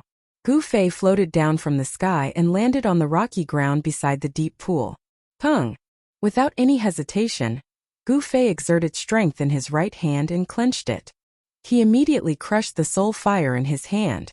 The spirit flame directly destroyed the ghost cultivator's soul, and he would never be able to reincarnate. It wasn't that Gu Fei was vicious and merciless. It was just that the world of cultivation was this cruel. As long as one was an enemy, one had to kill them all. Because if you didn't kill them, they would kill you instead. This was a very shallow logic. When dealing with enemies, there was absolutely no room for mercy. Benevolence was not something that was suitable for cultivators. Survival of the fittest was the law of survival in the cultivation world. No! Don't kill me! When Gu Fei was about to crush the spirit flame in his left hand, the spirit flame in his hand let out a heart-wrenching roar. This was not a word. The ghost cultivator, who had already turned into a soul fire, the spirit flame could not speak. This was a kind of soul fluctuation. It was not a language, but it appeared in Gu Fei's mind more clearly than a language. The soul fluctuation acted directly on the soul. This was the most direct communication between souls. Oh? Don't kill you? Give me a reason. At this time, Gu Fei's body was still surrounded by thick Xian ghost qi. Waves of cold air constantly surged towards him, but not a trace of cold air could penetrate his protective upstanding qi and attack his body. The dazzling aura kept the ink-black profound ghost qi at bay. The soul fire flickered rapidly. The ghost cultivator was anxious. If there was nothing that could move Gu Fei, then he would follow in the footsteps of the previous ghost cultivator and end up with his soul dissipating. Go on your way. Gu Fei hesitated for a moment. His 5 fingers on his left hand immediately emitted thin, thread-like flames that entwined around the soul ghost fire. His 5 fingers slowly closed. Don't. I know a secret. I want to use this secret to exchange for a way out. The Yin spirit flame transmitted such a message. Secret? What's the secret?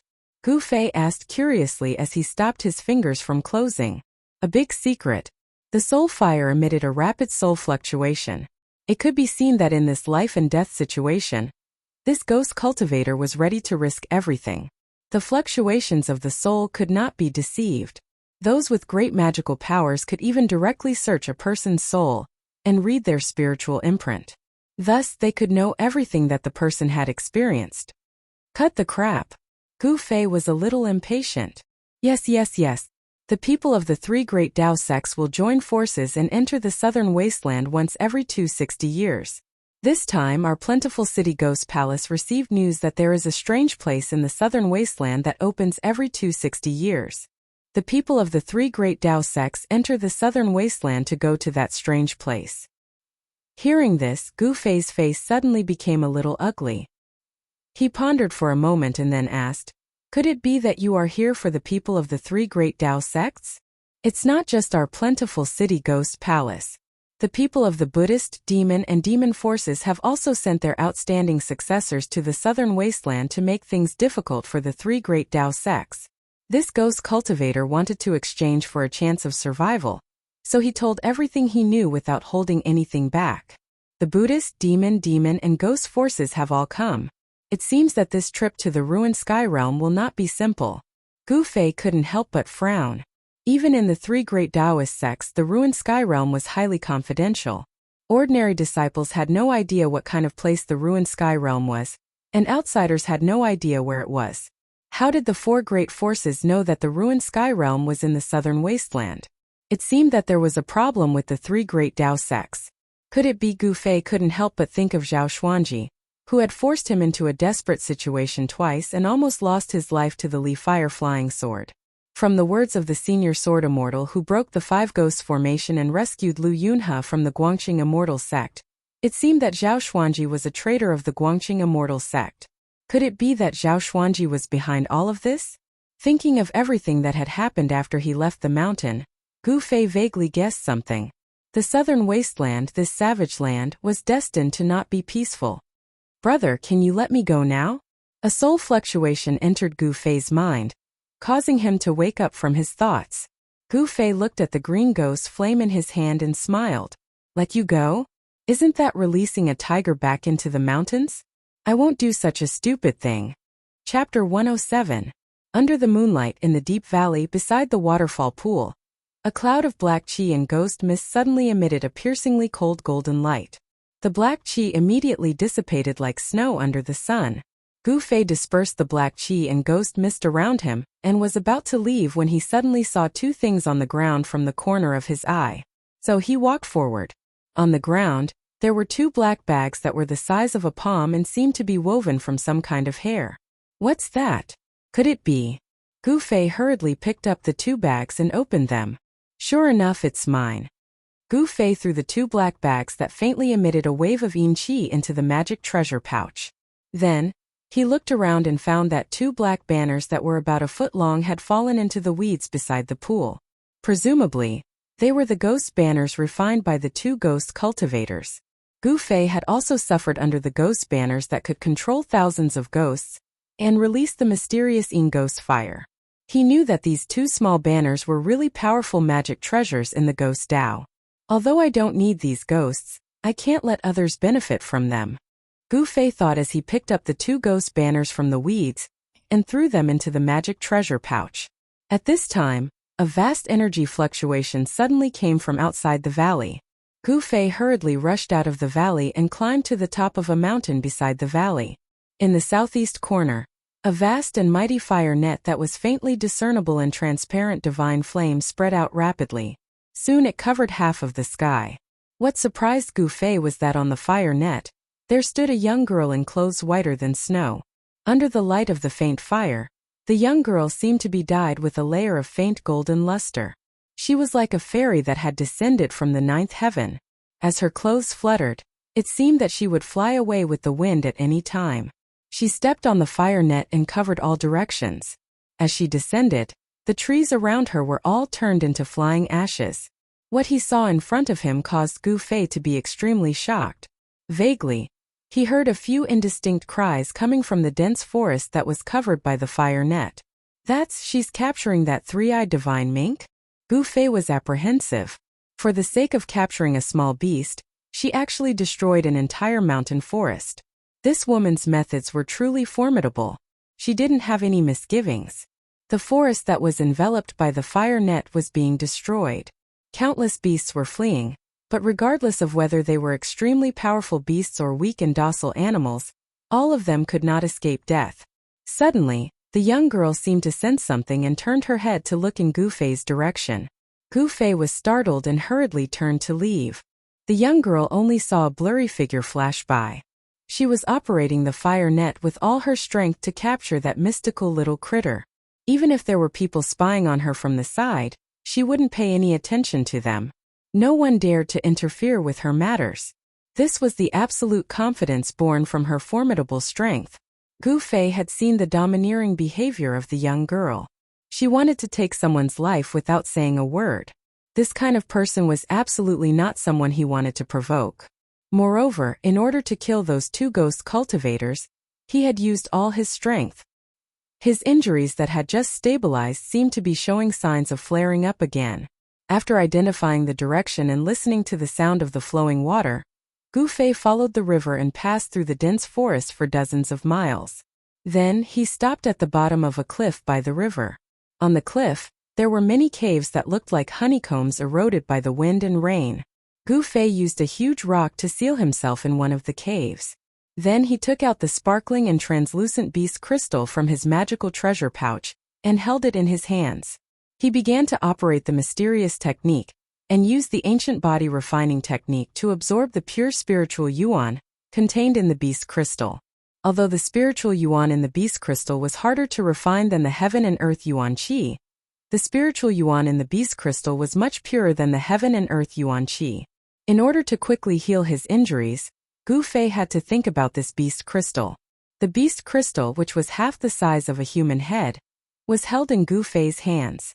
The earthy yellow light shone brightly and illuminated the cliff cave. This was the pure thick earth qi. The misty yellow light, as if it had a life of its own, was constantly stimulated and then integrated into Gu Fei's body. As the earth energy in the beast crystal was continuously absorbed, the beast crystal slowly shrank. The pure and majestic spiritual yuan continuously surged into Gu Fei's body. The spiritual yuan in the beast crystal, after the initial refinement of the five-colored natal qi in his dantian, spread to every part of his body. All the muscles, bones, and flesh in his body unconsciously trembled slightly, slowly refining the spiritual yuan that was transported to every part of his body, and then melting it into his own yuan qi. Gu Fei was shrouded in the misty yellow light. The earth energy flowed ceaselessly and finally gathered in Gu Fei's body. After one night, the beast crystal had shrunk by more than half, and it looked to be the size of a child's fist. When the night receded and the sun rose, the beast crystal had shrunk to the size of an egg, becoming a big crystal clear bead. Until then, Gu Fei stopped absorbing the spiritual yuan and opened his eyes. As expected, with the nourishment of the spiritual yuan in the beast crystal, Gu Fei's injured body was no longer a problem. Of course, the amazing healing power of Gu Fei's body was also a big reason why his injured body could recover so quickly. After refining his body day and night, it was of course very fast for him to recover from injuries. When Gu Fei walked out of the cliff cave, climbed up the cliff and looked south, He was surprised to find that in his field of vision, there was a dark wall at the end of the green field. Is that the Bluestone Town? Gu Fei was shocked. The river that was flowing south had changed its course. It no longer flowed south but southwest. That pitch-black wall stood beside the river that had been diverted. I can't act rashly. According to the ghost cultivator, other forces in the world of cultivation have also sent people into the southern wasteland. The Bluestone Town is a place that must be passed to enter the southern wasteland. The situation in the southern wasteland has become very complicated. I should completely recover from my injuries before going to the Bluestone Town. This was not cowardice but caution. All the major forces had already sent their outstanding disciples to the southern wasteland. Gu Fei had to be careful. The disciples of other forces were no worse than the younger generation of the three major Taoist sections. Wasn't there a disciple of the younger generation in the demonic path who used a demonic saber to fight against Li Lingfeng? The world was big and there were many capable people. One could not underestimate the people of the world. Gu Fei urgently needed time to recover from his injuries. In the next few days, he operated the mysterious technique in the primeval forest. He absorbed the yuan qi from all directions and tempered his injured body. The closer he got to the southern wasteland, the fewer ferocious beasts in the forest. However, these ferocious beasts became more and more terrifying. Gu Fei found traces of many huge beasts in the area beside the river.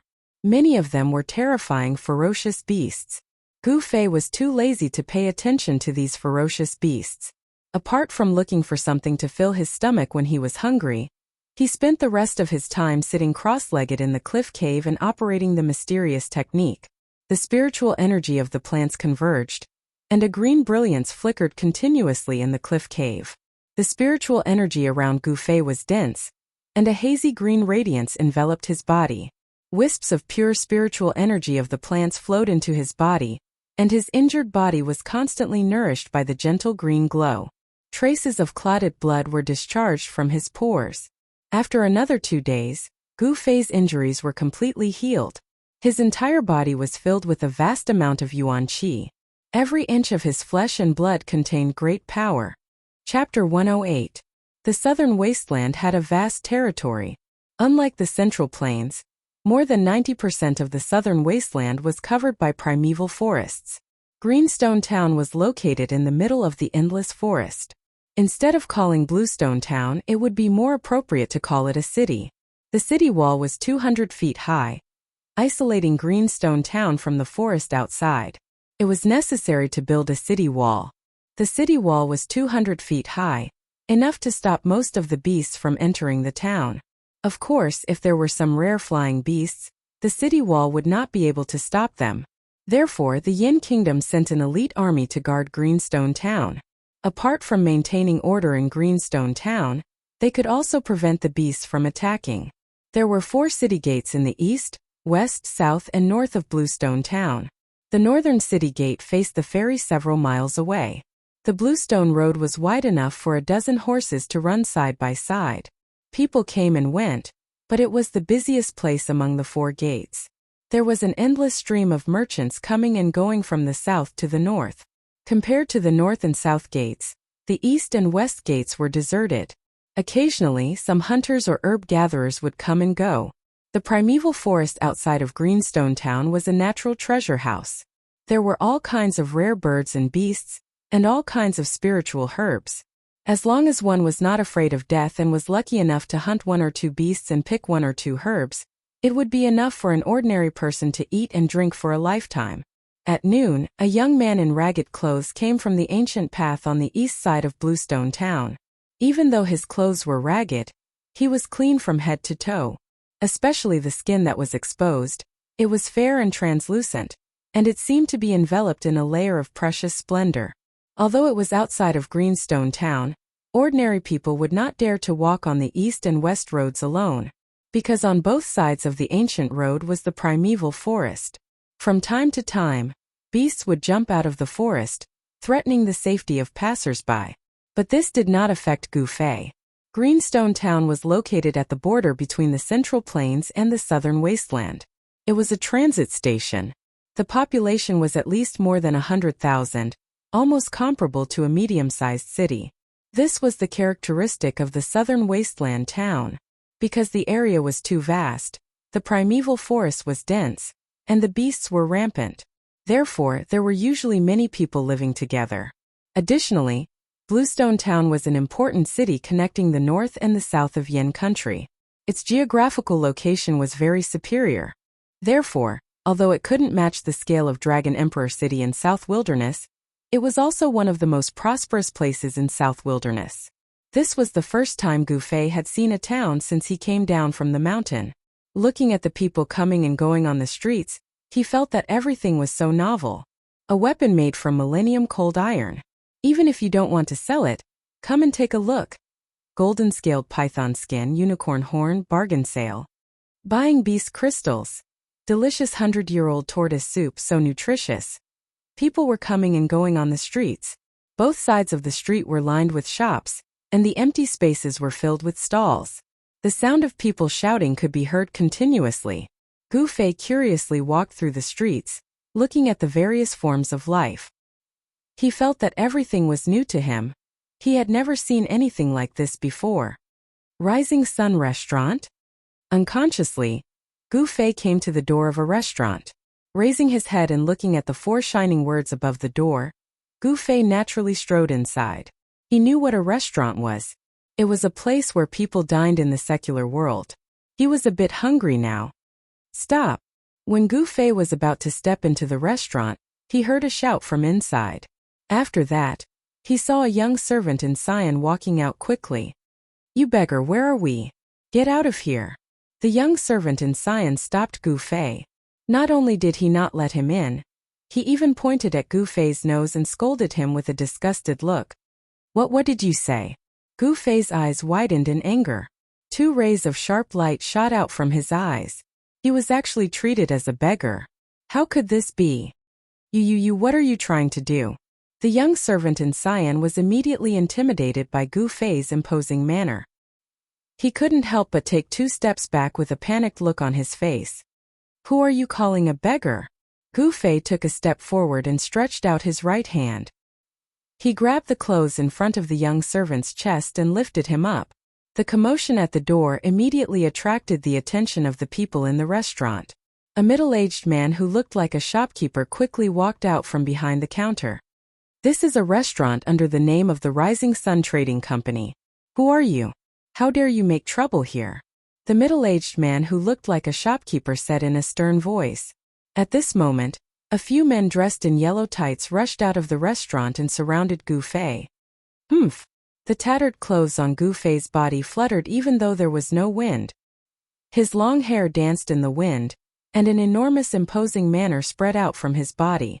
At the same time, in a private room on the 2nd floor of the restaurant, a black-clothed young man who was raising his wine cup suddenly stopped in midair. His expression became very ugly, causing a purple-clothed young man who was sitting opposite him to feel very astonished. Brother Beitang, what's wrong? The young man in embroidered clothes hurriedly asked. Humph! I didn't expect that I would actually meet an enemy of mine here. The black-clothed young man heavily placed the wine cup on the table in front of him and said fiercely. A murderous glint flickered in his eyes. Eh! The purple-clothed young man couldn't help but frown when he felt the obscure murderous aura emitted from the black-clothed young man. Outside the restaurant, at this moment, a powerful ripple of energy surged out from inside the restaurant. A figure silently appeared at the entrance of the sand restaurant. Young lord. Step back. Yes. The middle-aged man who looked like a shopkeeper did not hesitate or say anything else. He hurriedly retreated with the few yellow-clothed guards. His attitude was extremely respectful. Gu Fei felt pressured. He stared at the figure that suddenly appeared. His instincts told him that this person was an expert that could not be underestimated. It was a young man in his 20s. He was tall and slender. He was dressed in white and had an elegant demeanor. However, his appearance was not very outstanding and could even be said to be slightly ordinary. However, this person's eyes were extremely sharp. As they flickered with light, his gaze was like a blade or a sharp sword. His ordinary appearance, when paired with a pair of eyes like that, he seemed to stand out from the masses. Without a doubt, this person's cultivation was extremely powerful. Gu Fei was rather shocked. He did not think that he would meet such an expert in a restaurant. This person was only a few years older than him, but his cultivation made Gu Fei feel that it was unfathomable. He put down the green-clothed manservant who was still in the air, and the manservant immediately scrambled to escape. The servant already knew that he probably offended someone that he should not have offended today. I have failed in disciplining my servants and have offended you. I hope that you will not lower yourself to the same level as those servants. I have prepared some water and wine as an apology. I wonder if you will do me the honor? The young man had a faint smile on his face as he spoke in a manner that was neither servile nor overbearing. That's great. Gu Fei smiled and strode into the Rising Sun restaurant. Chapter 109. The small commotion only attracted the attention of a small portion of the people in the Rising Sun restaurant. The young master of the Rising Sun led Gu Fei straight to the second floor. Gu Fei found that even on the first floor, there seemed to be many Xiuzha exchanging toasts and talking loudly. There were many Xiuzha in this important town of the south that traveled north and south.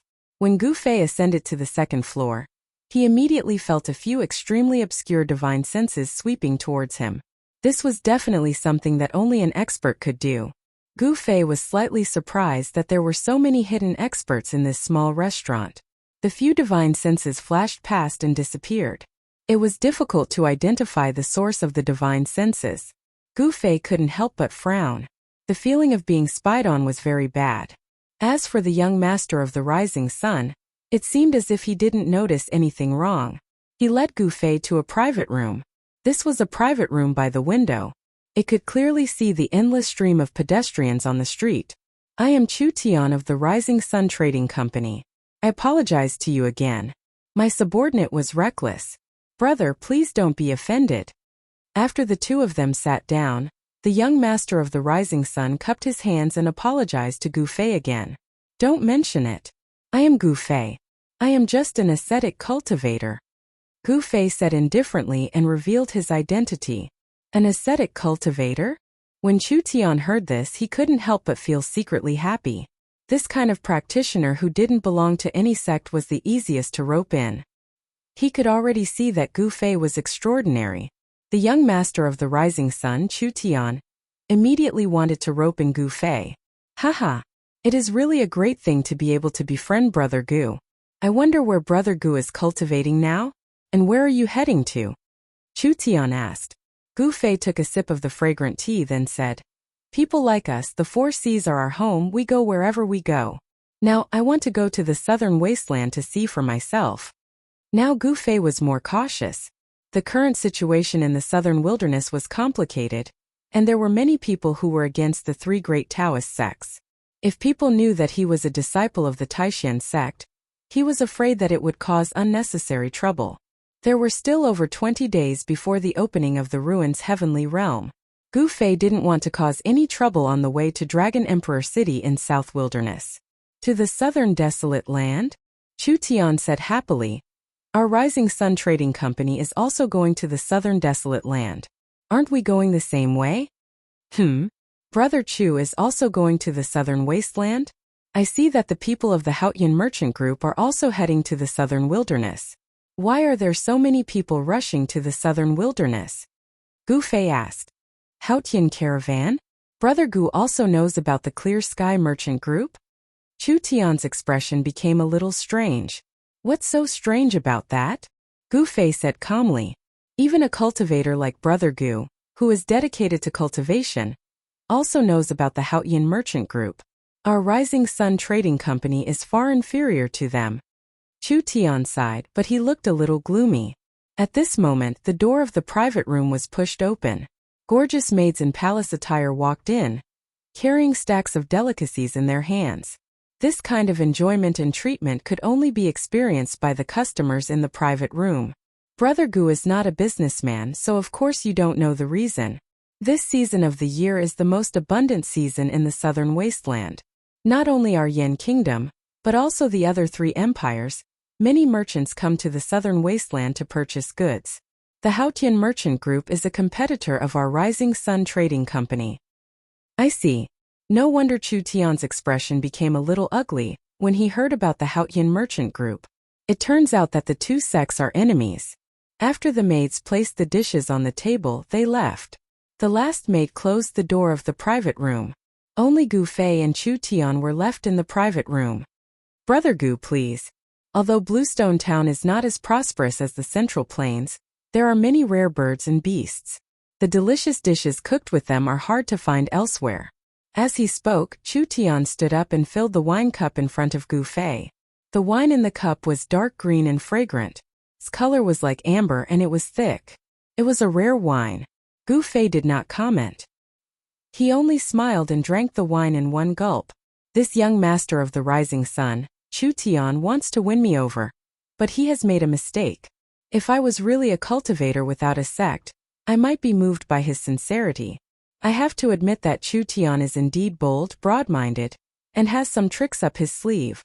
Compared to Ling Luoyan, Chu Tian was more like a businessman. However, after drinking the wine, Gu Fei's expression changed immediately. Roar! Bastard, you deserve to die.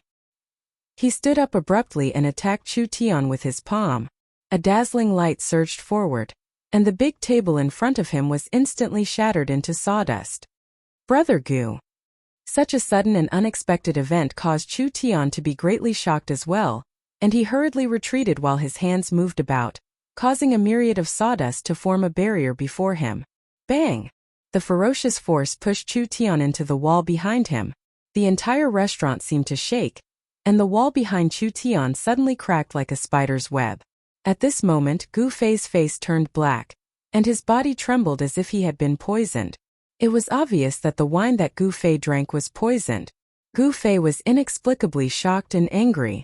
After pushing Chu Tian back with his palm, he staggered a few steps, and his body was on the verge of collapse. He never would have thought that Chu Tian would be so sinister. Rousing the yuan qi in his body, Gu Fei forced all the wine out of his body through his pores. However, what seeped out of his body was not wine, but traces of pitch-black and smelly liquid. The pitch-black liquid dripped from his body. Sizzle! White smoke rose from the ground, showing how strong and overbearing the poison was. Even the floor was corroded. Gu Fei took a deep breath, and the muscles, bones, and internal organs in his body immediately let out a muffled explosion. His muscles, bones, and organs all released all the yuan qi in his body without reservation, suppressing the spread of the poison. Seeing Gu Fei in such a state, Chu Tian was also dumbfounded. Pung!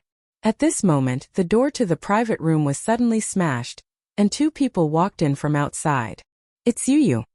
When Gu Fei saw the young man in black, his eyes immediately turned red, and the muscles on his face could not help but twitch.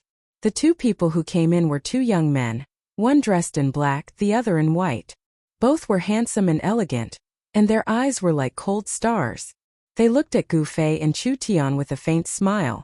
The young man in black was the mysterious young expert who thought that Gu Fei was from the Haotian trading group and tried to kill Gu Fei in the dense forest by the river. Chapter 110. Gu Fei's eyes, which had turned blood red due to his anger, swept a glance at the three people in the private room. Then, without thinking, he smashed through the window and leaped out with a pung. His blood-red eyes revealed an incomparably fierce light. The three people felt as if they were being stared at by a poisonous snake, and they actually had a kind of feeling of fear. The three people were stunned, and Gu Fei had already broken the window and escaped. Hurry up, don't let him escape! The young man in black shouted loudly, and his body rushed out from the broken window like a phantom. As he raised his hand, countless green threads shot out, like a big net, and enveloped the escaping figure in front of him. Although Gu Fei was poisoned, his body movement technique was still extremely fast. His figure flickered, and he avoided the green threads, crossed the street, and rushed out of Bluestone Town. The pedestrians on the street were immediately shocked by the sudden change of events, and they all dodged to the side. The young man in white also followed closely behind the young man in black and leaped out. In an instant, in the private room of the restaurant, Chu Tian, the young master of the rising sun, was the only one left. This, what is going on? Chu Tian still had not recovered from the shock, and he stared blankly at the broken wine pot on the floor. The wine pot broke, and the wine that splashed out actually corroded a part of the floor. The toxicity of the strong poison was really shocking. Even the young master of the rising sun, Chu Tian, who had traveled extensively and was used to seeing the world, was secretly shocked. At this moment, a burst of rapid footsteps came from outside the private room, and a group of yellow-clothed guards, led by the middle-aged shopkeeper, rushed up from downstairs. Gu Fei was poisoned, and then the two young men appeared and forced Gu Fei away. All of this happened in a short time, but the unusual movements in the private room still alarmed many people. Moreover, in this restaurant, there were many cultivators with extraordinary cultivation, and some busybodies had already followed Gu Fei and the other two from afar. "Young master, what exactly happened?" the middle-aged shopkeeper asked carefully. He saw that the private room was in a mess, and the young master Chu Tian was leaning against the wall. The wall was full of cracks, and it seemed like it could collapse at any time. The shopkeeper was so nervous that he was already sweating profusely. "Hurry up and investigate the background of those two young men in white and black respectively." Chu Tian's words were squeezed out from the gaps between his teeth. He was also incomparably furious. "Yes, young master." The middle-aged shopkeeper immediately received the order, and was about to turn around and leave. "Wait. Immediately send someone to arrest those servants who served the dishes. This is really outrageous." Chu Tian was so depressed that he almost vomited blood. It is not hard to imagine that the two young men tricked him. They actually wanted him to get rid of Gu Fei. It would be best if Gu Fei died just like that. If he died, Gu Fei would definitely think that he conspired with those two bastards. In this way, after Gu Fei recovers, he will definitely seek revenge on me. Not only will it bring me great trouble, I am afraid that the other people in the clan will also be implicated. At this time, Chu Tian had already cursed the 18 generations of the two young men's female ancestors. The middle-aged shopkeeper received the order and left. At this time, the restaurant was already in a mess. Chu Tian walked out of the messy private room, and his face was so gloomy that it seemed as if it would drip water. He said fiercely, "Those two bastards, they actually dared to force me to eat such an unforgivable grievance in my territory. Don't let me know who you are. I, Chu Tian, will definitely not let you have an easy time." Recalling the scene just now, Chu Tian couldn't help but shiver. If he also drank the poison wine in the wine pot, then... The veins on Chu Tian's forehead twitched, and he clenched his fists so hard that his knuckles made cracking sounds. He was so angry. The Rising Sun Trading Company was a business organization in the Tunglong continent, second only to the Haotian Trading Company. Wherever the Rising Sun Trading Company's business was successful, the Rising Sun Chu clan's power would also develop. Soon, the Rising Sun Trading Company's intelligence network in Bluestone Town was activated. Phew! Using the desolate steps, Gu Fei directly leaped over the 20 zhang-tall city wall and rushed into the primitive old forest outside Bluestone Town.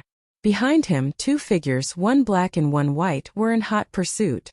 At this time, Gu Fei felt as if his abdomen was being cut by tens of thousands of small knives. Waves of bone-piercing pain caused his entire body to tremble as if he was convulsing. He tried his best to endure it, biting the corner of his mouth, and the blood that seeped out seemed to be black. Although the wine in his abdomen had been forced out of his body in the first instant, a large portion of the poison still remained in his body. This kind of poison didn't seem simple, and it was very difficult to completely expel it. The poison still spread from his abdomen to his entire body. The black aura on Gu Fei's face became thicker and thicker, and his mind seemed to be a little unclear. The situation was very bad. If he didn't immediately find a place to circulate his qi to expel the poison, his life would be in danger. Actually, it was fortunate that Gu Fei practiced martial arts, and his body was tempered to an incomparably tough state. His muscles, bones, blood, and flesh all contained a vast amount of essence, which could temporarily suppress the spread of the poison. If it was an ordinary practitioner, the poison would have already spread throughout his entire body, and he would have died. Gu Fei, obediently accept your death, and we might leave your corpse intact. The black-clothed young man's cold voice came from behind. He had already known Gu Fei's identity from the white-clothed young man. Gu Fei must die. Otherwise, it would be very troublesome for them, and it might even bring about a calamity that would destroy their clans. Swoosh! A white figure flashed in front of him, and one of them had already rushed ahead and intercepted Gu Fei. Gu Fei was suffering from a strange poison, and he needed to suppress the poison in his body with his mysterious qi, so his movements weren't as swift as before. In the end, those two people still caught up to him. Now he could only fight with his life on the line. Only by facing death would he have a chance of survival. Pung! Gu Fei wielded his palm like a saber, and a bright aura shot out from the edge of his palm. The saber light exploded, and directly chopped towards the person in front of him. Under the saber qi, the trees in front of him were constantly shattered. Humph! A trace of disdain flashed in the eyes of the person in front of him. He also wielded his palm like a saber, and similarly chopped out a saber light. Swoosh! With a sound it tore through the void, and instantly collided with Gu Fei's saber light. Boom! As if two thunderbolts violently collided, a burst of dazzling light burst out, and a terrifying saber qi swept out. The surrounding trees suddenly collapsed, turning into sawdust that flew out in all directions. Gu Fei's hair danced wildly, and his eyes were like cold lightning. With his injured body, his strength was greatly reduced, and he couldn't compete with the person in front of him. He was directly forced by that person's saber to cough up blood and retreat. Behind him, there was a large net made up of green energy threads that were as sharp as blades. It had already sealed off all his escape routes and was closing in on him from behind. Wherever the energy net passed, the grass and trees were all cut into thousands of pieces. Gu Fei soared into the sky and took a step in the air. Both of his hands brandished a dazzling saber light, and cut open the energy net that was coming towards him, and rushed out of the heavy encirclement. Chapter 111. The scorching noon sun hung high in the sky, scorching the earth. However, the endless primitive forest outside of Bluestone Town did not feel hot at all. Towering trees with lush branches and hundreds of zhang-old vines climbed and twined, casting a large shade in the forest. Boom! Boom! Boom! In a forest dozens of li away from Bluestone Town, trees were constantly falling, and branches and leaves were flying everywhere. The birds nearby were frightened and flew away in a panic. The beasts in the forest were scrambling to escape. There was a chase going on here. Two figures, one in black and one in white, were emitting waves of terrifying energy. They were unleashing powerful attacks towards a fleeing figure in the forest ahead of them. The pursuers were handsome, but their faces were murderous. They were two young experts.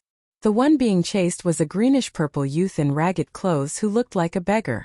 The black-clothed youth stretched out his right hand, and countless green threads rushed out of his palm and rushed forward. The green threads were like rain, like sharp blades that cut through the void. Nothing could stop them, and they cut everything in front of them.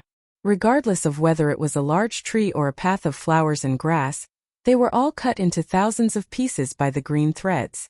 The youth's footwork was marvelous, and he barely dodged the green threads the moment they attacked him. However, some of the green threads still swept across his back. A few bloody marks appeared on the youth's back. His skin was split open, and his body of bronze and iron was also injured at this time. It showed that the black-clothed youth's magical power was extraordinary. What a pity! The black-clothed youth could not help but curse a few times when he saw that his attack had failed again. The white-clothed youth placed his hand on the hilt of the saber at his waist, ready to launch a fatal attack at the fleeing person at any time. The saber at the white-clothed youth's waist was not an ordinary item. The scabbard was engraved with mysterious talismans, and there was a faint brilliance flowing on the talismans. Even so, an extremely obscure murderous saber qi still passed through the scabbard that was sealed by the talismans. This saber was not an ordinary divine weapon, but more like a saber that had been refined by a cultivator. Moreover, it was obvious that not an ordinary cultivator could refine such a murderous saber. The talisman on the scabbard seemed to be suppressing the spirit of the divine saber. Without a doubt, if this godly blade were to be unsheathed, it would shake the heavens and the earth. Perhaps even the heavens and the earth would lose their color because of this godly blade. This was definitely a great killing weapon. The white-clothed youth's hand was covered in sweat as he held the saber. His eyes were fixed on the figure moving through the dense forest in front of him. He didn't draw his saber because he couldn't find an opportunity to kill in one strike. He had his own difficulties. Even with his ability, he could only use this divine blade 3 times a day. In other words, he could only use it 3 times. After 3 strikes, if the enemy did not die, then he would be the one to die. Because at this moment, his cultivation had been completely exhausted by those 3 slashes. At this moment, his life and death were in the hands of the enemy. You two despicable and shameless bastards, as long as I don't die today, you can just wait to die. Gu Fei was enraged as he desperately ran through the dense forest. The strange poison in his body was acting up, and for a moment, he felt as if thousands of ants were biting his muscles, bones, and flesh. That feeling made him go crazy. But the next moment, he felt as if thousands of small knives were stabbing his body. The pain was so painful that his vision turned black and he almost fainted. Endless pain was ravaging his nerves and destroying his will. But he gritted his teeth and endured it. No matter how much pain he suffered, he still maintained a trace of consciousness in his mind. He couldn't fall like this.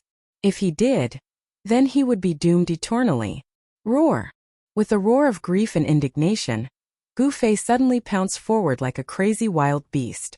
A few green threads brushed past him and took away a few drops of blood on his body.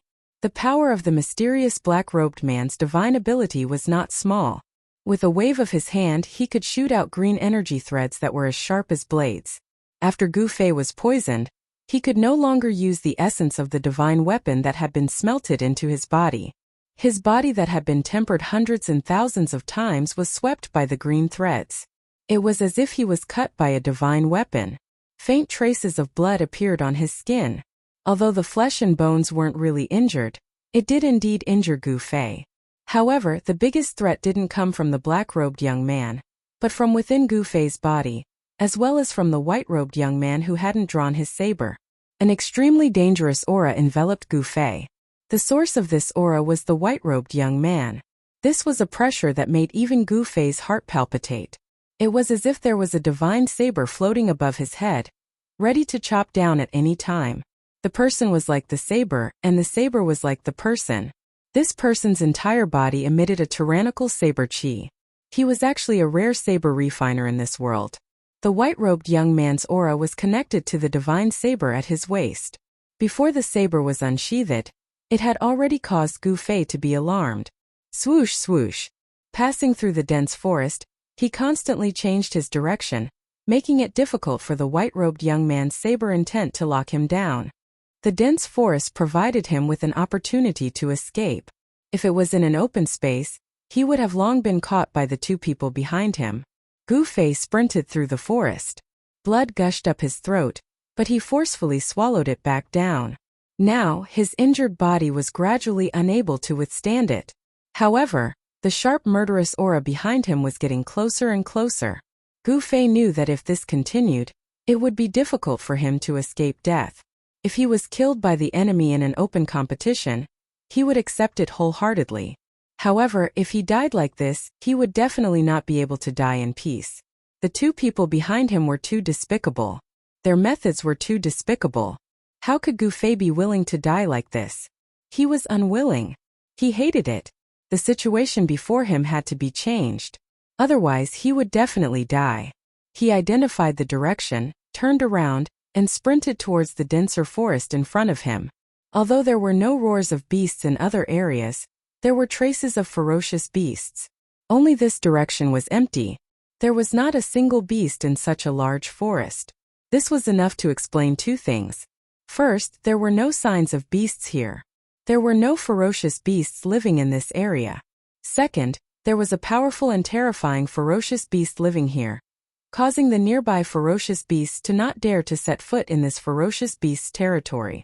Between life and death, whether or not he could escape from the pursuit of the 2 people depended on this gamble. Deep into the forest, a fierce murderous aura pervaded the air.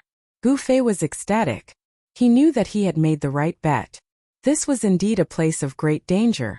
A place of great danger did not mean that it was a place of death. He was just afraid that there were no ferocious beasts here. If there were, then Gu Fei could take advantage of the chaos to escape from the 2 people's pursuit. Gu Fei did not stop. He quickly ran forward, but the 2 people chasing behind him were aghast.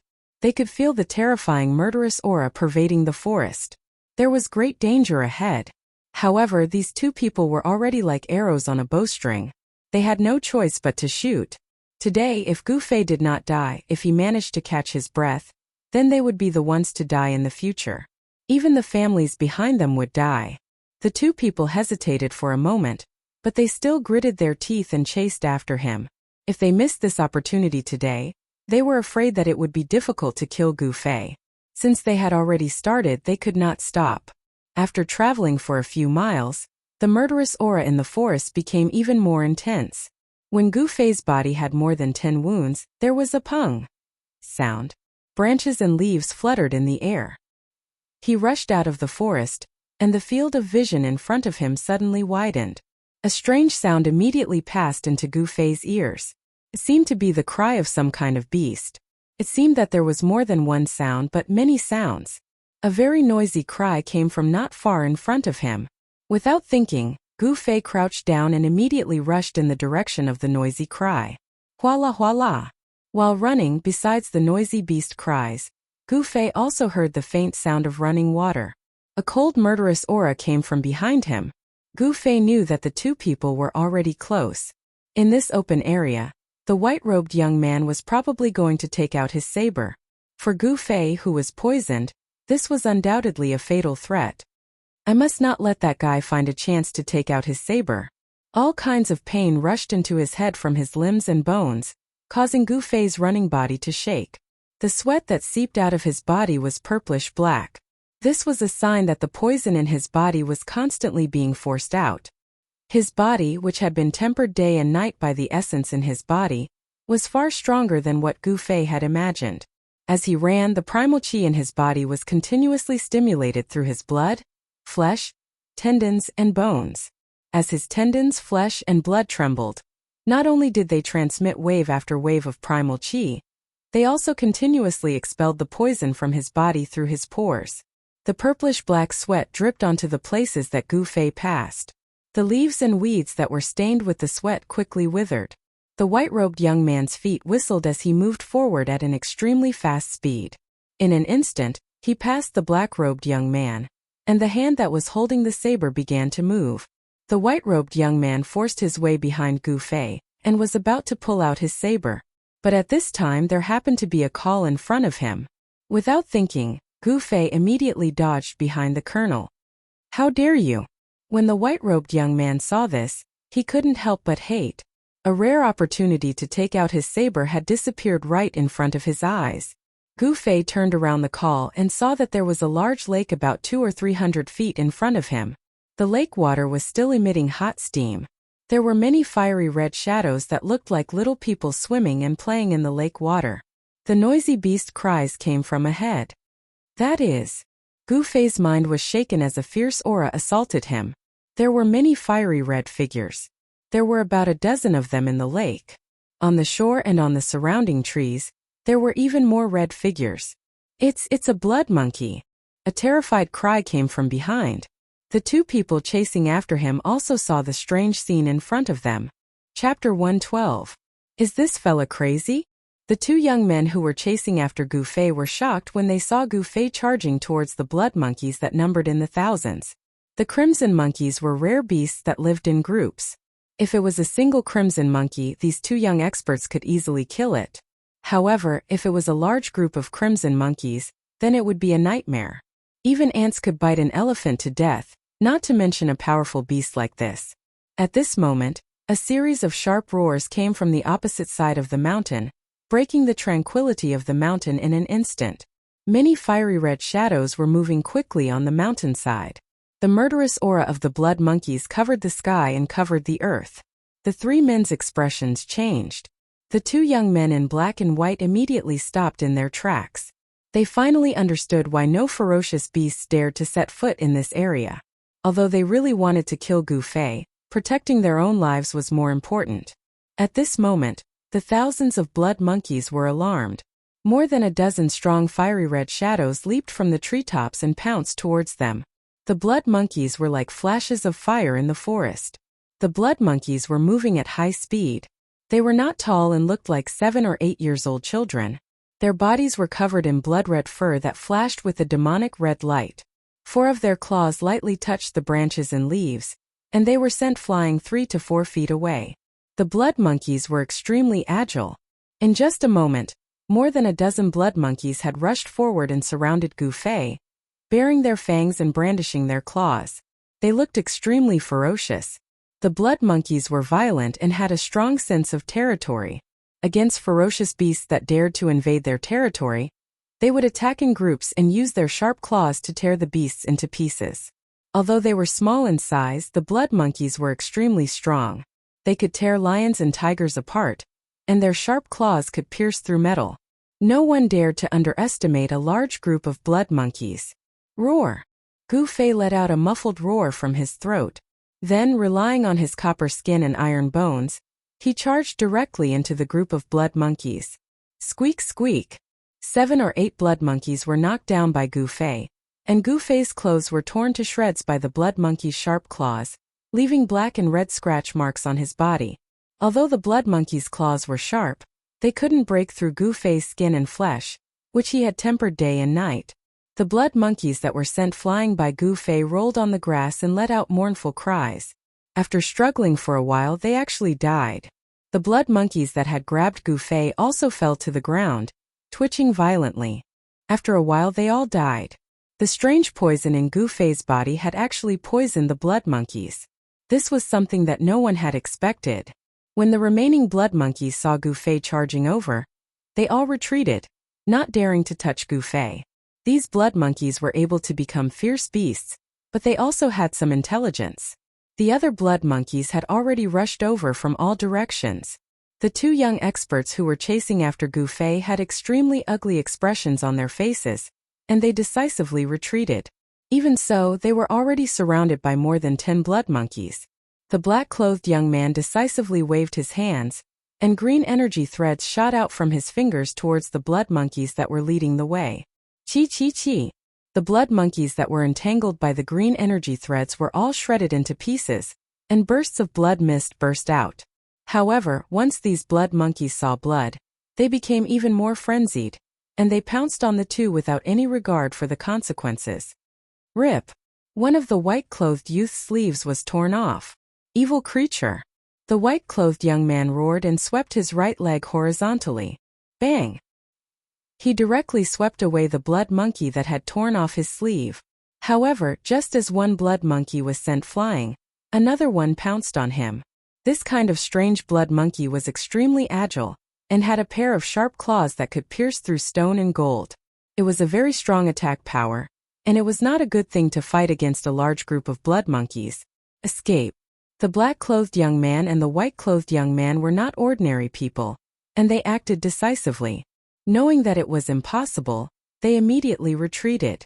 The black-clothed young man killed 7 or 8 blood monkeys, and the white-clothed young man rushed out of the encirclement of the blood monkeys. Without any hesitation, they spread their legs and ran. Suddenly, an extremely sharp beast's roar came from the mountainside. A blood shadow flashed, and a huge blood shadow leaped 4 to 5 zhang and chased after the black-clothed young man and the white-clothed young man. Behind the huge blood shadow was a large group of blood monkeys. There were at least 200 to 300 of them, and they leaped and dashed towards the 2 of them. They were like countless flickering flames, extremely conspicuous. Oh no, that's the Monkey King. Seeing this, the 2 of them were immediately scared out of their wits. Without looking back, they turned around the call and rushed into the dense forest. Among the large group of blood monkeys, there must be an especially special Monkey King. The Monkey King that was chasing after the 2 young experts was more than 3 zhang tall, and it was much more robust than the other blood monkeys. In front of the Monkey King, ordinary blood monkeys were like little children.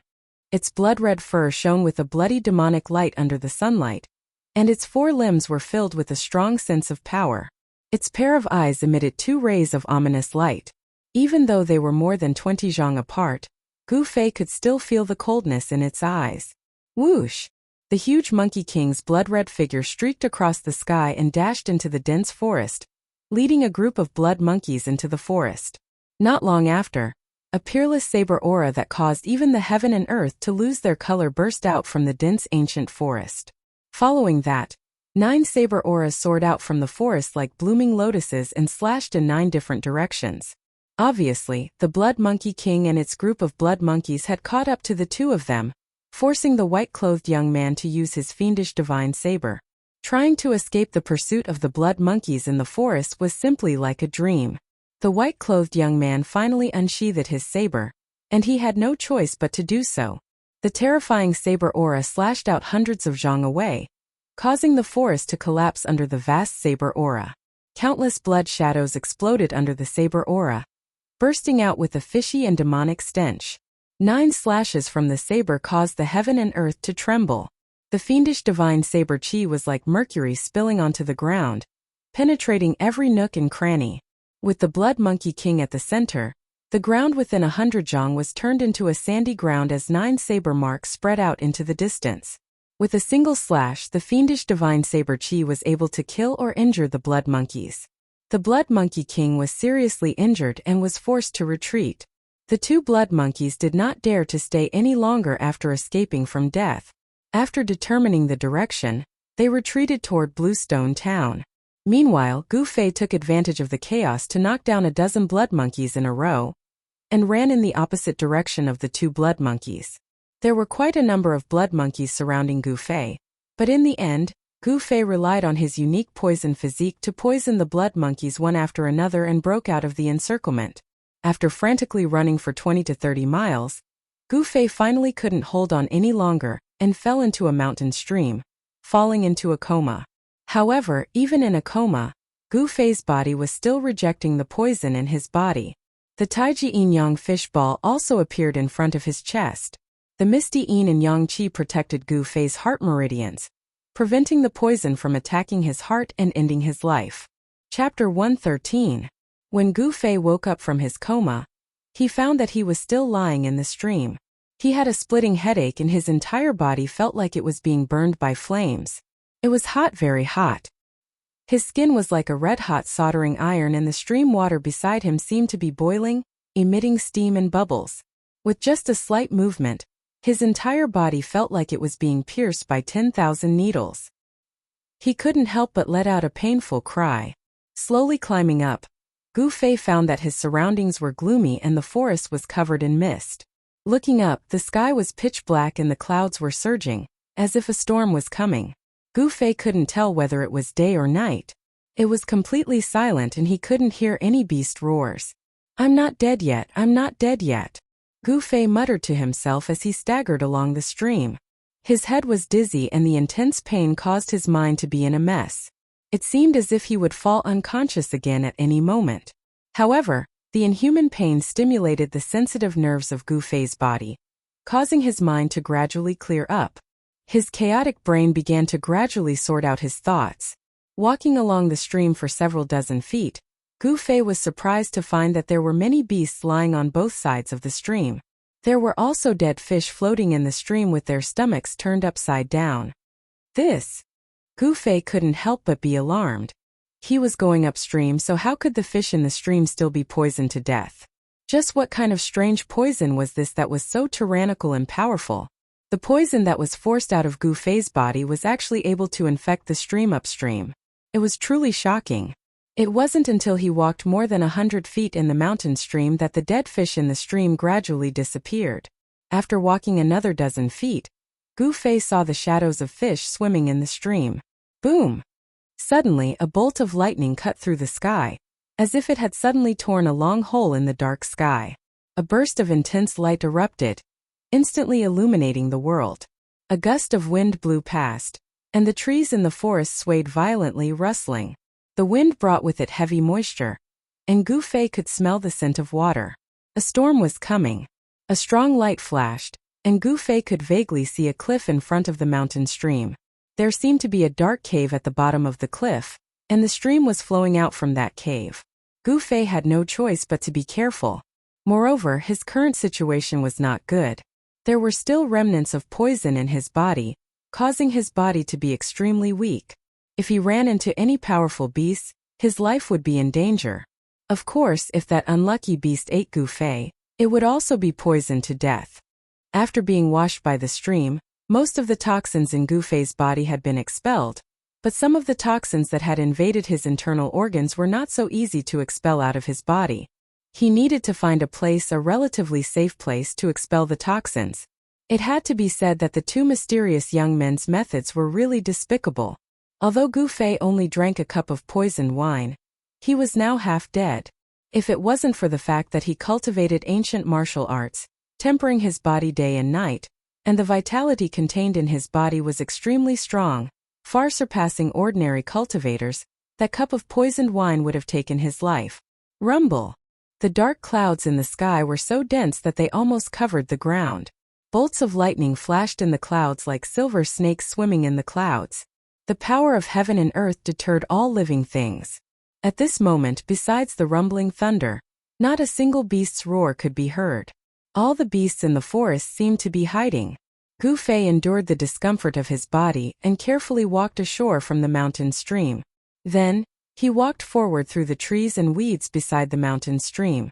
Sure enough, there was a pitch-black hole in front of him.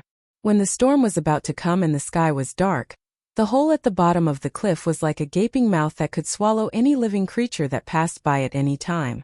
Gu Fei felt a burst of pressure. Should he go in or not? Gu Fei pondered. Rumble. Another shocking lightning flashed across the sky, and the sound of thunder shook the world. Seeing that the storm was coming, Gu Fei weighed the pros and cons, and felt that it was better to enter the cave to avoid this storm. Carefully, his footsteps were light like a leopard cat, and without any movement, he came to the side of the cave. Gu Fei bent down to pick up a stone, threw it into the cave, and then quickly hid to the side. Plop! The sound of water came from the cave. Gu Fei carefully listened to the sound in the cave, and did not move. He was not in a hurry, and it could even be said that he was very patient. After a while there was no more sound coming from the cave, but Gu Fei still did not move. He knew that when some berserk beasts were hunting, they would hide very well and would not easily attack. Although the intelligence of berserk beasts was far less than that of humans, hunting was their nature. In this aspect, humans were far inferior to berserk beasts. They were the most outstanding killers in the jungle. Sha-sha. Heavy rain fell from the sky, covering the world with a layer of rain curtain. Lightning flashed, thunder roared, and the wind howled. The storm that had been brewing for a long time finally arrived. The rain drenched Gu Fei's clothes, blurring his eyes. He leaned against the side of the cave, motionless. Finally, after confirming that there was nothing strange in the cave, Gu Fei slowly walked into the cave. The cave was the source of the mountain stream. Through the flashing lightning from time to time, Gu Fei could vaguely see the water in the cave. After the lightning passed, the cave became so dark that he could not even see his fingers. He did not know where this cave extended to. Gu Fei did not dare to go too deep. Instead, he found a clean place near the cave entrance, leaned against the cave wall, and sat down cross-legged. He cut open his palms and then operated the mysterious technique, slowly shaking his internal organs, muscles, and bones. Wave after wave of yuan qi began to gather in his dantian. The colorful light began to circulate, and then spread out from his dantian, spreading to his limbs and bones. The yuan qi in his body washed through his internal organs like a wave, forcing out the poison that had invaded his internal organs, through the cut skin of his palms. Gradually, with the circulation of yuan qi in Gu Fei's body, the surrounding spiritual energy also began to slowly gather towards him, seeping into his body, causing the heat all over his body to begin to ease. As time passed, traces of poisonous blood began to seep out from Gu Fei's palms. It was purplish-black blood, and besides the stench, the poisonous blood also carried a faint fragrance, like the fragrance of some kind of flower. While Gu Fei was in the cave operating the mysterious technique to expel the poison, in a courtyard in Bluestone Town, a room next to a lotus pond emitted a bright light. A black-clothed man wearing a straw raincoat and a bamboo hat braved the heavy rain and hurriedly walked in from outside the courtyard. He bypassed the lotus pond and went straight to the room that was still lit. When he came to the door, the man took off the bamboo hat and coat, put it aside, and then was about to knock on the door. "Come in." At this time a calm voice came from inside the room. "Yes, young master." The man respectfully and carefully opened the door, and then flashed into the room. The furnishings in the room were very simple. There was a bed, a table, 2 tea tables, and several chairs. The 2 walls of the room and the table were burning with red candles. A young man was holding a book, reading under the candlelight. "Young master, this is information about those 2 people." The person who came in was a middle-aged man with yellow skin. This person's eyes were full of spirit, and his footsteps were silent. It was obvious that he was a smart and capable person. The young master put down the book in his hand, took a stack of papers from the middle-aged man, and then began to read. After only reading a few, the young man's face changed. Chapter 114. A storm enveloped heaven and earth. The lightning in the sky danced like silver snakes, and thunder shook the sky. The power of heaven and earth was irresistible. In the depths of the forest, the cave where Gu Fei was in had become a water curtain cave. The rainwater rushing down from the cliff almost covered the cave entrance. On a rock beside the cave entrance, Gu Fei sat cross-legged with his back against the cave wall. Faint rumbles of thunder could be heard all over his body, as if he was resonating with the thunder and lightning in the sky. The sound of the heavenly thunder drum forged his muscles and bones. At this moment, Gu Fei was using this divine ability to force out the poison. An endless amount of spiritual energy gathered around him, forming faintly discernible spots of spiritual energy outside his body. On his palm, the stinky purplish-black poisonous blood with a faint fragrance flowed down, dripping onto the stone in front of him, and then flowing from the stone into the water below. The poisonous blood melted into the water and gradually spread. The fish in the cave gradually floated up from the water and were all poisoned to death. This kind of strange poison was really terrifying. A drop of poisonous blood could turn a body of water into poisonous water. All living things in the water would die and become lifeless stagnant water. Suddenly, whoosh! A green shadow rushed out of the water in front of Gu Fei, and then landed on Gu Fei's right palm. It was a small green snake the size of a chopstick and less than a foot long. It was really incredible that this small snake was not poisoned to death by the strange poison that melted into the water. Even a fierce beast like the blood monkey would die when it came into contact with the poisonous sweat on Gu Fei's body. This Shaoqing snake was actually able to survive. It was really extraordinary. The small green snake actually bit the middle finger of Gu Fei's right hand. 2 sharp teeth protruded from its upper jaw, breaking the skin of Gu Fei's middle finger and piercing into his flesh. It actually pierced through Gu Fei's flesh. The 2 sharp teeth of the Shaoqing snake were obviously more powerful than divine weapons. All of this happened too suddenly and too quickly. By the time Gu Fei was alerted, the Shaoqing snake had already bitten his middle finger. Gu Fei's heart skipped a beat, but immediately after, the unvented heat in his body, the astonishing heat produced by the evaporation of the strange poison in his body, suddenly seemed to have broken through a gap and poured out from his middle finger. The bite of the Shaoqing snake seemed to have opened a gate, allowing the heat poison in Gu Fei's body to escape. Gu Fei immediately felt a cooling sensation throughout his body. His skin, which was so red that it looked as if it was about to drip blood, began to gradually fade and his body temperature began to drop. What kind of snake is this?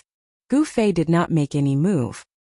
He calmly sized up the little green snake that was biting his right middle finger. The dim cave did not hinder his vision. With Gu Fei's current cultivation, as long as there was a little light, he could clearly see everything around him. He saw that the little snake was covered with small green scales, and there was a faint green luster flowing on the scales. The entire slender snake body seemed to be carved out of jasper crystal clear. However, what surprised Gu Fei the most was that there were 2 small protrusions on the small head of the Shaoqing snake.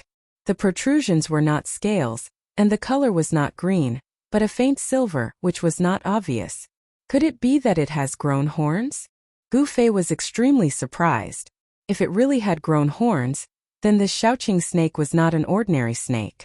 It was said that there were some strange beasts in the world that inherited a trace of the bloodline of ancient holy beasts.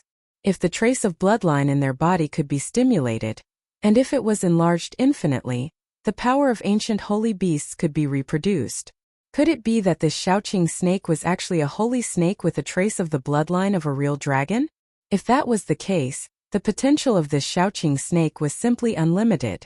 Returning to its ancestry with the body of a snake, the holy snake with the bloodline of a real dragon. Even after thousands of generations, The bloodline of a real dragon was extremely thin, but there was still a chance of returning to its ancestry. Of course, the process of returning to its ancestry was definitely full of dangers, and it was bound to go through thousands of hardships. It was a magnificent feat that was 1 in a million. Although Gu Fei guessed so, it was only his wishful thinking in the end. No one knew whether this Shaoqing snake had the bloodline of a real dragon or not. However, even so, this Shaoqing snake also showed an extraordinary side. It was actually sucking the remaining poison in Gu Fei's body. Fine purple-black poisonous qi as thin as hair converged towards the 2 sharp teeth of Shaoqing's snake, which pierced into Gu Fei's middle finger along Gu Fei's middle finger. Less than an hour later, as if the Shaoqing snake had been full of the poisonous blood, it slithered off Gu Fei's palm and coiled up on a stone beside Gu Fei, remaining still. This bizarre little snake seemed to be refining the poisonous blood as a wisp of vague spiritual source seemed to be flowing over its cyan body. Gu Fei was shocked to find that a small part of the remaining poison in his body had been sucked away by the Shaoqing snake. The bloody color over its body had faded away as it gradually recovered its strength. It seems that it will take me a few days to completely remove the remaining poison in my body. Dragon Emperor City, Ruin Heavenly Realm. I'd better not waste time. Gu Fei couldn't help but worry about it. He didn't know whether Dan Shenzi had already arrived at Dragon Emperor City with Li Lingfeng, Ziyu, and the others, or whether they would wait for him. No matter what, he had to go to Dragon Emperor City. Gu Fei faintly felt that the trip to Ruin Heavenly Realm might be an opportunity for him to break through his destiny. He would not give up until he was in despair. Among the 9 meridians of Taishan sect, Green Spirit Peak had been declining for hundreds of years. Not only were they ridiculed by their peers, but even few people in the top 3 Taoist sects mentioned Green Spirit Peak. It seemed that people in the cultivation world had forgotten about the existence of Green Spirit Peak in Taishan sect. Gu Fei had a heavy burden on his shoulders. Whether he liked it or not, as the only successor of Green Spirit Peak, the heavy burden of revitalizing Green Spirit Peak naturally fell on his shoulders. He couldn't avoid it even if he wanted to.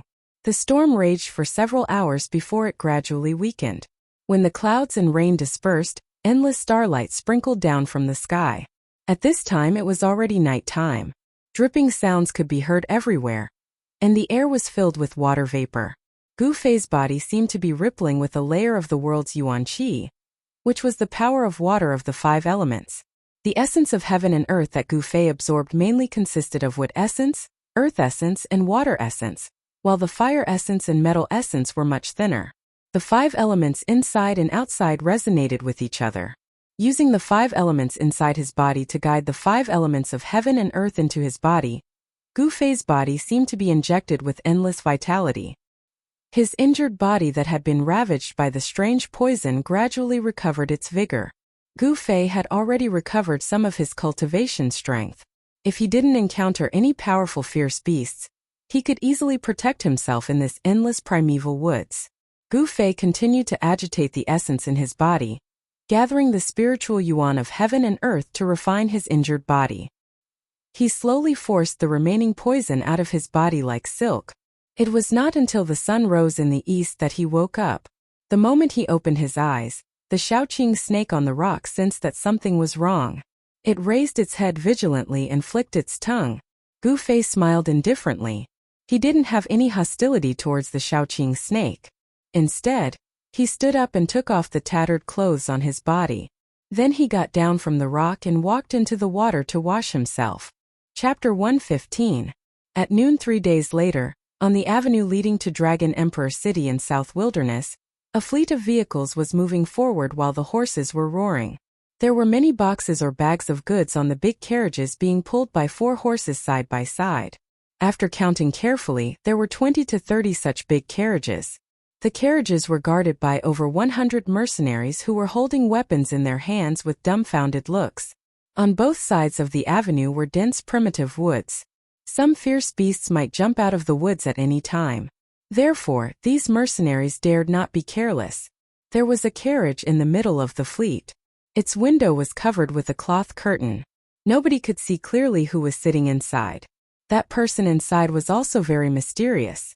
Even when the fleet stopped for a rest and lunch, that person didn't get out of the carriage. What made those mercenaries confused was that this boss Sheng, A salt merchant from Central Plains treated the person inside the carriage very respectfully. He always came back from the front of the fleet to greet the person inside the carriage. The leader of this group of mercenaries was a man with a full beard and a short stature.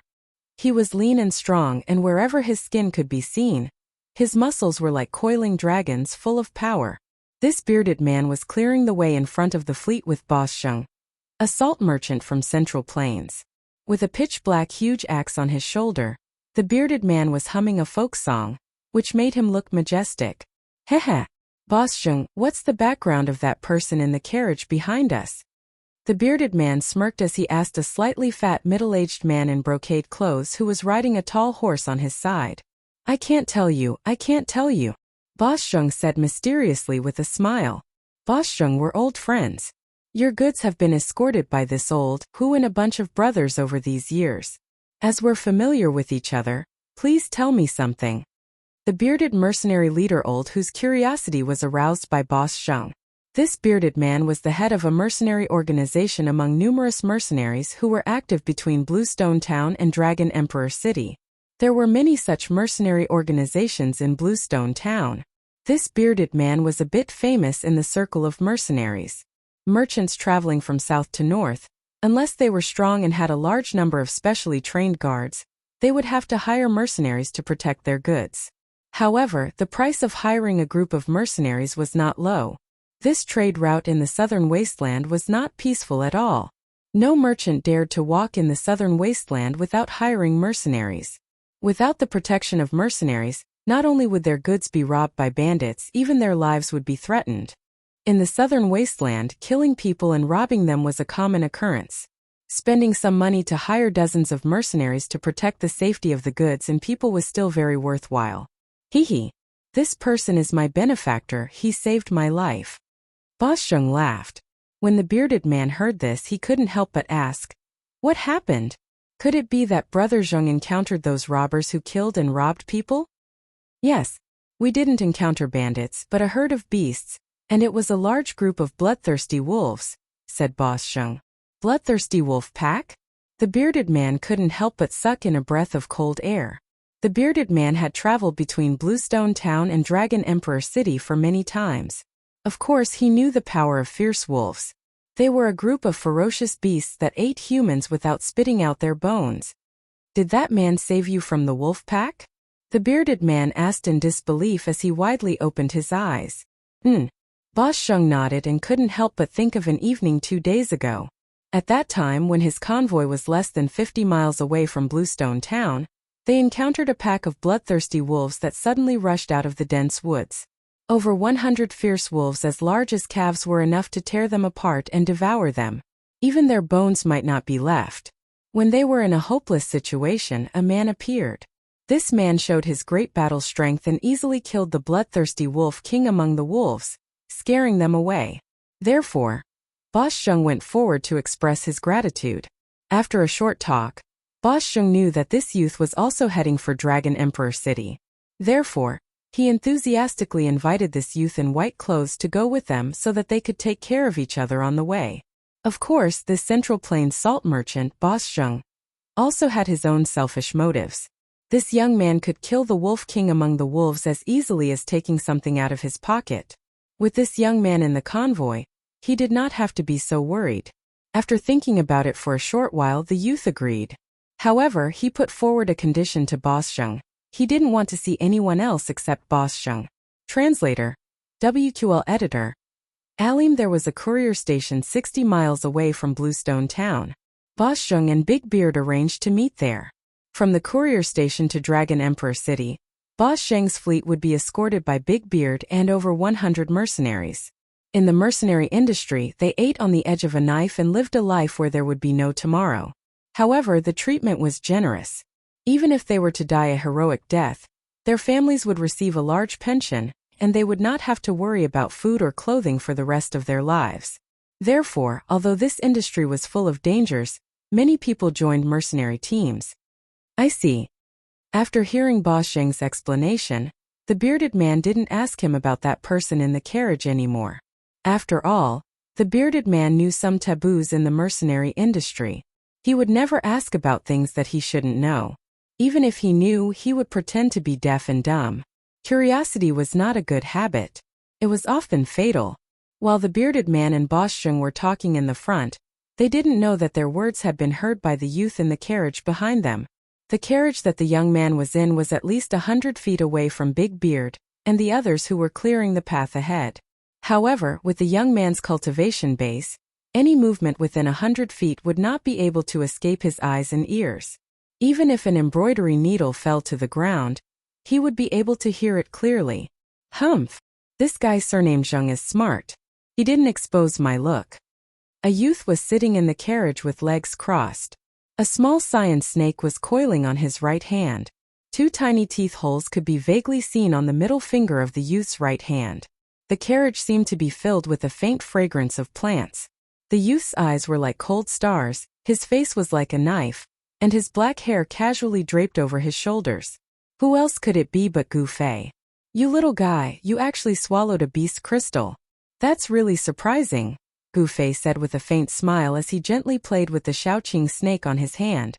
It turned out that when this little azure snake had entered Gu Fei's magic treasure pouch that day, it had actually gone for the beast crystal within the magic treasure pouch and swallowed the jade green beast crystal that was the size of a finger.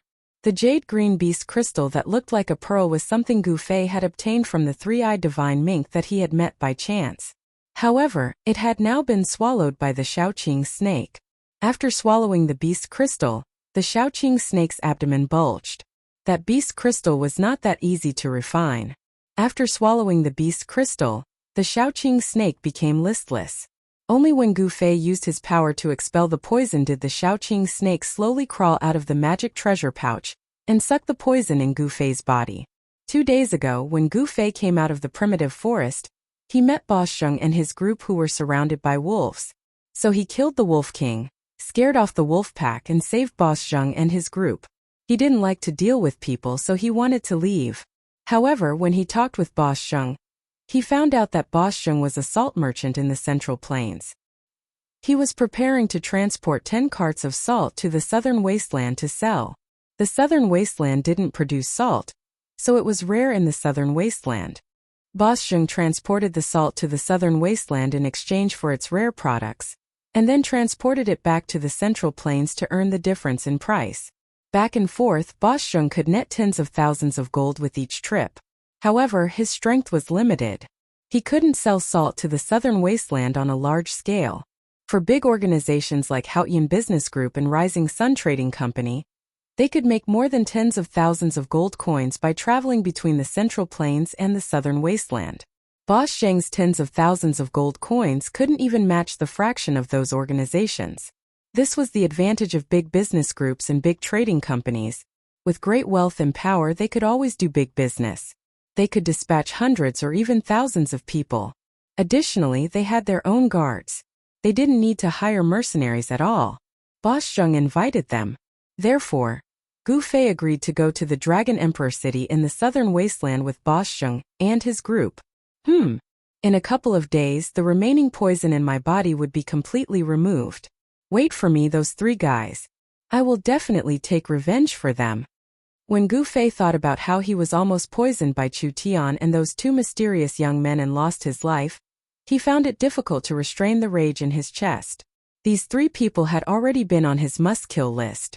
Of course, he didn't know that Chu Tian was just used as a spear by others. Beiteng Ao and Dongfang Long secretly tampered with the liquor that Gu Fei drank. Chu Tian didn't know this. Moreover, Chu Tian didn't know these 2 people either. However, even if Chu Tian knew that it was done by these 2 people, he didn't dare to denounce them. After all, the forces behind these 2 people were not small. The abdomen of that Shaoqing snake was still bulging. That beast crystal had not been completely refined. After sucking the poisonous blood, the green snake lazily crawled back into the magic treasure pouch on Gu Fei's waist. This little guy didn't seem to be shy with strangers and wasn't afraid of Gu Fei.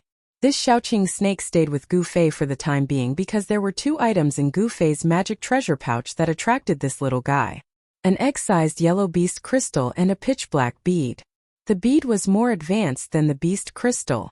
It was a beast core. Only demonic beasts could form beast cores inside their bodies.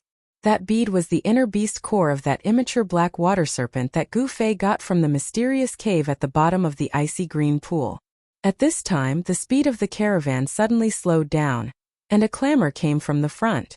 Gu Fei peered through the curtain and saw a large group of people with flags fluttering in the wind a few dozen meters ahead. Rising Sun Trading Company, Chu? Gu Fei vaguely saw the following words on the flags. At the sight of these words, Gu Fei's pupils instantly contracted. Chapter 116. The scale of the Rising Sun Trading Company's caravan was very large. There were about 300 to 400 yellow-robed guards wearing soft armor and purple headbands on their foreheads, riding on tall horses. Furthermore, the horses that the yellow-robed guards rode on were not ordinary horses. They were black-armored war steeds, and they were all 1 in 1,000 excellent steeds. Only a great force like the Rising Sun Trading Company could possess black-armored war horses, which were comparable to the heavy cavalry of the three empires. Of course, the yellow-robed guards of the Rising Sun Trading Company did not dare to wear armor, boots, and helmets in public. This was because doing so would be a great taboo of the three empires. The empires could turn a blind eye to the training of guards in private. However, if they trained soldiers in private, it would be a different matter. They could be accused of conspiring at any time, and be punished with the extermination of their entire clan. Even so, these 300 to 400 yellow-robed guards of the Rising Sun Trading Company could rely on the black-armored war horses to break up and defeat thousands of bandits in an instant, even if they encountered them. This was not an exaggeration. TSK. Look at their equipment. That's what you call excellent equipment. Big Beard, who was carrying a huge axe, licked his lips when he saw the black-armored war horses under the yellow-robed guards. The envy in his eyes was revealed without any concealment. Banners fluttered, carriages roared, and horses roared. This was simply a march, not a caravan. The Rising Sun Trading Company's ostentatious display was big enough to deter the few bandit forces that had designs on them. Hee Brother Beard, if you are envious, you can join the Rising Sun Trading Company. With Brother Beard's strength, isn't it a piece of cake for you to be the commander of the guards? Boss Zheng said with a smile. Bah. To be someone else's slave? Do you think I'm stupid? I'm not that cheap. Big Beard said while glaring. This Big Beard was obviously a person who would rather be a beggar than a slave. Big Beard and the others slowed down the speed of the caravan and followed the Rising Sun Trading Company from a distance. The smoke and dust in front of them blew over from time to time, but they did not mind it. Instead, they chatted and laughed in a relaxed manner. It seemed that following behind them and eating their dust was also a pleasure. Even the big bearded man hung the big axe on the saddle, tore open the leather armor on his chest, and chatted with Boss Zheng. They talked about everything under the sun, and spittle flew everywhere. This was because the Rising Sun Caravan's people were clearing the path in front of them. If anything happened, the people in front of them would shoulder the burden. Therefore, Big Beard and the others naturally did not need to be so nervous. In the carriage of the Central Plains salt merchant, Boss Zheng, Gu Fei did not bat an eyelid, although he really wanted to rush forward, drag Chu Tian out, and slap him to death. However, now was not the time. He had to endure it. His strength had not fully recovered, and the remaining poison in his body had not been completely purged. He could not unleash the full power of his martial arts. I'll let you live for 2 more days. Gu Fei forcefully suppressed the anger in his chest. He had no choice but to do this. He had to kill Chu Tian in his peak state because Chu Tian was not simple. If he failed to kill him in one strike and allowed him to escape, it would be a source of trouble in the future. Needless to say, South Wilderness was really vast. After walking on the avenue leading to Dragon Emperor City for 2 days, Zhang Tai could vaguely see a huge city at the end of the endless primeval woods like a wild beast in the prehistoric wilderness. That was Dragon Emperor City in South Wilderness. Nobody knew when Dragon Emperor City was built, not even the old fogies on the continent. Perhaps Dragon Emperor City had existed for a long time. As a result, people's memory about Dragon Emperor City had been eroded by the merciless time. It was said that Dragon Emperor City had existed in South Wilderness since far ancient times. However, this rumor couldn't be verified. Even the oldest classics on the continent didn't record when this huge city appeared.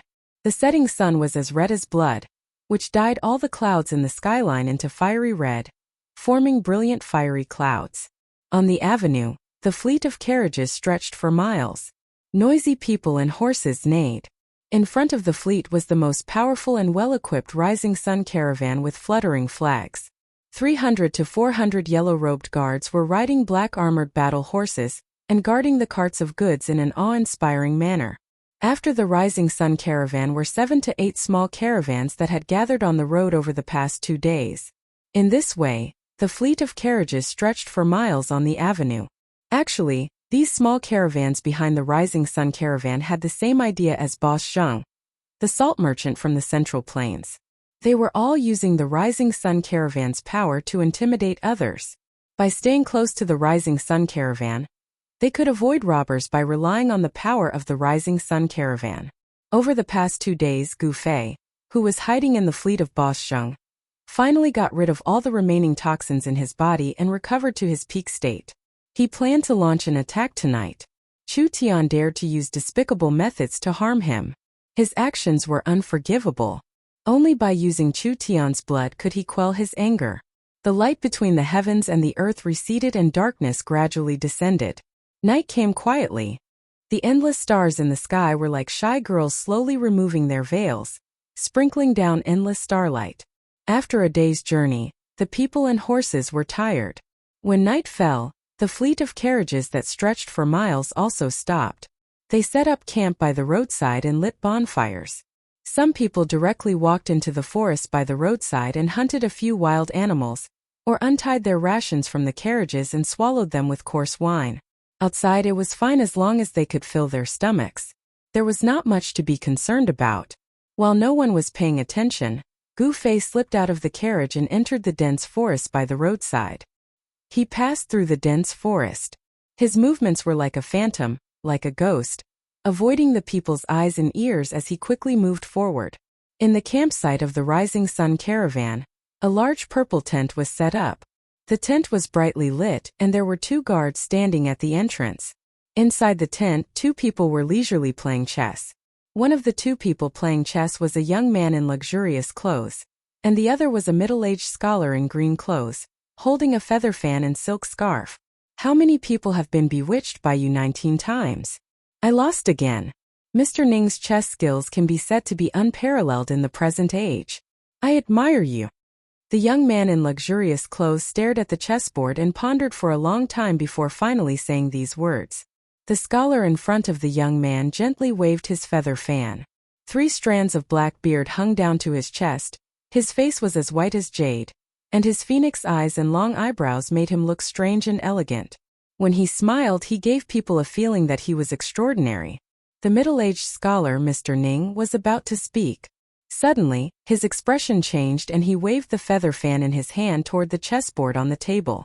The chessboard immediately flew up, and the black and white chess pieces on it fell to the ground. The chessboard went around the young man and blocked his back. The engraved lines on the chessboard seemed to come to life, rushing out and crisscrossing each other, like a net being laid out. Chapter 117. Under the curtain of night, the campsite of the Rising Sun caravan was very peaceful. The guards and workers were cooking and feeding the horses as usual. However, when a white figure appeared, the tranquility of the campsite was instantly broken. A white figure dashed out from the primitive jungle beside the main road like lightning. Before the guards could react, the white figure had already appeared beside the big tent in the center of the campsite. He directly broke open the tent and stepped into the tent. Boom!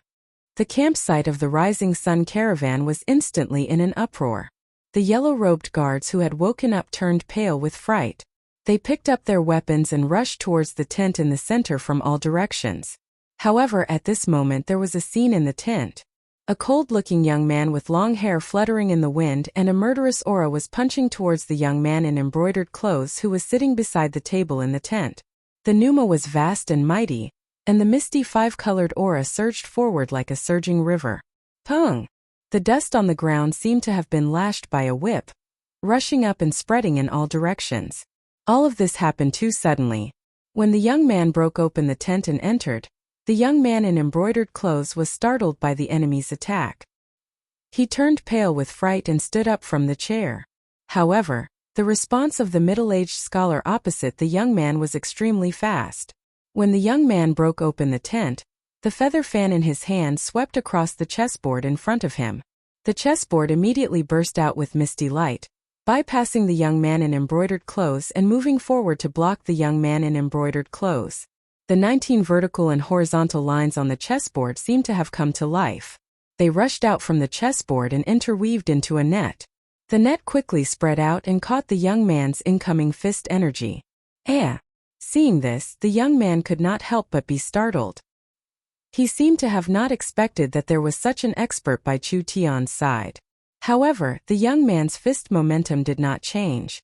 His fist was like a meteorite falling from the sky, but also like a meteor streaking across the sky. The green-robed scholar, Mr. Ning, could not help but be moved at this moment. The newcomer was incomparably powerful and the strength he displayed was frightening. An expert, definitely a rare expert. The energy net instantly collided with the young man's fist, making a sound like cloth being torn apart. The big net that was trapping him was immediately shattered by the punch. The fist, which was surrounded by 5-colored divine light, broke through the energy net. Bang! It directly hit the chessboard. Buzz! The chessboard shook violently from the punch, and it was sent flying back towards the young man in embroidered clothes who had a shocked expression on his face. Ha! Mr. Ning let out a loud shout. He formed a seal with his hand and pointed at the chessboard that was flying backwards. The chessboard immediately spun and stopped in midair. Gu Fei, is that you? At this moment, the young man in embroidered clothes cried out in alarm, and his mind shook violently. He retreated a few steps and even knocked over the table in front of him. Humph! Chu Tian, today is the day you die. The white-clothed youth who had suddenly charged in was Gu Fei, who had taken advantage of the darkness of the night to seek revenge. Gu Fei, listen to me.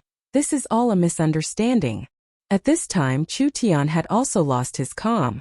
Gu Fei's unparalleled strength and killing intent made him tremble in fear, and he lost his previous calm. Hee. Misunderstanding?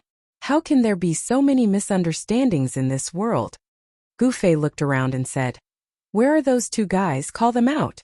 At this time there was a clamor of people outside. Shouts rose and fell, and heavy footsteps quickly moved towards this place. Dozens of yellow-robed guards had already rushed in from the big hole behind Gu Fei with swords and sabers in their hands. Kill! A man who seemed to be the leader of the guards pointed at Gu Fei with a long sword in his hand. Kill! The dozens of yellow-robed guards immediately brandished the weapons in their hands and rushed towards Gu Fei like wolves and tigers. Don't! Chu Tian hurriedly shouted, but it was already too late. Courting death. Gu Fei instantly turned around and rushed into the crowd like a tiger rushing into a flock of sheep. Bang bang bang. The heads of 5 guards were directly smashed into their chests, and the chests of 7 guards caved in, and they flew out with their chests sticking to their backs. The leader of the guards had the worst ending.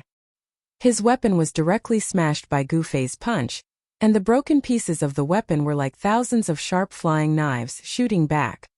Puff puff puff puff. The leader's body was full of holes. Even though he was wearing a soft armor inside, it was still pierced, like a water bag being pierced through, and blood spurted out from the leader's body. The inside of the tent suddenly became a slaughterhouse. Dozens of guards were instantly killed by Gu Fei in a flash, and the pungent smell of blood filled the tent. The middle-aged scholar with a feather fan and Chu Tian, the young master of the rising sun, both changed their expressions. Gu Fei's power immediately deterred the group of guards who were about to rush in. An ominous glint flashed in Gu Fei's eyes, like a peerless ferocious beast. He coldly glanced at the people outside, and the group of guards outside the tent immediately became restless. They looked at each other, and for a moment, no one dared to enter the tent again. Gu Fei, I really didn't poison you. It was those 2 bastards Dongfang Long and Beitang Ao who did it. After all, Chu Tian was used to big scenes.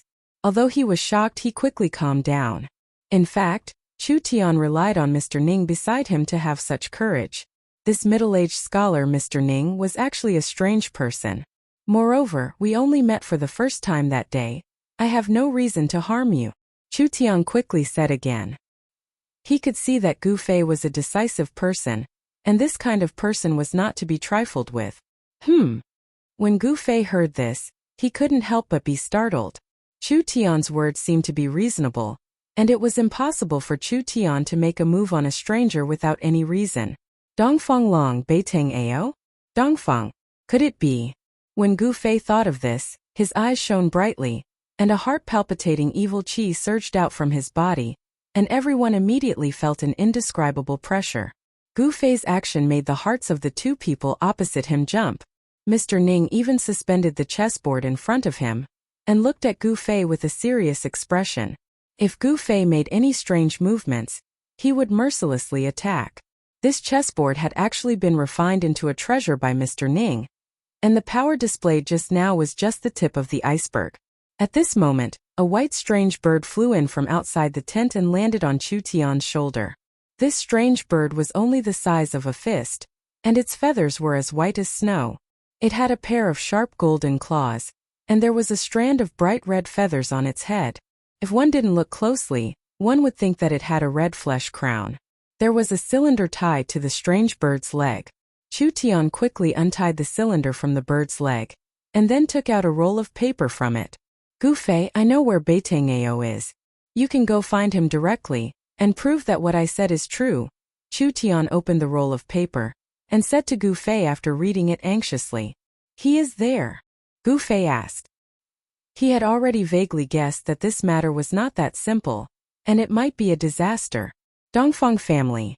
Gu Fei felt a burst of irritation. They are confronting the Haoying caravan 30 li ahead. Chu Tian said quickly. Whoosh! A strong gust of wind suddenly blew within the tent. Gu Fei's figure had already disappeared from the tent. A white figure quickly rushed out of the Rising Sun caravan's campsite. Chapter 118. Gu Fei left in the blink of an eye. The battle didn't break out. Chu Tian instantly relaxed his tense nerves, making him feel exhausted. Only then did he realize that his clothes had long been soaked in cold sweat. Gu Fei gave him a terrifying feeling. He was like a deity or a demon. Gu Fei was decisive in killing. In a split second, he had killed over a dozen guards with the force of a thunderbolt. Looking at the mess in front of him and the pungent smell of blood rushing into his nose, Chu Tian's face was still extremely pale. He couldn't calm down for a long time. He didn't doubt Gu Fei's determination to kill him at all. If Mr. Ning was not present, he might have died here with a grievance. If he was really killed by Gu Fei, then he, Chu Tian, would have died in vain. The guards that were killed by Gu Fei were in an incomparably miserable state. All of them had their bones and tendons broken, their flesh turned into mud, and their bodies were no longer in human shape. These well-trained guards were nothing more than ants before Gu Fei. Who is this person? Why did you offend such a powerful figure? Mr. Ning waved his sleeve and put the chessboard in front of him into his sleeve. He's called Gu Fei, and he's an ascetic cultivator. However, his identity shouldn't be simple. That Dongfang Long and Beiteng Ao seemed to be extremely afraid of him, and they didn't hesitate to use despicable methods to kill him. Chu Tian didn't conceal anything and told Mr. Ning about the sequence of events. Dongfang clan of Eastern Qi and Beiteng clan of Southern Yan. When did these two cultivation clans get together? Strange. Who could make them afraid? Mr. Ning slightly waved his feather fan. After listening to Chu Tian's story, he couldn't help but frown. At this moment, on the ancient road leading to Dragon Emperor City, there was a camp about 15 kilometers ahead of the camp of the Rising Sun caravan. This camp was larger and had more people than the camp of the Rising Sun caravan. However, at this time, the camp was brightly lit, and the sound of people clamoring could be heard. A group of black-clothed people were confronting hundreds of cyan-clothed guards in front of the camp. They were led by a tall and straight young man in black and a middle-aged man in black with a pale face and no facial hair. Although the young man was handsome and his eyes were like cold stars, there didn't seem to be anything special about him. However, the black-clothed middle-aged man gave people a very strange feeling, especially his eyes, which were incomparably deep and emitted a dense chill. Cut the crap. Hurry up and hand over that thing or else. The black-clothed young man looked maliciously at the white-clothed young man, who was standing in front of hundreds of guards. The corners of his mouth curled into an evil smile. This young man was the mysterious person who had tried to assassinate Gu Fei twice. Beitang Ao, if you know what's good for you, then quickly retreat. Offending our Ling clan won't do your Beitang clan any good. Beside the handsome white-clothed young master stood an old servant in a cyan gown. It was this old servant who spoke those words. Li Zhong, your surname is not Ling. If you're willing to hand over that thing, I might consider sparing your life. At this moment, the black-clothed middle-aged man suddenly stepped forward and impatiently said to the old servant. The black-clothed middle-aged man was filled with a dangerous qi. An extremely obscure strength was surging inside his body. He was like a ferocious beast lurking in the dense woods, ready to launch a fatal strike at any passing prey. Undoubtedly, the middle-aged man's prey were the members of Haotian Ling clan. That handsome young master was Ling Luoyan, who was disguised as a man, while that old servant in a cyan gown was Grandad Zhong. Dragon Emperor City was over 100 miles away from the ancient road. However, Ling Luoyan and the others could never imagine that their caravan could encounter members of Beitang clan outside Dragon Emperor City. Seeing Beitang Ao's unbridled gaze roaming around her body, Ling Luoyan's face turned ashen. She gripped the long sword at her waist, wishing she could rush forward and dig out Beitang Ao's eyeballs to feed to the wild dogs. This person was really too hateful. As the beloved daughter of the head of Ling clan, nobody had ever dared to look at Ling Luoyan in such a blatant manner. She was extremely disgusted by Beitang Ao's gaze. I don't know what you're talking about. I don't have what you want. Grandad Zhong's aged words contained a kind of decisiveness. He looked straight at the black-clothed middle-aged man and emitted a majestic aura as he confronted the powerful enemy in front of him. Although he was old, his battle spirit was not. As a martial artist, Grandad Zhong displayed a kind of fearless spirit. Although the enemy was powerful, he would never hesitate in a battle. You don't know? I think you're just pretending to be crazy. The black-clothed youth, Beitang Ao, stared at Grandad Zhong and said coldly, Since you don't want to hand it over yourself, then I have to take it myself. The middle-aged man said with a cold expression as he stepped forward and wanted to attack Grandad Zhong. Clang! Hundreds of green-clothed guards immediately unsheathed their weapons and pointed them forward. The green-clothed guards of the Haotian merchant group were well-trained. Their movements were neat and uniform, and a fierce aura immediately spread out. Obviously, these guards were real martial artists who had seen blood and killed people on the battlefield. The killing intent of hundreds of people gathered together. Even a young expert like Beitang Ao could not help but be moved. So what if you have more people? In my eyes, you're just a group of ants. The middle-aged man looked at the hundreds of green-clothed guards in front of him and said indifferently. At the same time, a majestic and heavy energy fluctuation spread out from the middle-aged man's body. He was not being arrogant, nor was he speaking nonsense. This middle-aged man definitely had the strength to sweep away hundreds of green-clothed guards. Grandad Zhong's face was ashen. He knew that he was probably doomed tonight. This middle-aged man was definitely a rare expert in the Beitang clan, and he was not his opponent. The Beitang clan was one of the top cultivation clans in the Yin Kingdom. It had a long history, and no one knew what kind of foundation this clan had. They only knew that this clan was definitely not simple. To be able to not be buried in history and continue to be passed down, such a cultivation clan must have something extraordinary. Uncle, why do you need to kill these people personally? It's better for me to get rid of these ants. Beitang Ao said disdainfully. He did not put the people of the Haotian merchant group in his eyes at all. All right. Quickly bring the things over. I don't want to have any more problems. The middle-aged man nodded and retreated.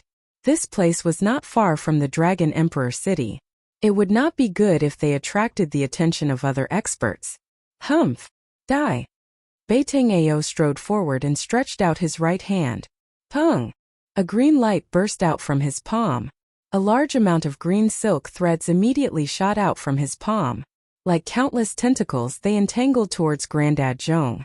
Those were not real silk threads but energy threads condensed from energy. This was a kind of magical ability that Beitang Ao had mastered. It was an extremely powerful magical ability. The green energy threads could cut through anything. Xiao Cui, Xiao Yu. Protect the young master and retreat. Grandad Zhong shouted in a deep voice. Then he took a step forward and shook the long sword in his hand. OM! A dragon-like sword cry resounded as a dazzling sword light suddenly appeared. The dazzling sword light, like a silver dragon, soared up to meet the entangling green energy strands. Unparalleled sword chi constantly shot out and destroyed the thousands of green strands. Then Grandad Zhong soared into the sky, turned around in the air, and waved the long sword in his hand. The tip of the sword turned into many cold stars and fell down from the sky, shrouding Beitang Ao under the endless starlight, blocking all of his escape routes. Grandad Zhong's sword move was very marvelous. Heh! Beitang Ao's face revealed a trace of evil smile. Reversal of heaven and earth. With a light shout, Beitang Ao waved his hands, and a wave of bizarre energy fluctuation suddenly surged out from his hands. In an instant, Grandpa Zhong felt like the world was spinning. It was as if the universe had turned upside down. In the next moment, a horrifying scene appeared in front of him. Chapter 119.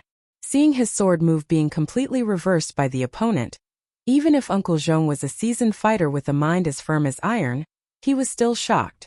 This youth of the Beitang family is actually a divine arts practitioner? Uncle Zhong was overwhelmed with shock and couldn't help but feel a trace of despair. A divine arts practitioner couldn't be resisted. It wasn't something a martial artist like him could contend against. However, he was incomparably experienced in fighting. When he felt something was wrong, he immediately spun his sword and used it as a shield, blocking in front of his body.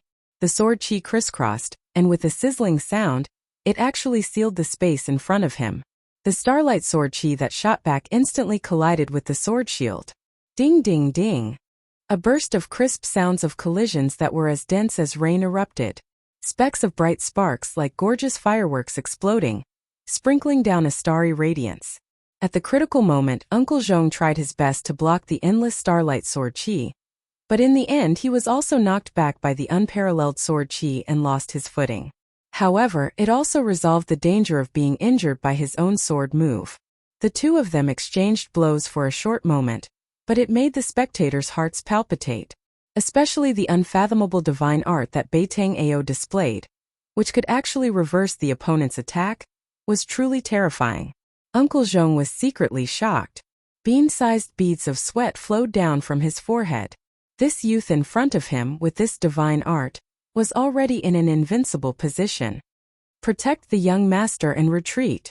Uncle Zhong made a prompt decision and shouted at the group of guards. Ling Luoyan was a woman disguised as a man, so Uncle Zhong didn't call her young miss but young master. Yes. The dozen or so yellow-clothed guards immediately accepted the order and led the hundreds of green-clothed guards to spread out, protecting Ling Luoyan, Xiao Chui, and Xiao Yu within them before retreating.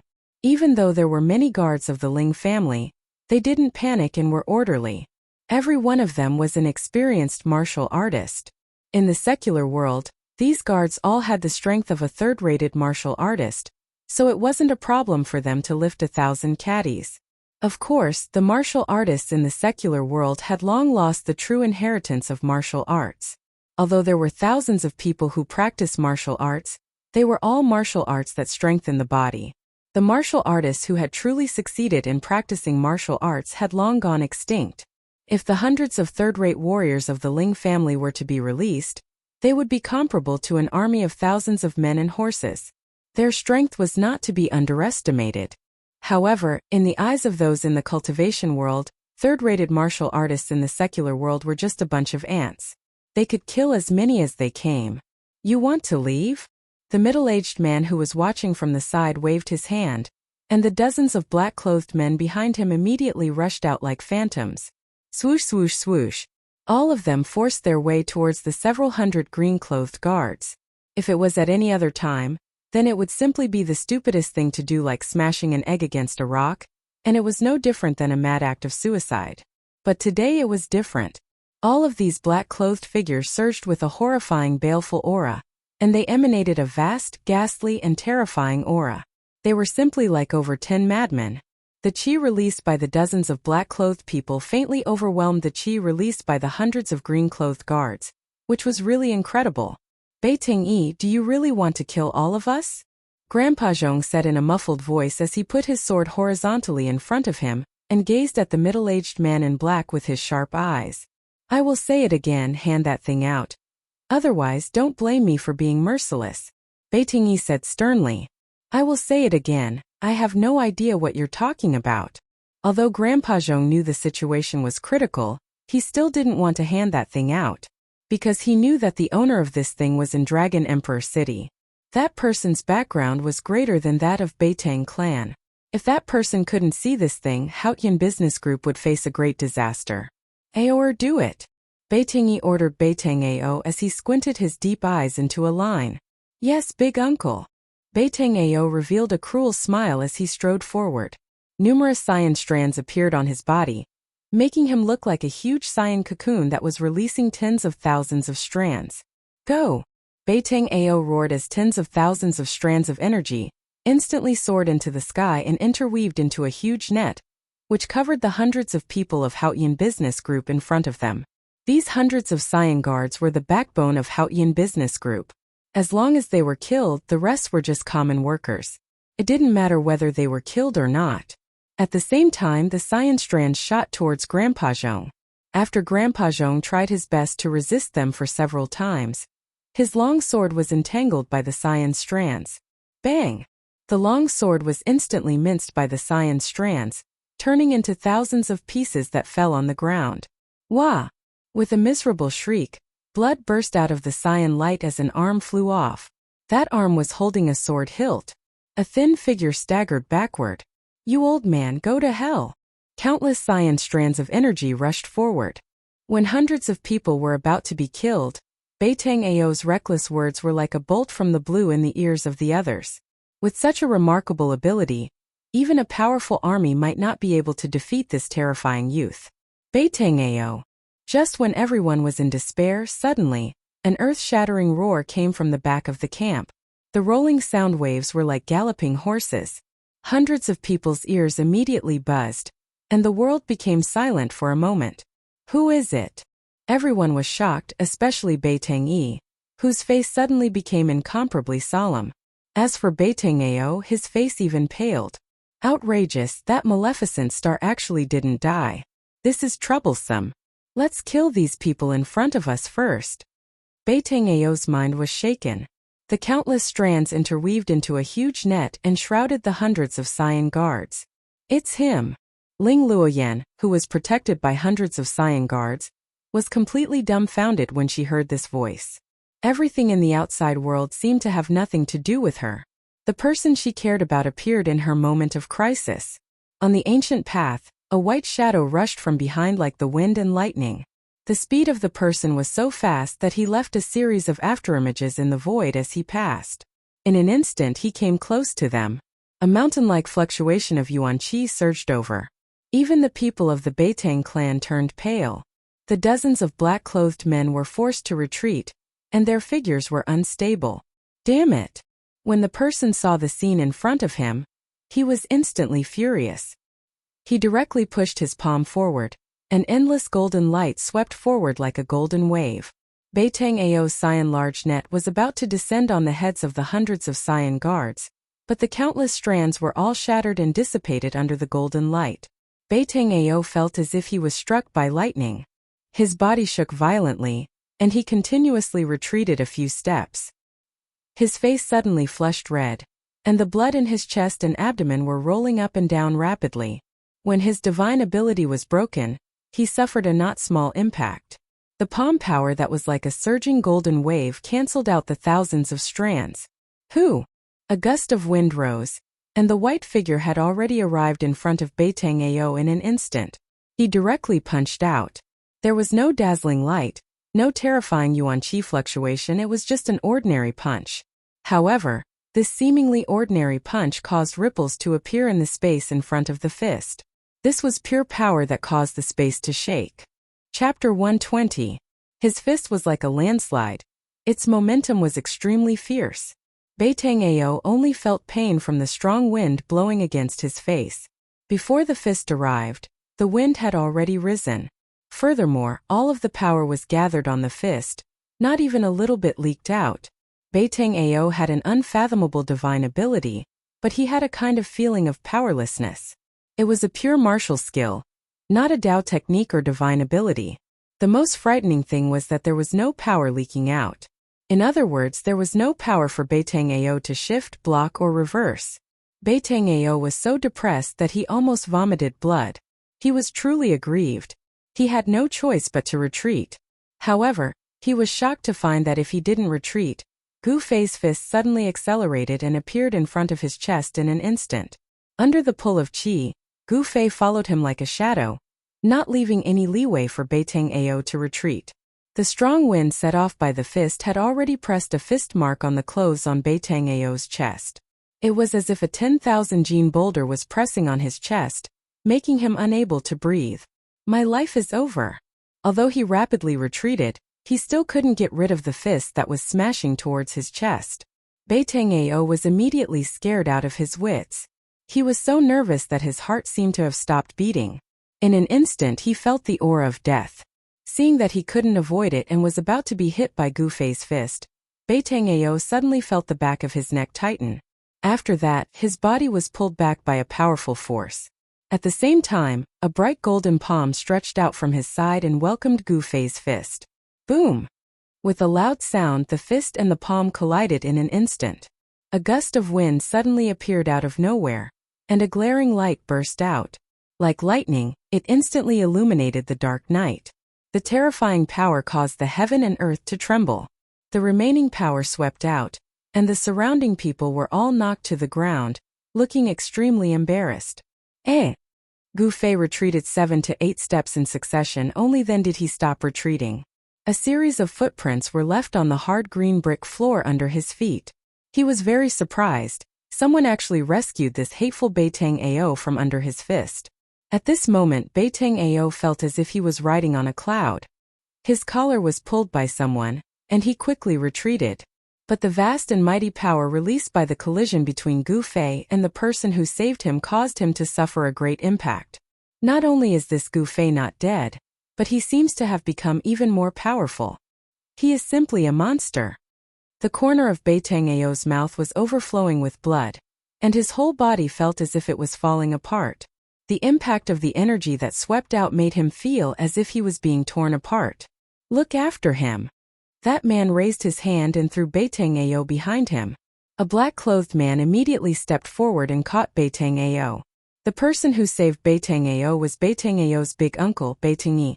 Among the people of Beitang family present, only Beitang Yi, who had the highest cultivation, could rescue Beitang Ao from Gu Fei's fist at the critical moment. Who are you? Why did you use such a ruthless move on my nephew? Beitang Yi coldly stared at Gu Fei. From his narrowed eyes, a blade-like sharp gaze would burst out from time to time.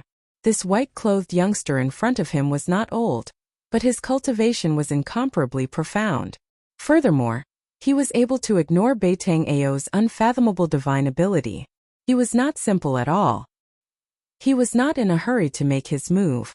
Beitang Yi did not dare to lower his guard.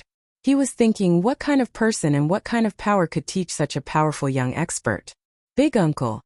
He is the person I told you about. Beitang Ao, who was supported by a black-clothed man, said loudly to Beitang Yi with an ashen face. Didn't you say that he should be dead? Beitang Yi suddenly turned around and swept a glance at Beitang Ao. His gaze was as sharp as a blade, making Beitang Ao not dare to look straight at him. Beitang Ao's complexion instantly became deathly pale. He thought of the dreadful consequences of Gu Fei being alive. This would bring enormous trouble to their Beitang family. He had never thought that a person who had been poisoned by the so-called incurable strange poison could still be alive. The people from the Haotian trading group were confused. They did not know what the uncle and nephew were talking about. However, Gu Fei was very clear and understood. Come to think of it, the people from the Beitang family had obviously found out about his identity through some means. However, no matter what, he and the Beitang family were bound to become enemies. At this moment, the hundreds of green-clothed guards from the Haotian trading group had already protected Ling Luoyan and the others and retreated dozens of feet away. As for that Uncle Zhong, his right arm had been cut off from the shoulder. The two maids, Xiao Cui and Xiao Yu, were currently helping Uncle Zhong to bandage his severed arm. Beitang Ao's energy threads were as sharp as divine weapons. Being entangled by those green threads, Uncle Zhong's arm was naturally unable to be saved. Gu Fei. An excited, happy, melodious and familiar voice rang out from the crowd. When Gu Fei heard this voice, he could not help but frown. Of course he knew who the owner of this voice was. However, he had a trace of complicated feelings towards the owner of this voice. He did not pay attention to Ling Luoyan. I really want to know why you want to kill me again and again. Gu Fei's face was expressionless and his voice was indifferent. However, everyone present could feel the killing intent in Gu Fei's words. Bei Tengyi's expression changed. He then said, "This is all a misunderstanding. I hope that our two families can bury the hatchet. This is also a good thing for both of our families." Bei Tengyi wanted to persuade Gu Fei and resolve the grudge between Gu Fei and Bei Teng-ao. You can treat it as if nothing happened just because of a misunderstanding? Do you think that's possible? Gu Fei could not help but feel that it was a little funny. He was also very disdainful of these people's faces. If the first ambush was a misunderstanding, Gu Fei could still reluctantly accept it. However, the second poisoning was absolutely unforgivable. He knew that if the other party did not know his background, he would definitely not be so humble. He was afraid that he would have already taken action against him. Then, how are you willing to resolve this misunderstanding? Bei Tengyi's voice started to turn cold. He never thought that this matter would be resolved so easily. Resolve? Unless that Bei Teng-ao dies. Gu Fei said angrily. When he thought about how he almost died in Bei Teng-ao's hands twice, he could not help but be furious. Especially the second time he actually used such a despicable and shameless method like poisoning. That means that there is no room for discussion. Very good. Bei Tengyi's eyes flashed with killing intent. A terrifying fluctuation that was as heavy as a mountain spread out from his body. Since that's the case, I can only kill you. Bei Teng-ao took a step forward. His long hair fluttered without any wind. His right hand pressed towards Gu Fei. Metal divine ability, 1,000 blades. Along with Bei Teng-ao's cold words that seemed to have floated up from the 9 hells, a golden light burst out from his right hand that was pressing towards Gu Fei. It was as if the metal elemental energy between the heavens and the earth had been drawn by an unfathomable force at this moment, gathering from all directions. Amidst the surging golden light, thousands of sabers and swords were condensed and slashed towards Gu Fei in an overwhelming manner. Chapter 121.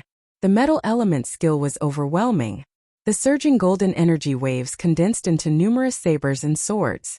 The saber chi rushed towards the sky while the brilliant golden light illuminated the dark night. Everyone was shocked by Bei Tengyi's immortal skill. It was like an immortal skill, which made everyone's heart palpitate. Divine abilities were not immortal techniques, but if one was able to successfully cultivate them, they would not lose out to immortal techniques. Bei Tengyi's metal divine ability seemed to have truly connected with the stars in the sky, drawing in the endless starlight and transforming it into a myriad of weapons. Among the 5 elements, the power of stars belonged to metal. It was one of the most overbearing forces in the world. Wherever the sabers and swords pointed at, everything would submit to it. It was extremely powerful. I've not imagined that this guy could trigger the power of metal element. That's really amazing. Facing the overwhelming sabers and swords, Gu Fei still looked calm. The metal wind was like a blade, and the sharp metal chi collided with the ground. Poof, poof, poof. The hard paving stones were instantly covered with countless slashes from swords and sabers. However, they were unable to injure Gu Fei. This ancient road leading to Dragon Emperor City was paved with extremely hard bluestones. Although it had existed for so many years, it could only leave some traces of carriages and horses on it. Among the 5 elements, fire can subdue metal. I'll use the fire elemental fist to break your divine ability. Gu Fei stood proudly. His long hair was blown backward by the surging metal wind. Fire movement fist. Gu Fei directly punched forward. His move was simple and direct. It was the embodiment of strength. Under the endless golden swords and sabers, his figure was incomparably tall. How dare you resist my 1,000 sabers and swords head-on? You're courting death. Bei Tengyi revealed a disdainful look when he found that Gu Fei didn't retreat. Instead, he launched a counterattack. However, in the next moment he couldn't laugh anymore. An immortal flame-like chi surged out of Gu Fei's fist like a great fire burning the sky.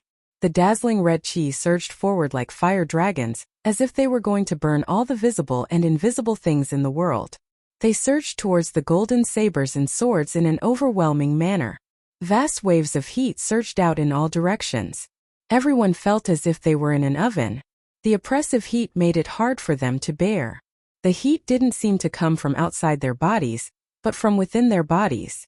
Gu Fei's punch actually caused everyone present to feel as if their entire bodies were being burned by raging flames. The hundreds of green-clothed guards and the dozen black-clothed men from the Beitang clan were all drenched in sweat as they retreated repeatedly. If he was an enemy, he would never show mercy. If he showed mercy, he would never spare his opponent any chance. This was Gu Fei's consistent principle when facing an enemy. In a duel, it was a battle of life and death. The overwhelming golden sabers and swords instantly collided with Gu Fei's fiery fist. A rumbling sound broke out. The sound wasn't loud, but it shook the world. Thousands of golden sabers and swords were shattered into streams of light that streaked across the sky. Finally, they were extinguished in the surging fire. There were flames everywhere and sharp edges everywhere. The strong light that erupted illuminated the world.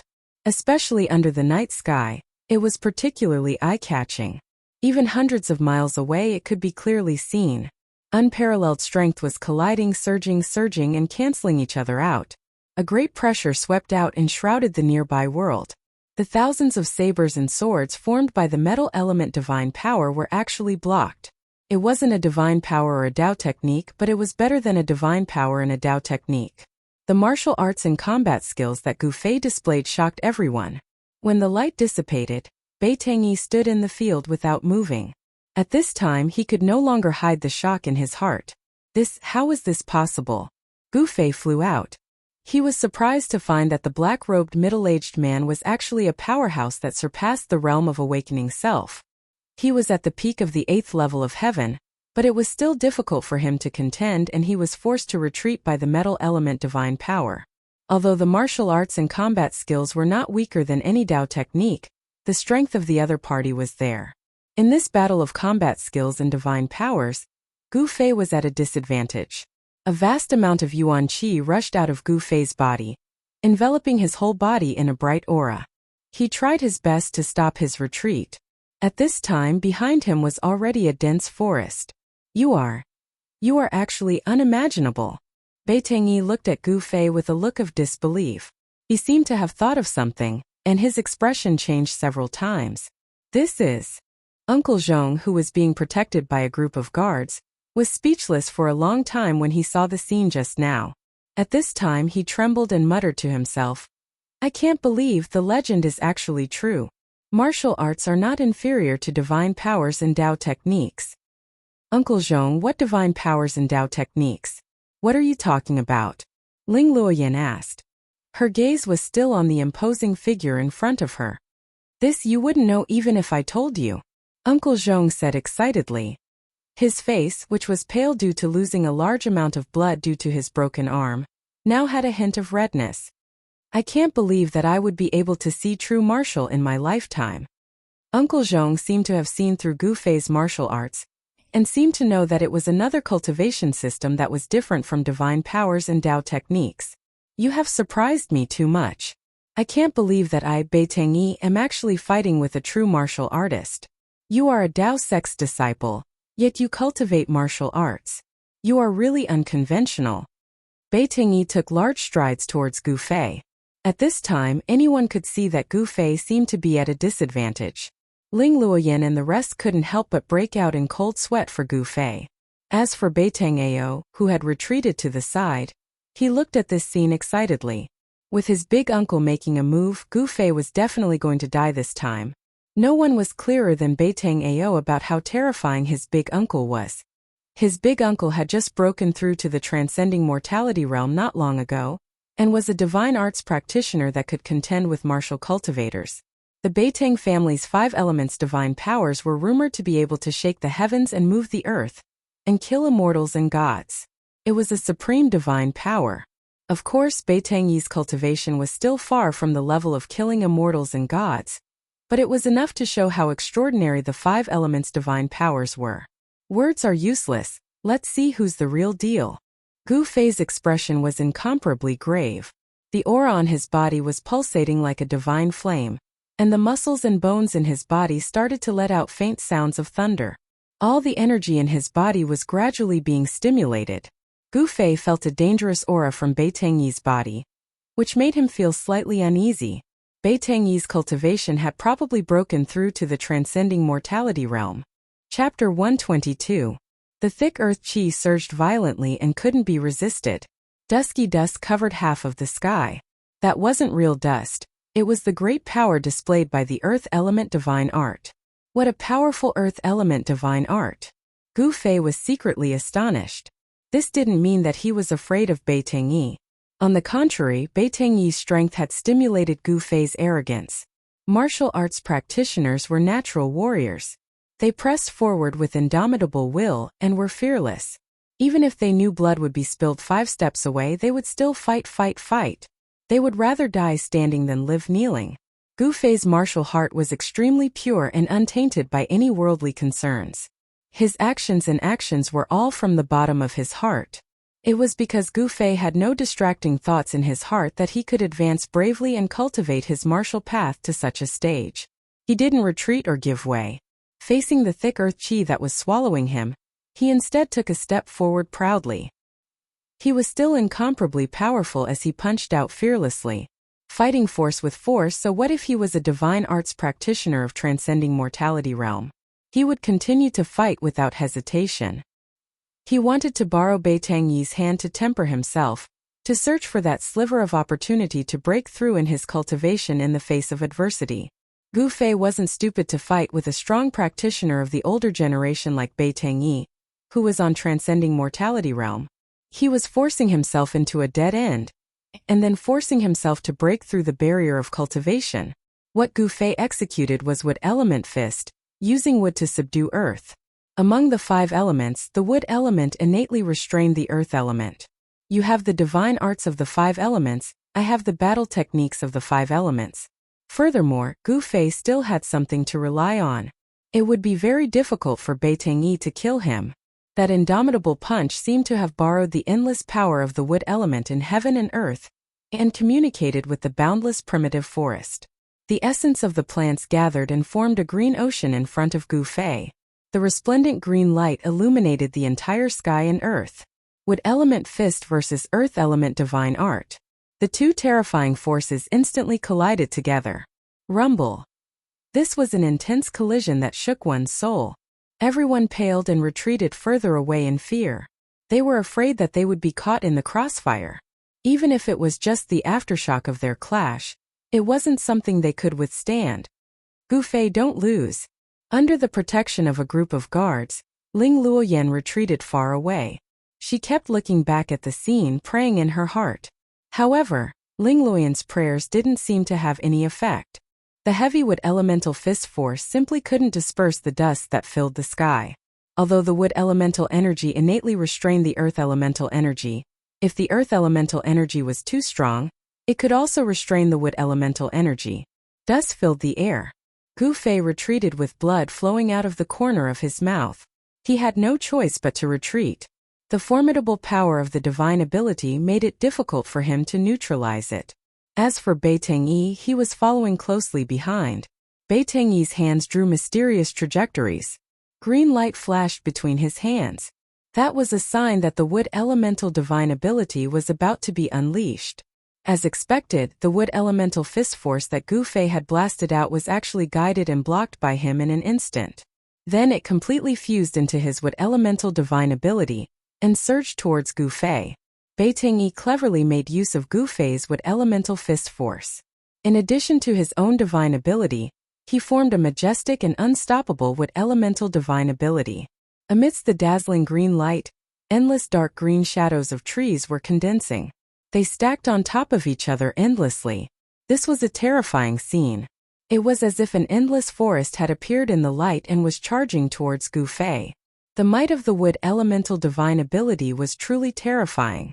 Pung! Gu Fei's fists emitted 2 balls of golden light that were as dazzling as the sun as they collided with the endless dark green shadows of trees that were charging towards him. The violent collision caused his sleeves to instantly turn into rags that filled the sky. He vomited blood once again as he retreated, as if he couldn't withstand the attack. The 5-elemental combat skill was no match for the 5-elemental divine ability. This seemed to be a foregone conclusion. Gu Fei directly crashed into the dense forest beside the ancient path. Soon after, the surging wood elemental divine ability instantly destroyed a large part of the forest. Broken wood and broken branches filled the sky. Haha, so what if you are a true martial artist? Under my divine ability, let's see how long you can last. A wanton laughter resounded on the ancient path. Bai Tingyi chased after Gu Fei like a gust of wind and lightning. Everyone present could feel Bai Tingyi's strength. Bai Tingyi was even more overjoyed. With his big uncle stepping forward, even if Gu Fei was killed, it wouldn't be a big deal. Because this was no longer a matter that concerned him alone. With the backing of the entire clan, Bai Tingyi's courage had also grown by a lot. And the instant Ling Luoyan saw Gu Fei being blasted away, she couldn't help but cry out in alarm. Unknowingly, Gu Fei's shadow had already been imprinted in the depths of her heart. You already have this kind of cultivation at such a young age.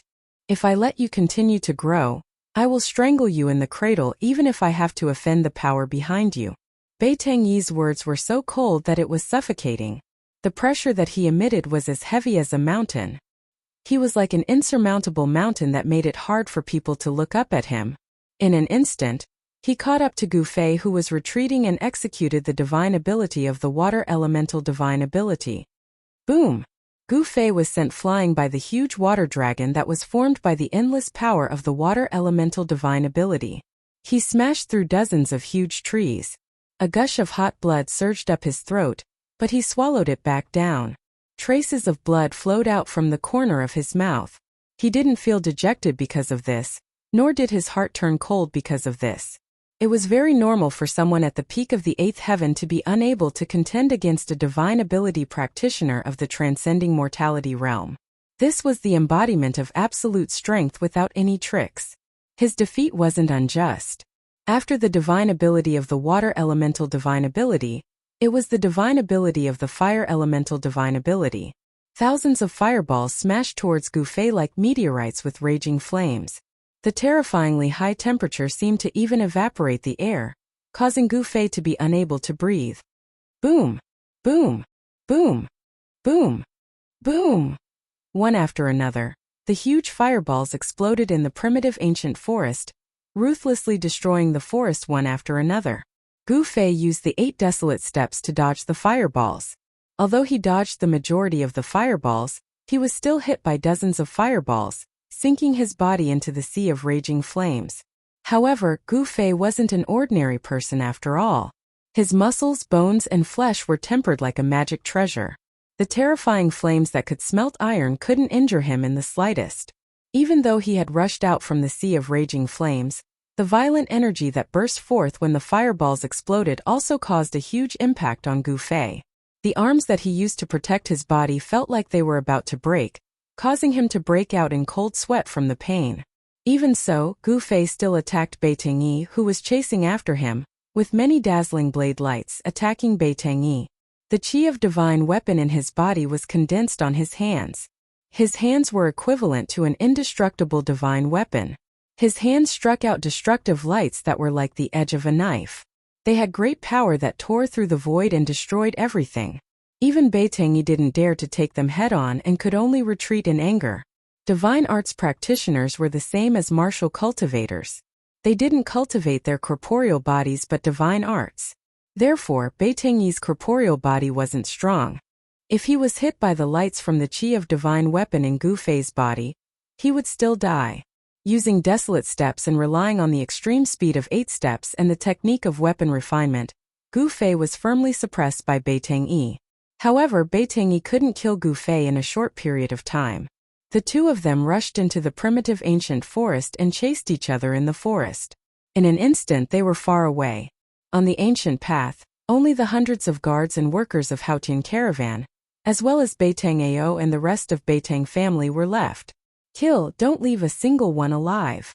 Bai Tingyi came back to his senses and immediately gave a murderous order to the dozen black-clothed men. Yes. The dozen black-clothed men received the order in unison. They pulled out the weapons at their waists and pressed towards the hundreds of black-clothed guards of Haotian caravan. On the ancient path, the weapons swayed and flashed with cold lights. Instantly a murderous aura filled the air.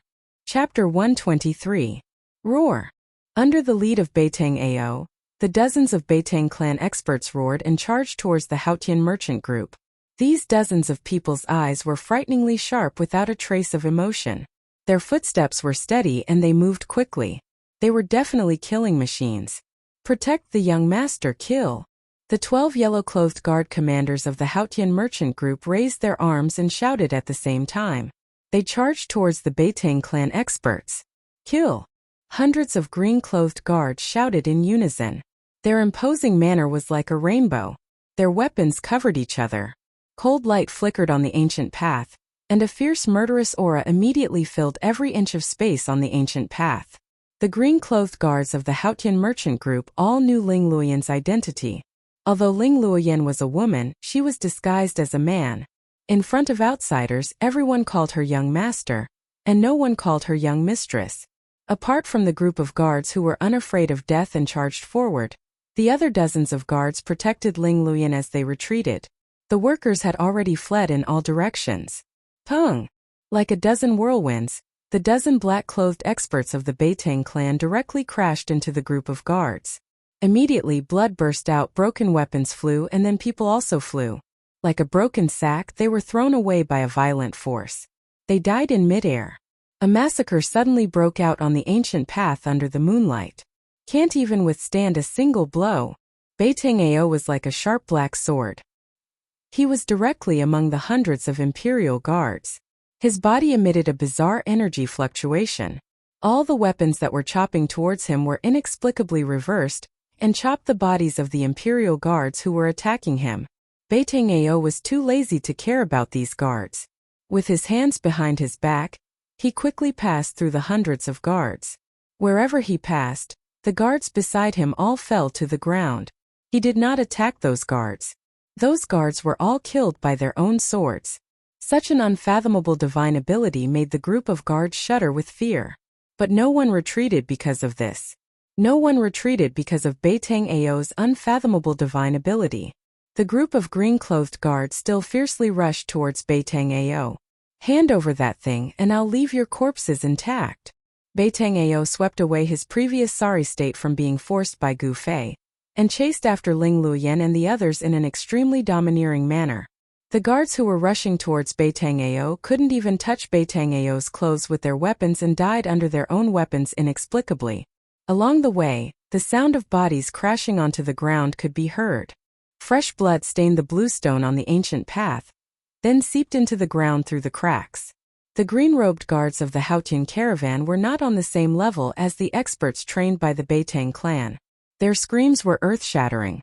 The green-robed guards' screams before they died were shrill and ear-piercing. Flesh and blood splattered everywhere. The ancient path turned into a living hell in an instant. Beitang Ao. When Uncle Zhong saw more than half of the guards he had trained were killed in an instant, he couldn't help but feel extremely angry. Wah! He spurted out a mouthful of blood. He! Beitang Ao grinned hideously as he approached Ling Luoyan, Uncle Zhong and the others. His surroundings seemed to have turned into a black hole, causing others to be unable to sense any of his aura. It was as if he didn't exist. A yellow-robed guard commander pushed his feet off the ground and leaped into the air. The long sword in his hand turned into a dazzling ray of light and slashed towards Beitang Ao's head. Die! The yellow-robed guard commander roared angrily. His eyes were filled with fury and his face was filled with determination. He knew that this demon-like guy would reverse his move, but he still made his move. Humph! Beitang Ao sneered disdainfully and continued to walk forward as if he was taking a stroll in the park. Sure enough, before the resplendent swordlight could strike Beitang Ao, the yellow-clothed Imperial Guard commander felt his wrist fiercely shake. After that, the swift and fierce swordlight that he struck out, under his horrified and inconsolable gaze, turned around and struck towards his own head. It was the same move, the same sharpness, the same indomitable will. Puff! A mist of blood burst out in the air and 2 pieces of a corpse fell from the sky. The yellow-robed guard commander was actually split into two halves by his own sword move. Seeing this scene, the two maids Ling Luoyan, Xiao Chui and Xiao Yu instantly turned pale with fright. The incomparably bloody scene made their chests feel stuffy and they had the urge to vomit. "I don't have time to play with you guys." Bei Tang'ao's face revealed an evil smile. Then, his right hand directly grabbed towards the heavily injured Uncle Zhong, completely ignoring the 20 to 30 guards that were protecting Ling Luoyan.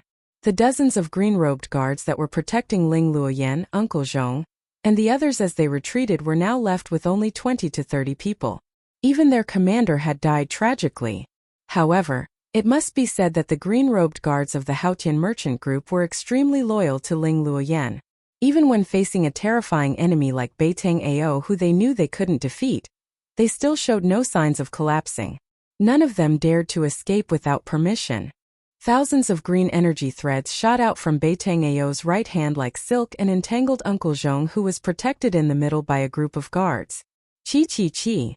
The extremely fine green energy threads rapidly traversed in the void, emitting a slight sound of breaking through the air.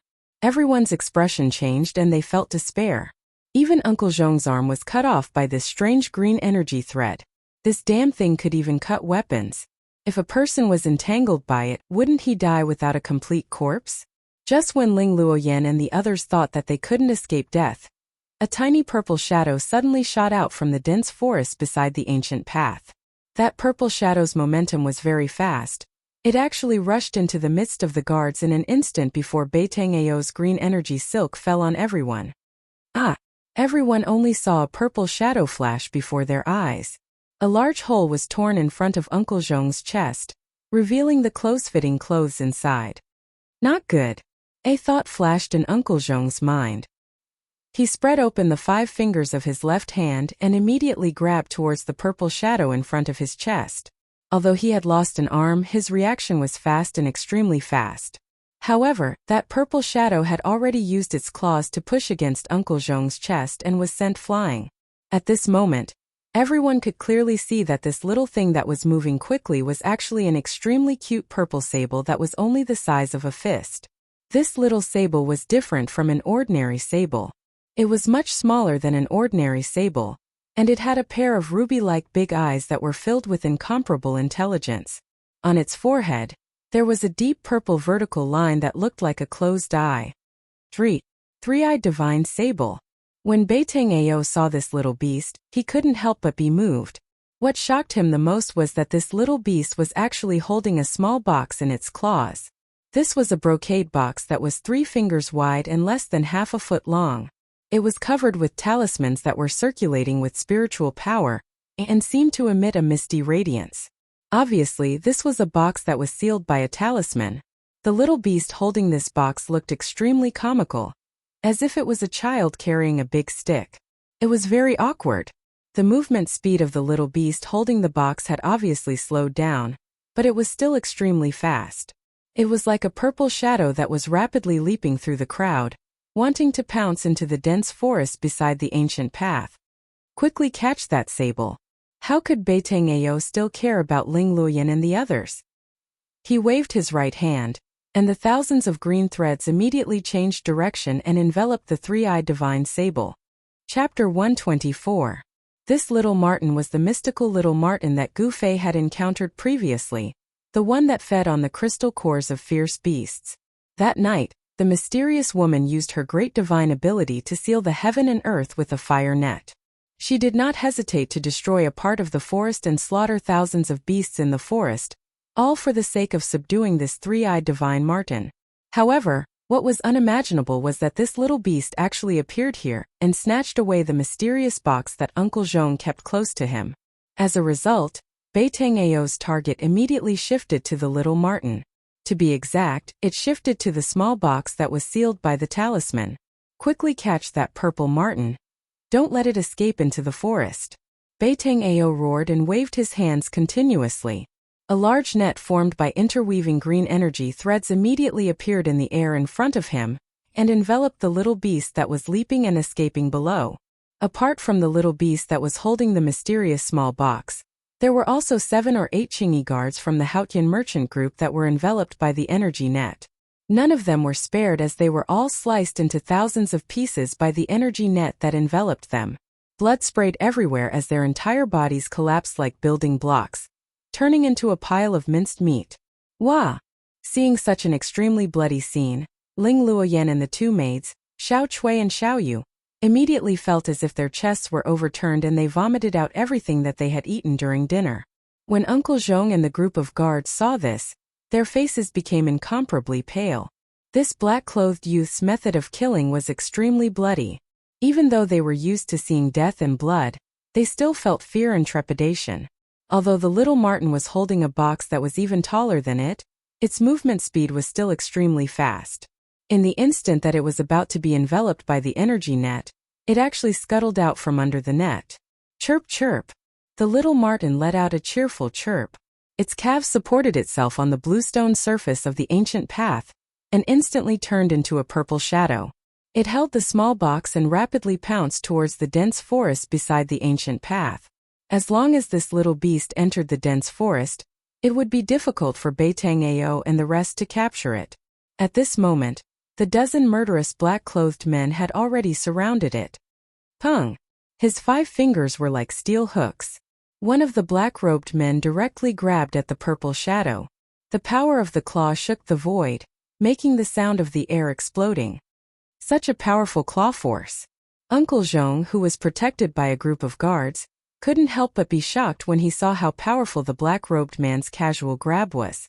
At this moment, the Qingyi guards that had been scattered by the dozen or so Beitang family experts had already gathered towards Ling Luoyan's side. After being attacked by the dozens of black-clothed men for a while, the hundreds of green-clothed guards were either dead or injured. There were less than 200 people left. It could be said that they had suffered heavy casualties. The subordinates trained by the Beitang family were even more terrifying than the Grim Reaper that harvested human lives. The bloody battle just now was simply a one-sided situation.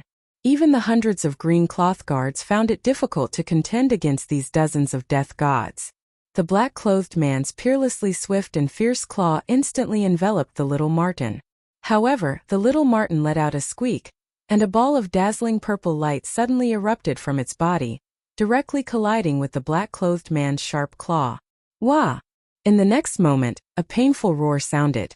The black-clothed man's sharp claw that was swiftly grabbing down actually exploded. His entire palm was blasted apart by the ball of purple light, turning into a mist of blood. Not only that, the purple ball of light that the little Martin had transformed into flashed in the air. Pooh! It directly pierced through the black-clothed man's chest, piercing through his entire body. Poo-chee! Poo-chee!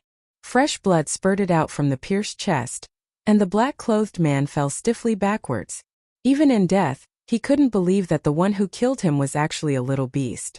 Everyone who saw this scene couldn't help but be stunned for a moment. This was simply too unbelievable. Everyone was flabbergasted, and even thought that their eyes were playing tricks on them. Especially those green-clothed guards that had exchanged blows with the black-clothed man. That fellow was simply as terrifying as the Grim Reaper. An undefeatable and powerful enemy had died just like that. This made the group of green-clothed guards feel as if they were in a dream. Whoosh! Taking advantage of the moment when everyone was absent-minded, the little Martin instantly rushed into the dense woods beside the ancient road, leaving a purple trace in the air.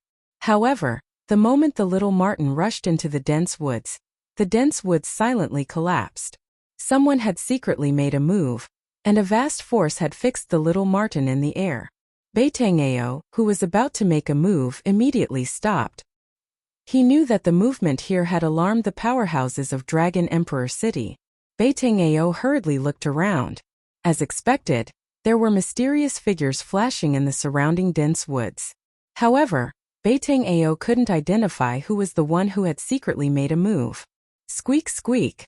Little Martin, who was confined in the air by an unfathomable force, let out a sharp and anxious cry. Waves of enormous force erupted from little Martin's body, and a glaring purple light dyed the surroundings purple. However, no matter how the little Martin struggled, it couldn't break the unpredictable force. The little Martin and the small box that it was holding were about to be taken away by someone's great ability. Right at this moment, a huge fire broke out on a hillside several miles away. A part of the woods was instantly burned into ashes by the terrifying flames. A figure wrapped in black chi rushed out of the flames in an embarrassed manner. Then it directly turned into a ball of demonic chi and soared into the sky, trying to escape. At this moment, the force that confined the little Martin disappeared. The little Martin immediately uttered a squeak and rapidly darted towards the flames. "How dare you touch the belongings of our demon race? You deserve to die." A slender figure walked out of the flames. Her clothes were whiter than snow. Under the illumination of the flames, it was as if her entire body was dyed with a layer of fiery red brilliance. She was like a fairy of fire. As her sleeves fluttered, it seemed as if she would soar into the sky at any time and ride the wind. No one could see her face clearly. Her face was covered with a layer of veil. With a rumbling sound, she lightly raised her right hand and a fire net flew out from her hand. It flew towards the escaping demonic chi. The fire net instantly spread out and enveloped a part of the world. Just like that, it wrapped around the demonic chi in the sky, as if casting a net to catch fish. Roar! Within the fire net, the demonic chi surged. The person who was caught in the net roared again and violently tried to break the net. However, everything was futile. It was impossible to break the fire net. The fire net emitted a faintly discernible transparent flame that burned in all directions. The surging demonic chi in the net was immediately burned into green smoke and dissipated.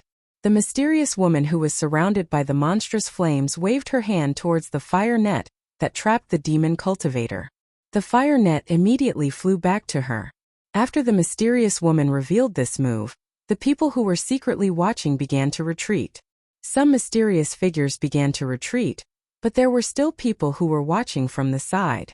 "I am a demon general under the command of the Devil Domain's great demon sovereign. If you know what's good for you, then quickly release me." Seeing that he couldn't break the fire net, the demon cultivator couldn't help but roar in a stern voice. "Noisy!" The mysterious woman only lightly said these two words. Then she pointed at the fire net that was flying back to her. The fire net suddenly emitted an endless colorless and transparent flame. The demon cultivator only had time to let out a terrified scream before he was refined into ashes along with the demonic chi in the net. The raging flames that enveloped the entire hillside immediately retreated like a tide and entered the mysterious woman's body. With a wave of her hand, she killed a demon general from the Devil Domain. The mysterious woman's lightning-fast methods deterred all the experts who were secretly watching the treasure box that needed a talisman to suppress. No one dared to attack the little beast again. Just as the mysterious woman withdrew the fire net, a purple shadow quickly rushed out of the dense forest in front of the mysterious woman. It was the three-eyed divine mink. Squeak, squeak! The little beast happily cried out a few times. With a few leaps, it threw itself into the mysterious woman's arms. "Little mink is so obedient. This is your reward." The mysterious woman smiled as she took down the small box that the little beast was holding.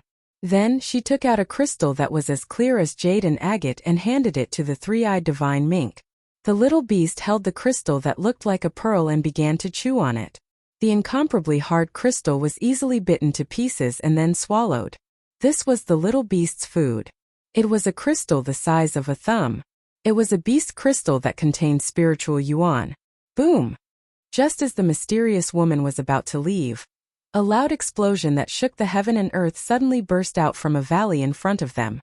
Boundless vital chi suddenly burst out, and immediately disturbed the vital chi of heaven and earth. After that, astonishing golden rainbows shot out from the valley. Those golden rainbows seemed to be connected to the boundless power of the stars in the sky. They emitted a wave of energy that made people's heart palpitate. The mysterious woman immediately stopped her footsteps. She stared at the valley and muttered to herself, "I didn't expect there to be such a powerful martial arts practitioner in this world." His opponent